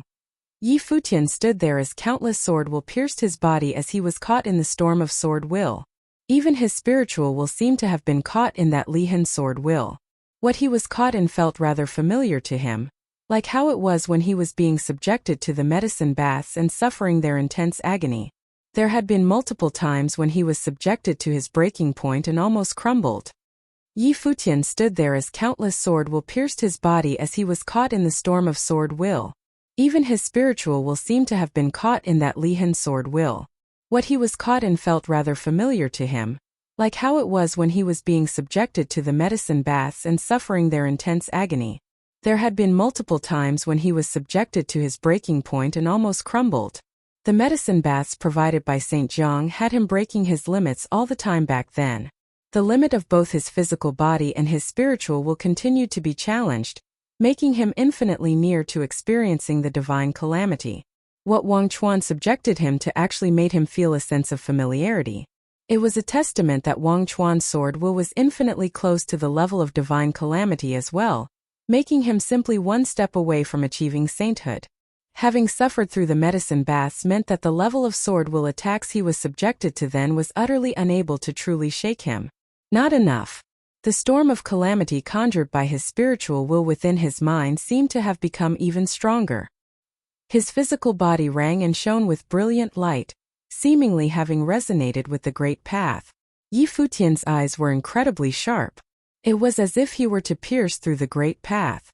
He took one more step forward, intending to see what Wang Chuan's limits were, and if Wang Chuan would be able to shake him. An opponent like that was hard to come by. So much so that he had met no one of such prowess before in Emperor Xia's realm below the Saint Plain but Xia Qing'an. Wang Chuan's eyes stayed on Yi Futian. Yi Futian, as one who had trained his ways through his physical body, meant that he was far from being able to reach Wang Chuan's level. Yet Yi Futian was nonetheless capable of taking on his attacks with his physical resilience alone. There was hardly anyone as powerful as Yi Futian in that sense, And he had no idea if Xia Qingyuan would be capable of that, as he had never fought her. However, his mind remained as calm as the surface of a lake. Every single step he took amplified his sword will. The space between the two of them seemed to have burst with a harrowing storm. The high-pitched whipping seemed rather deafening. Wang Chuan's hand extended as he looked before him. Boundless sword will coalesce before his hand, and a sword seemed to be conjured bit by bit. I shall conjure a sword using the powers of the Great Path. If you're able to take this strike, there is probably no one below the Saint Plane who can defeat you, Wang Chuan said. The sword before his hand gradually materialized, pulsing with the will of the way of the sword. It pierced through the space and Yi Futian vaguely felt as if his body was about to be torn apart. All pressure that he was suffering at that moment had actually surpassed that of the medicine baths he went through all those years ago. So this is what the so-called edge of pinnacle below Saint Plane is. The people of Emperor Xia's realm claimed that Wang Chuan possessed powers at the level of edge of pinnacle below Saint Plane, and they had been right. He was indeed qualified to be called such. It was a pity that Wang Chuan met Yi Futian. Despite being the edge of pinnacle below Saint Plane, the Holy Land where he came from would still be reduced to having no one around below the Saint Plane.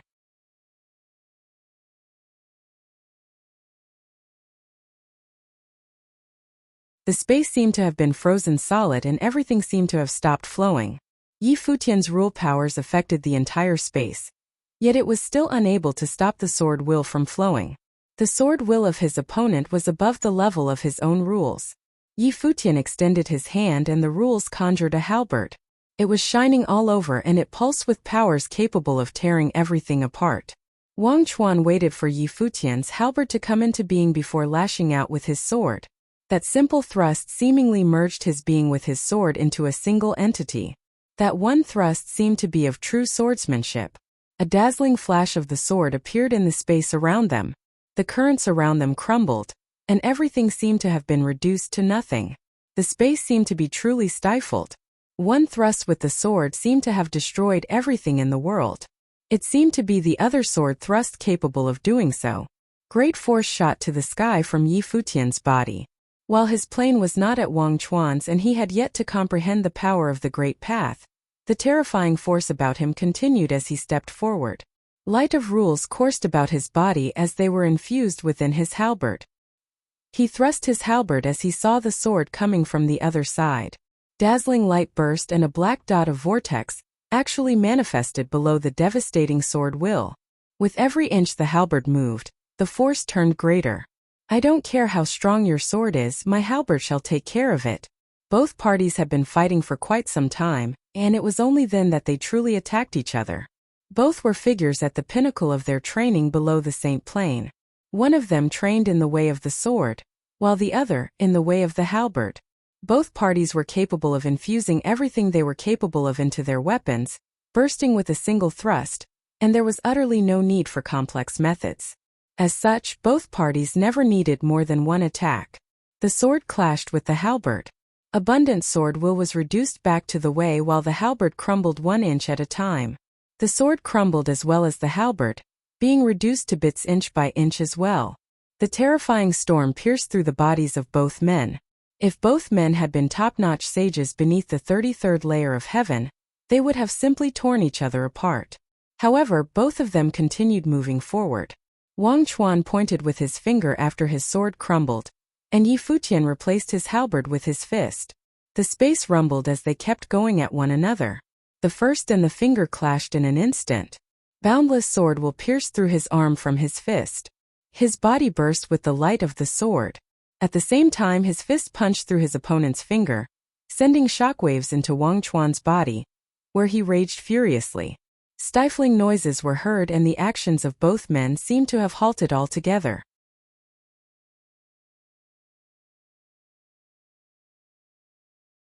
Yu Shang had finished his battle before things came to that point between the two.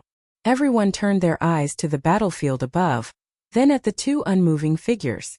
Things seemed rather eerie at the moment. Eerie sword aura coursed about Yi Futian's body as they pierced him all over the place, while the sword will on Wang Chuan seemed to have disappeared altogether. So who won? The devastating aura circling both men finally dissipated altogether. A terrifying sheen was seen on Yi Futian's body. Thunderous sound resounded from his body, and the sword will finally dissipated altogether. It seemed as if he had never been hurt by the sword will in the first place. His silver hair billowed in the air and his eyes remained looking brimming, as he gazed at Wang Chuan before him. Cough. Wang Chuan coughed and blood was seen at the corner of his mouth. At that moment, the hearts of the swordsmen below shuddered violently and they looked ashen. Big Brother actually lost? Being the number one figure below St. Plain of Lihan Heaven and having superb talent in swordsmanship, the seniors of Lihan Heaven claimed that under St. Plain, Wang Chuan was a plane on his own. At that moment, however, blood was seen from his mouth, and the strength of his aura was dropping quickly. It was as if he had been crippled altogether. It seemed that even his body was barely holding on. It felt as if one had made it to St. Plain in an instant, yet quickly dropped back down as a mortal. Wang Chuan turned around and stepped out in the air. His steps were slow and narrow as if he had been reduced to a complete mere mortal. The skyscraping bearing he had before was nowhere to be seen. He walked before the palace and sat down where he had been before. Wang Chuan then closed his eyes. There was no doubt that he lost. As someone who had become a semi-saint and almost achieved sainthood, he remained incapable of destroying Yi Futian. In contrast, his opponent had managed to deal considerable damage to him. His internal organs were all rattled and no one knew exactly how many injuries he had sustained, causing his aura to feel so weak. Wang Chuan recalled the path of cultivation that he walked all along. He became famous at an early age and had been the focus of everyone else ever since he became a part of Lihan Heaven. His path had been smooth sailing right up to the point where he entered the 33rd layer of heaven and became a personal student of the Lord of the Swordmaster of Lihan. He made it to Archmage Plain 5 years ago, and there were few in Lihan Heaven capable of fighting him toe-to-toe back then. He defeated every single one of his peers below St. Plain at Lihan Heaven 2 years ago. Few were even able to make him lash out with a second attack. He was lauded as the edge of pinnacle below St. Plain back then. However, he knew that it was now, at this very moment, that he truly became someone befitting the title, someone who was truly one step away from achieving sainthood. He knew well that if he were only to keep walking the path that he had walked so far, even if the likes of Yi Futian did not show up, his hard work would have eventually bore fruit and enabled him to become a saint. It would not have made any difference even if he had been able to defeat Yi Futian. Yi Futian had not appeared at the upper worlds for long, but had become incredibly renowned. Both Emperor Xia and Xia Qingyuan held him in very high regard. When he fought the Lihan Heaven swordsmen at the Shao clan's residence back then and had indeed proved that none of them were qualified to fight him, Wang Chuan knew right there and then that Yi Futian would become a rare rival. He might have been able to fight Wang Chuan and Wang Chuan might have even ended up losing. However, he invited Yi Futian to fight him at the 33rd layer of heaven nonetheless.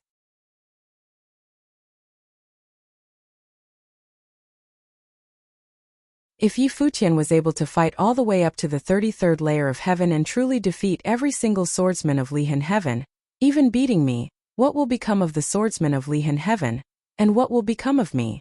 Wang Chuan thought. Will our minds in swordsmanship practice be fractured, and our way of the sword become flawed? He lost moments ago and his mind was shaken. He was a semi-saint and yet he was unable to shake Yi Futian. There would have been no way that his state of mind would have remained totally unmoved. Everyone in the world would know of his defeat and his reputation would be tarnished. There was no way he could be unaffected. No one in Lihan Heaven under St. Plain had been able to defeat Yi Futian. The gleaming title of being the number one holy land of the sword in all of Emperor Xia's realm would be tarnished because of him from then on out.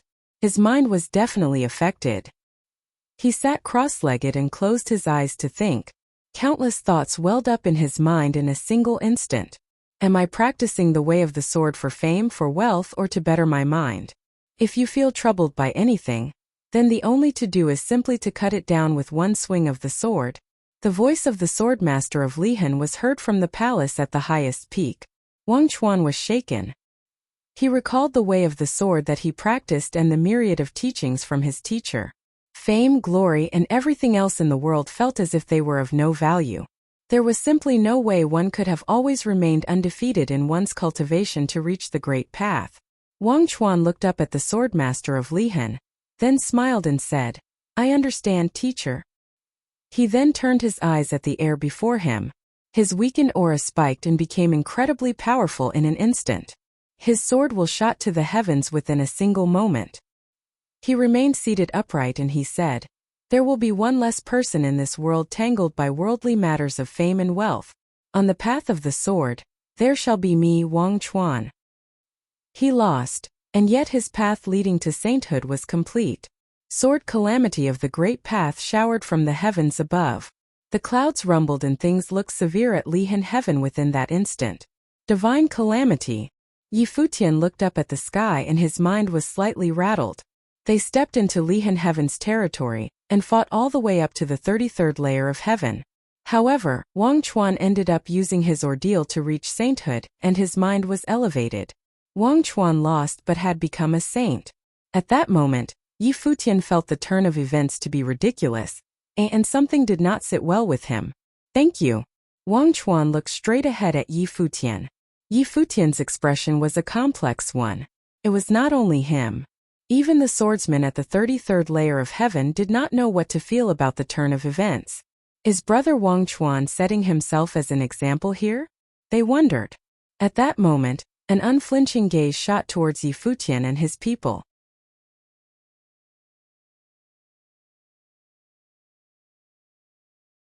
Yi Futian felt something and looked up. The swordmaster of Lihan was looking at them. Yi Futian felt as if that one look from the swordmaster of Lihan had penetrated his being, seeing all that doubt and struggle in his mind. The swordmaster of Lihan then looked at Yi Wuxian, who was right behind Yi Futian. A sword shot down from above straight into Yi Futian. That sword was conjured from the body of the swordmaster of Lihan himself. Yi Futian was totally startled and turned around to look at Yi Wuxian. He saw the sword punch right through Yi Wuxian's body, which was then coiled around by unparalleled sword will in his entire being. That sword seemed to have seeped into his body. Yi Wuxian felt as if his entire body was about to be torn apart. The sword will raged in a frenzy within. Slivers of terrifying sword will coursed about his body.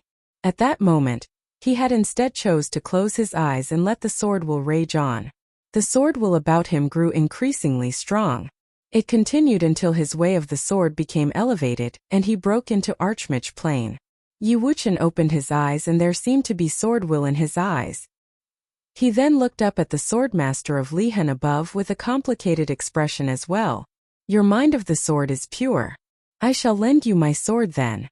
The swordmaster of Lihan's voice sounded fleeting as it came from above. Yi Futian turned around and looked at the swordmaster of Lihan, with a tinge of regret in his eyes. He then bowed to the air and turning around saying, "Let's get out of here."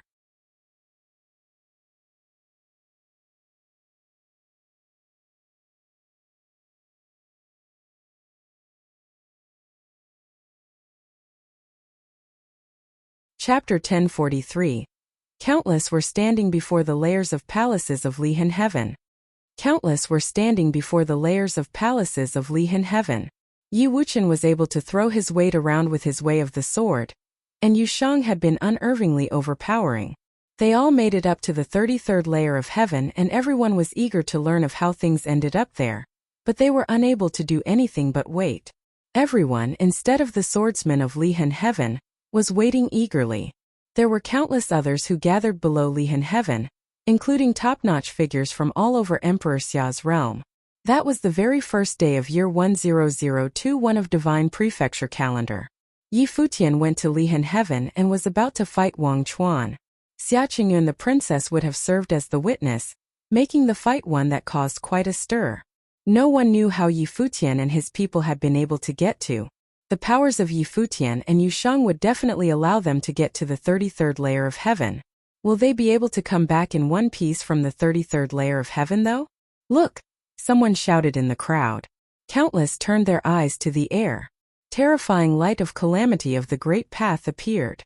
It got increasingly strong as the skies changed. Every single beam seemed like a sword of the great path. Divine calamity. The minds of many shuddered. Someone actually made it to become a saint. Furthermore, it might have very possibly been one from the 33rd layer of heaven. They had originally thought that Yi Futian's entourage would take some time despite being able to get to the 33rd layer of heaven. No one expected the fight to conclude so quickly. Is it Yi Futian or Wang Chuan? Someone seemed to be mumbling to themselves. They naturally thought of Yi Futian and Wang Chuan first when it came to making it through divine calamity. While Yi Futian is indeed formidable, his plane should still be quite a long way away to get that far. Wang Chuan, on the other hand, has been an upper-level archmage for years. He was already at the pinnacle of Sage Plane 2 years ago. He attacked with only one single stroke in that battle 7 days ago. He was already half a saint by then, someone said. And the other one who mumbled earlier did not say anything further. There was no doubt that if it were one between the two achieving sainthood, it would definitely be Wang Chuan. So Wang Chuan won then, someone else asked. He invited Yi Futian for a battle at Lihan Heaven, so that he would defeat Yi Futian at the 33rd layer of heaven and have his way proven then? Many thought so. That battle should have been won by Wang Chuan. He would not have been able to achieve sainthood otherwise. They were not the only ones who thought so. Most of the swordsmen of Lihan Heaven shared that opinion. At that moment, Yi Futian stepped down from the 33rd layer of heaven. Everyone around watched them as they made it through the layers. When he passed by, Lu Chang, Feng Xiao and some others stared at Yi Futian coldly. No one below Saint Plane in Lihan Heaven is capable of beating you, eh?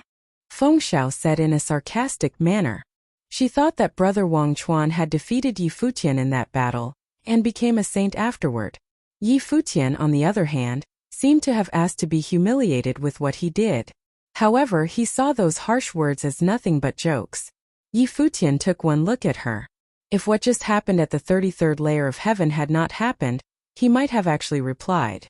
But at that moment he was not in the mood. That look he gave Feng Xiao was a plain, uncaring one. He ignored her altogether and continued walking. There was no doubt that Feng Xiao was exceptionally talented for being able to train at the 11th layer of heaven, and she was presumably a future candidate for sainthood.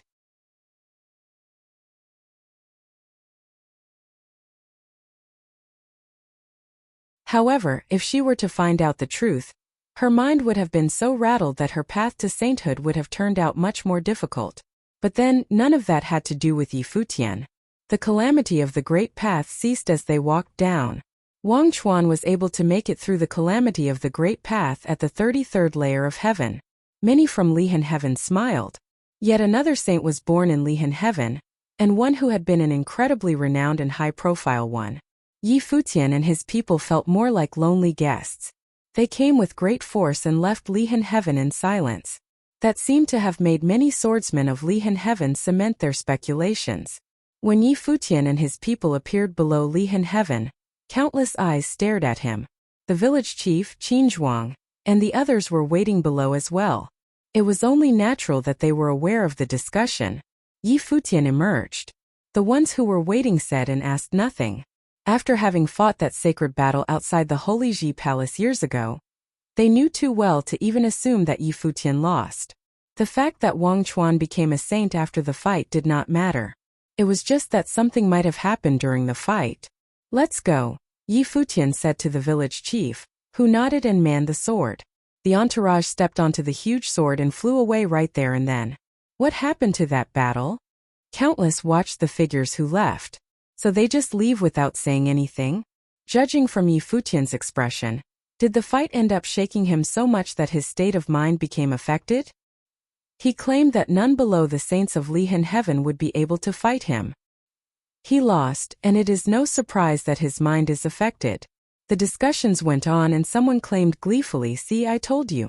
Wang Chuan would definitely win. The number one figure below the saints is now a saint."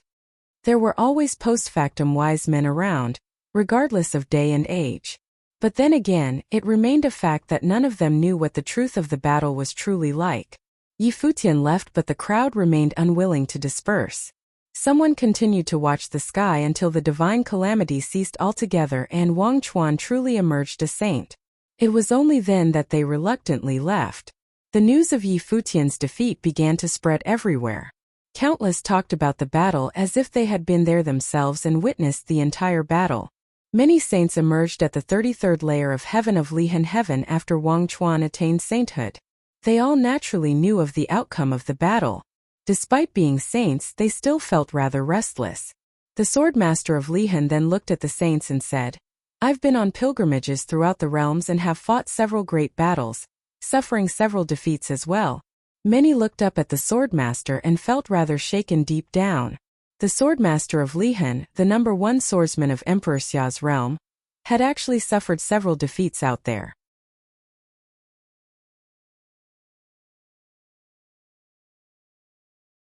As cultivators of the great path, who in the world dares to claim that they shall never be defeated? The swordmaster of Lihan spoke calmly and then continued, "This battle shall be a lesson. Lihan heaven is a place for learning swordsmanship, and that is all. This holy land is not the number one holy land of the sword." The people of Emperor Xia's realm all claimed that he was the number one swordsman, yet that was in no way to say that he shall forever be undefeatable. The swordmaster of Lihan finished. He turned around and left. The saints felt rather shaken still. The state of mind of the swordmaster had been elevated to an even higher state. There was none in the world who was free of ego. Cultivators were not exempt even if they were to become saints. As such, there had been cases of the sword saint of Liang sending out swordsmen of Lihan heaven to regain face lost for the Holy Land. If they were to continue to succumb, no one would be able to tell how things would end up in the future. Wang Chuan seemed to have merged with his surroundings into a single entity at the moment. His aura was stable and conserved. He looked below Lihan heaven and said, "We shall always remember the words of our teacher. Lihan heaven claimed to be the number one holy land of the sword all the time, and today's battle shall be a lesson." "Brother, what was Yi Futian actually like?" Some swordsmen below who had been defeated by Yushang before, asked. They were still unable to understand that as powerful as their brother had been, he nonetheless lost. Wang Chuan turned his gaze far away. His expression was a fleeting one as he said, "You all once claimed that I was a plane of my own among the swordsmen of Lihan heaven. However, from today's battle, I shall tell you that below Saint Plane, Yi Futian is on a plane of his own, while all others are of other planes." He then turned around and continued, "Despite having become a saint, I still need to train in silence for a period of time." The swordsmen below froze. They never expected Brother Wang Chuan would have such a high opinion of Yi Futian. So much so that he appraised Yi Futian with words that his elders had once appraised him with. Below Saint Plane, Yi Futian was a plane on his own, while others were of other planes. There was no way Yi Futian would learn of Wang Chuan's praise of him. He was riding the sword with the village chief after all. The wind blew on him as he stood quietly at the forefront of the huge sword. His clothes flapped about in the wind and his silver hair danced wildly. Despite having won the battle, he did not feel what he once felt after winning. He was steeped in deep thought instead. He recalled the scenario when he trained in the cottage back when his third brother and teacher were always the ones teaching him. There were countless cultivators in the world, and only people of an open mind would be able to make it as sages. Attaining sainthood had even stricter requirements on the state of mind. A lacking state of mind would have never been able to make such a breakthrough. Despite the reasoning, the so-called flawless state of mind actually differed from one person to another. Some made all the way to become saints due to hate, some due to resentment, and some were so bigoted that their state of mind actually proved flawless.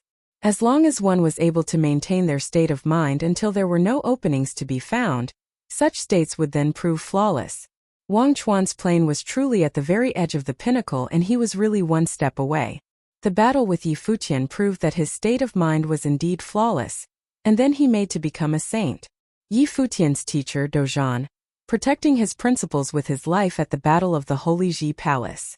He was then able to break through the limits of his physical body, elevating his plane and making him a saint. Everyone had things that they needed to hold fast to.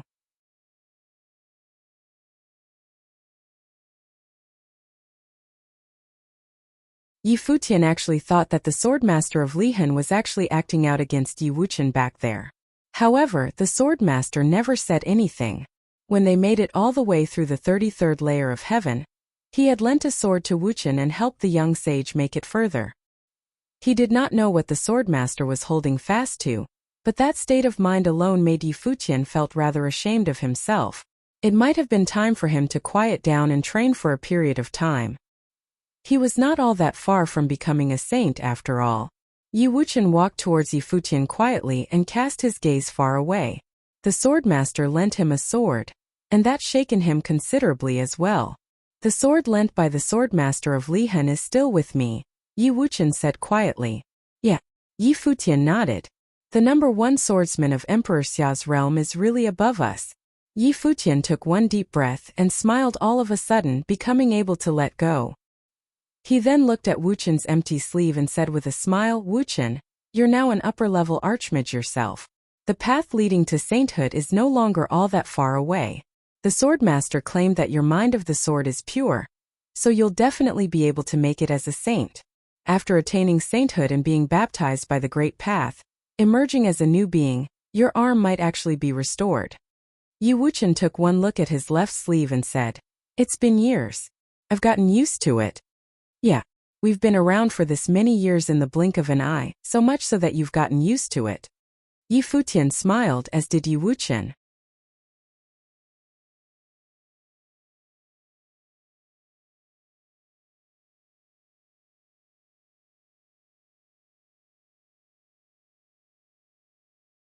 Chapter 1044. The curtain was closed on the 10,021st year of the divine prefecture calendar, with a battle between people at the peak of what was possible below the saint level. Afterward, Wang Chuan embarked upon the divine path. The news of Yi Futian's defeat shocked Emperor Xia's realm. The curtain was closed on the 10,021st year of the divine prefecture calendar with a battle between people at the peak of what was possible below the saint level. Afterward, Wang Chuan embarked upon the divine path. The news of Yi Futian's defeat shocked Emperor Xia's realm. But no one from Lihan Heaven would talk about it, and there were even rumors that Wang Chuan had evaluated Yi Futian very highly, saying that he stood on his own level. His high evaluation of him made the other cultivators of Lihan Heaven throw themselves into their own training. This made people wonder if it had been Wang Chuan who had won or Yi Futian. Could it have been a draw? The two men of talent obviously appreciated each other, and this battle had allowed Wang Chuan to advance to the next level. Had this ended the battle between them? Given the ambitious character that Yi Futian had shown before, if he had won, he would not have held his tongue and would have instead mocked Lihan Heaven. It was said that after the battle, he had gone back to the cottage to lose himself in cultivation. It was as if this battle between geniuses had never happened. Princess Xia Qingyun never mentioned the battle either, making everyone even more curious about what had happened. What had happened on the 33rd level of Lihan Heaven? The days passed, and people's interest in the battle gradually cooled. Important things happened in Emperor Xia's realm every day, and the people's eyes would not remain fixed on a single battle forever. This was especially true over the past few days. It was said that the top forces had been summoned to Emperor Xia's palace, and Princess Xia Qingyun had summoned the cultivators from the lower realms that she had chosen in the past to come to the upper realms. In addition, many saints from the 9 states came to Emperor Xia's palace as well. As the news of this spread out, many people understood what it meant. 10 more years had passed. At that time, Yi Futian was at the villa cultivating. His state of mind had changed after the battle, and now he was firmly fixed at the upper sage level. His next goal was the saint level. Yaya and Glass Saint were also there cultivating. With her reincarnated body, Yaya's state of mind was already in the right place, so she only had to increase her level. Thus, her rate of progress was extremely fast, and she grew far stronger each day. And she was receiving her instruction from incredibly powerful Glass Saint. Yi Futian sat beside Yaya and whispered, "Aya, how is the Saint Plane divided up?" Looking straight forward, she replied, "Some people say there are 3 tiers of the Saint Plane, and some people say there are 4. Very few people reach the 4th tier, but if you want to reach Renhuang's plane, you have to reach this 4th tier first. The first tier of the divine path consists of proving your holiness. Your state of mind is without blemish, your faith is firm, and you must pass across the catastrophe of the divine path. Most of the saints of the 9 states are at this tier. At the 2nd tier of the divine path, you know your true self, and thus it is called the true self plane. Your state of mind is even more firm and pure. She is on this tier, but now she is a little confused. She hesitates on this tier, trying to find her true self." Yaya looked at Glass Saint. In the past, all she had wanted was to kill the great Zhou sacred king, and her mind was firmly set on that. But she had run into difficulties and was unable to advance to the next step. After the great Zhou sacred king had died, she had been severely wounded and her level was very unstable now.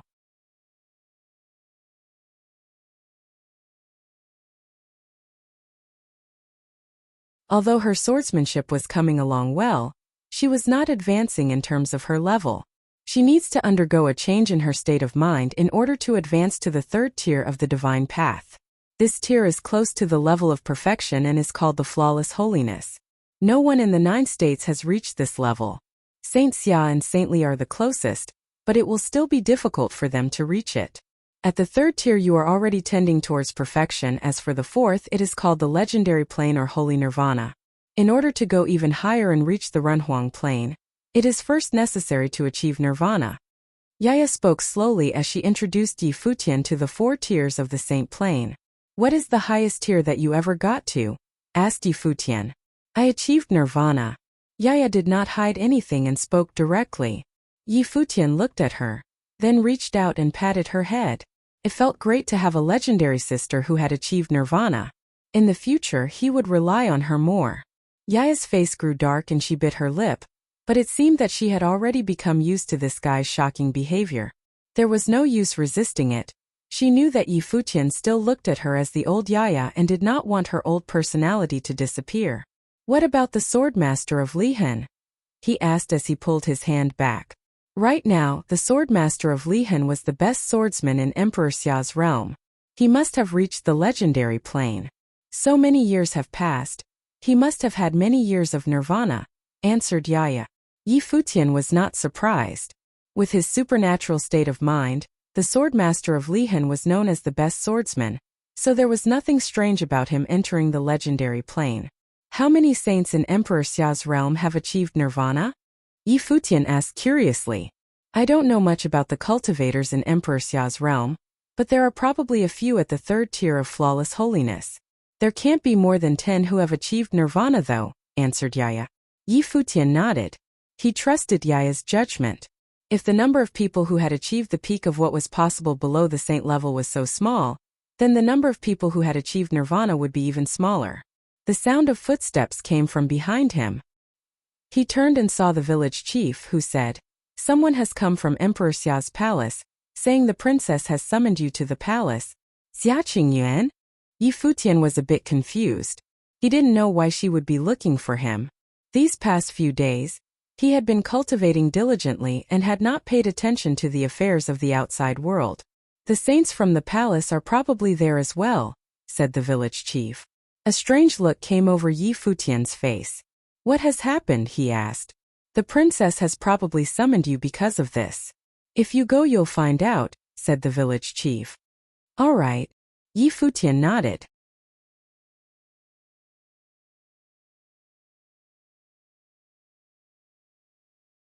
Why don't you come with me? He had entered the upper levels of the sage plane, but he was still nowhere near as fast as the village chief, and the villa was quite far from Emperor Xia's palace. The village chief nodded and the two of them left, riding on a sword towards Emperor Xia's palace. Many cultivators had gathered together in a mighty hall in Emperor Xia's palace. Yi Futian walked in with the village chief and saw many familiar figures there.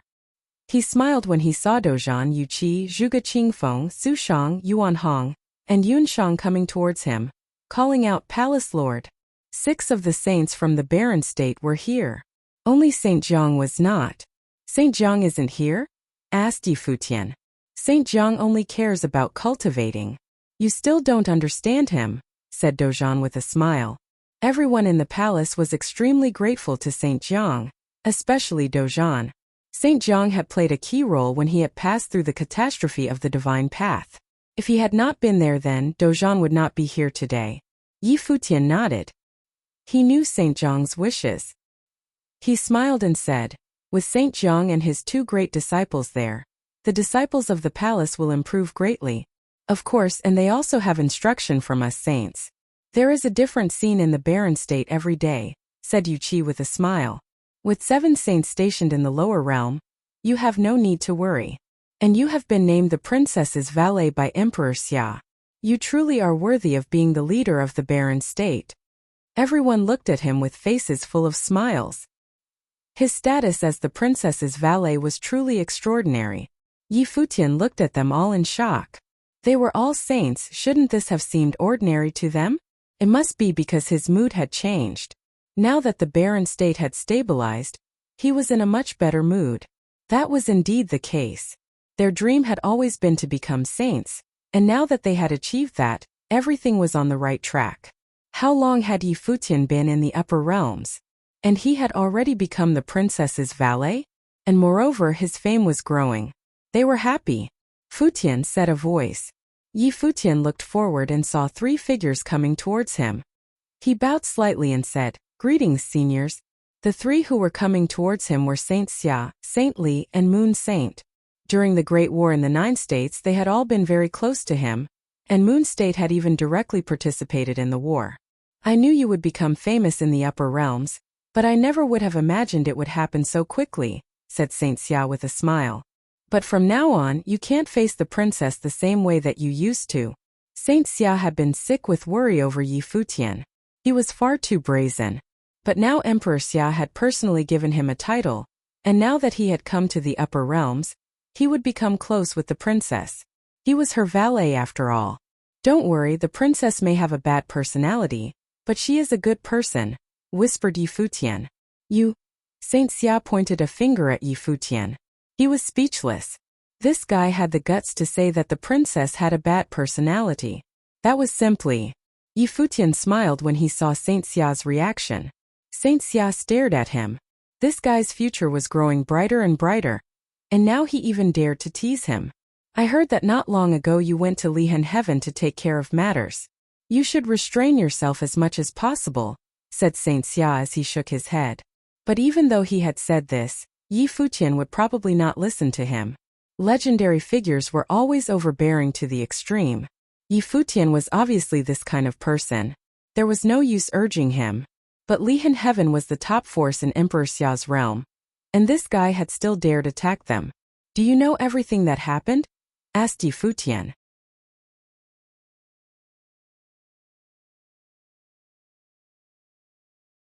"I know a little bit about everything that you've done in the upper realms," said Saint Xia. "There has not been a man like you in the 9 states for many years. Please don't disappoint us old fellows." Yi Futian thought of Yaya's evaluation of the saints of the 9 states and understood what Saint Xia truly meant. Right now there was no one in the 9 states at the 3rd tier of the saint plane, the flawless holiness. Thus, Saint Xia was full of expectations for him. His expression grew a little more solemn, and he nodded seriously. Saint Xia was more or less the leader of the 9 states. He did not expect to get anything from him, but he still had great expectations of him. Thus, he paid attention to what he was doing in the upper realms. That was his current state of mind. Many other powerful people from top forces were also nearby. Xiao Sheng from the Xiao clan and Gong Sunzhong from Divine Cloud Valley were there. And they were all looking towards Yi Futian. Seeing the saints gathered around him, they whispered about this unparalleled figure from the 9 states. He truly must be incredibly important down there, for as soon as he came, countless saints flocked around him. But even though he was unparalleled in the 9 states, there was nothing unusual about the people of the 9 states placing so much importance on someone like this. After all, the lower realm did not have as many powerful figures from top forces as the upper realms. You're tuning into the Li Mei's Wuxia Whispers YouTube channel. We're so grateful for your support, and don't forget to subscribe to join us on this incredible journey through captivating stories. Your generosity through donations truly makes a world of difference, as it's the primary source of revenue that allows me to expand and enhance this channel for you. Thank you from the bottom of my heart for being a part of this adventure.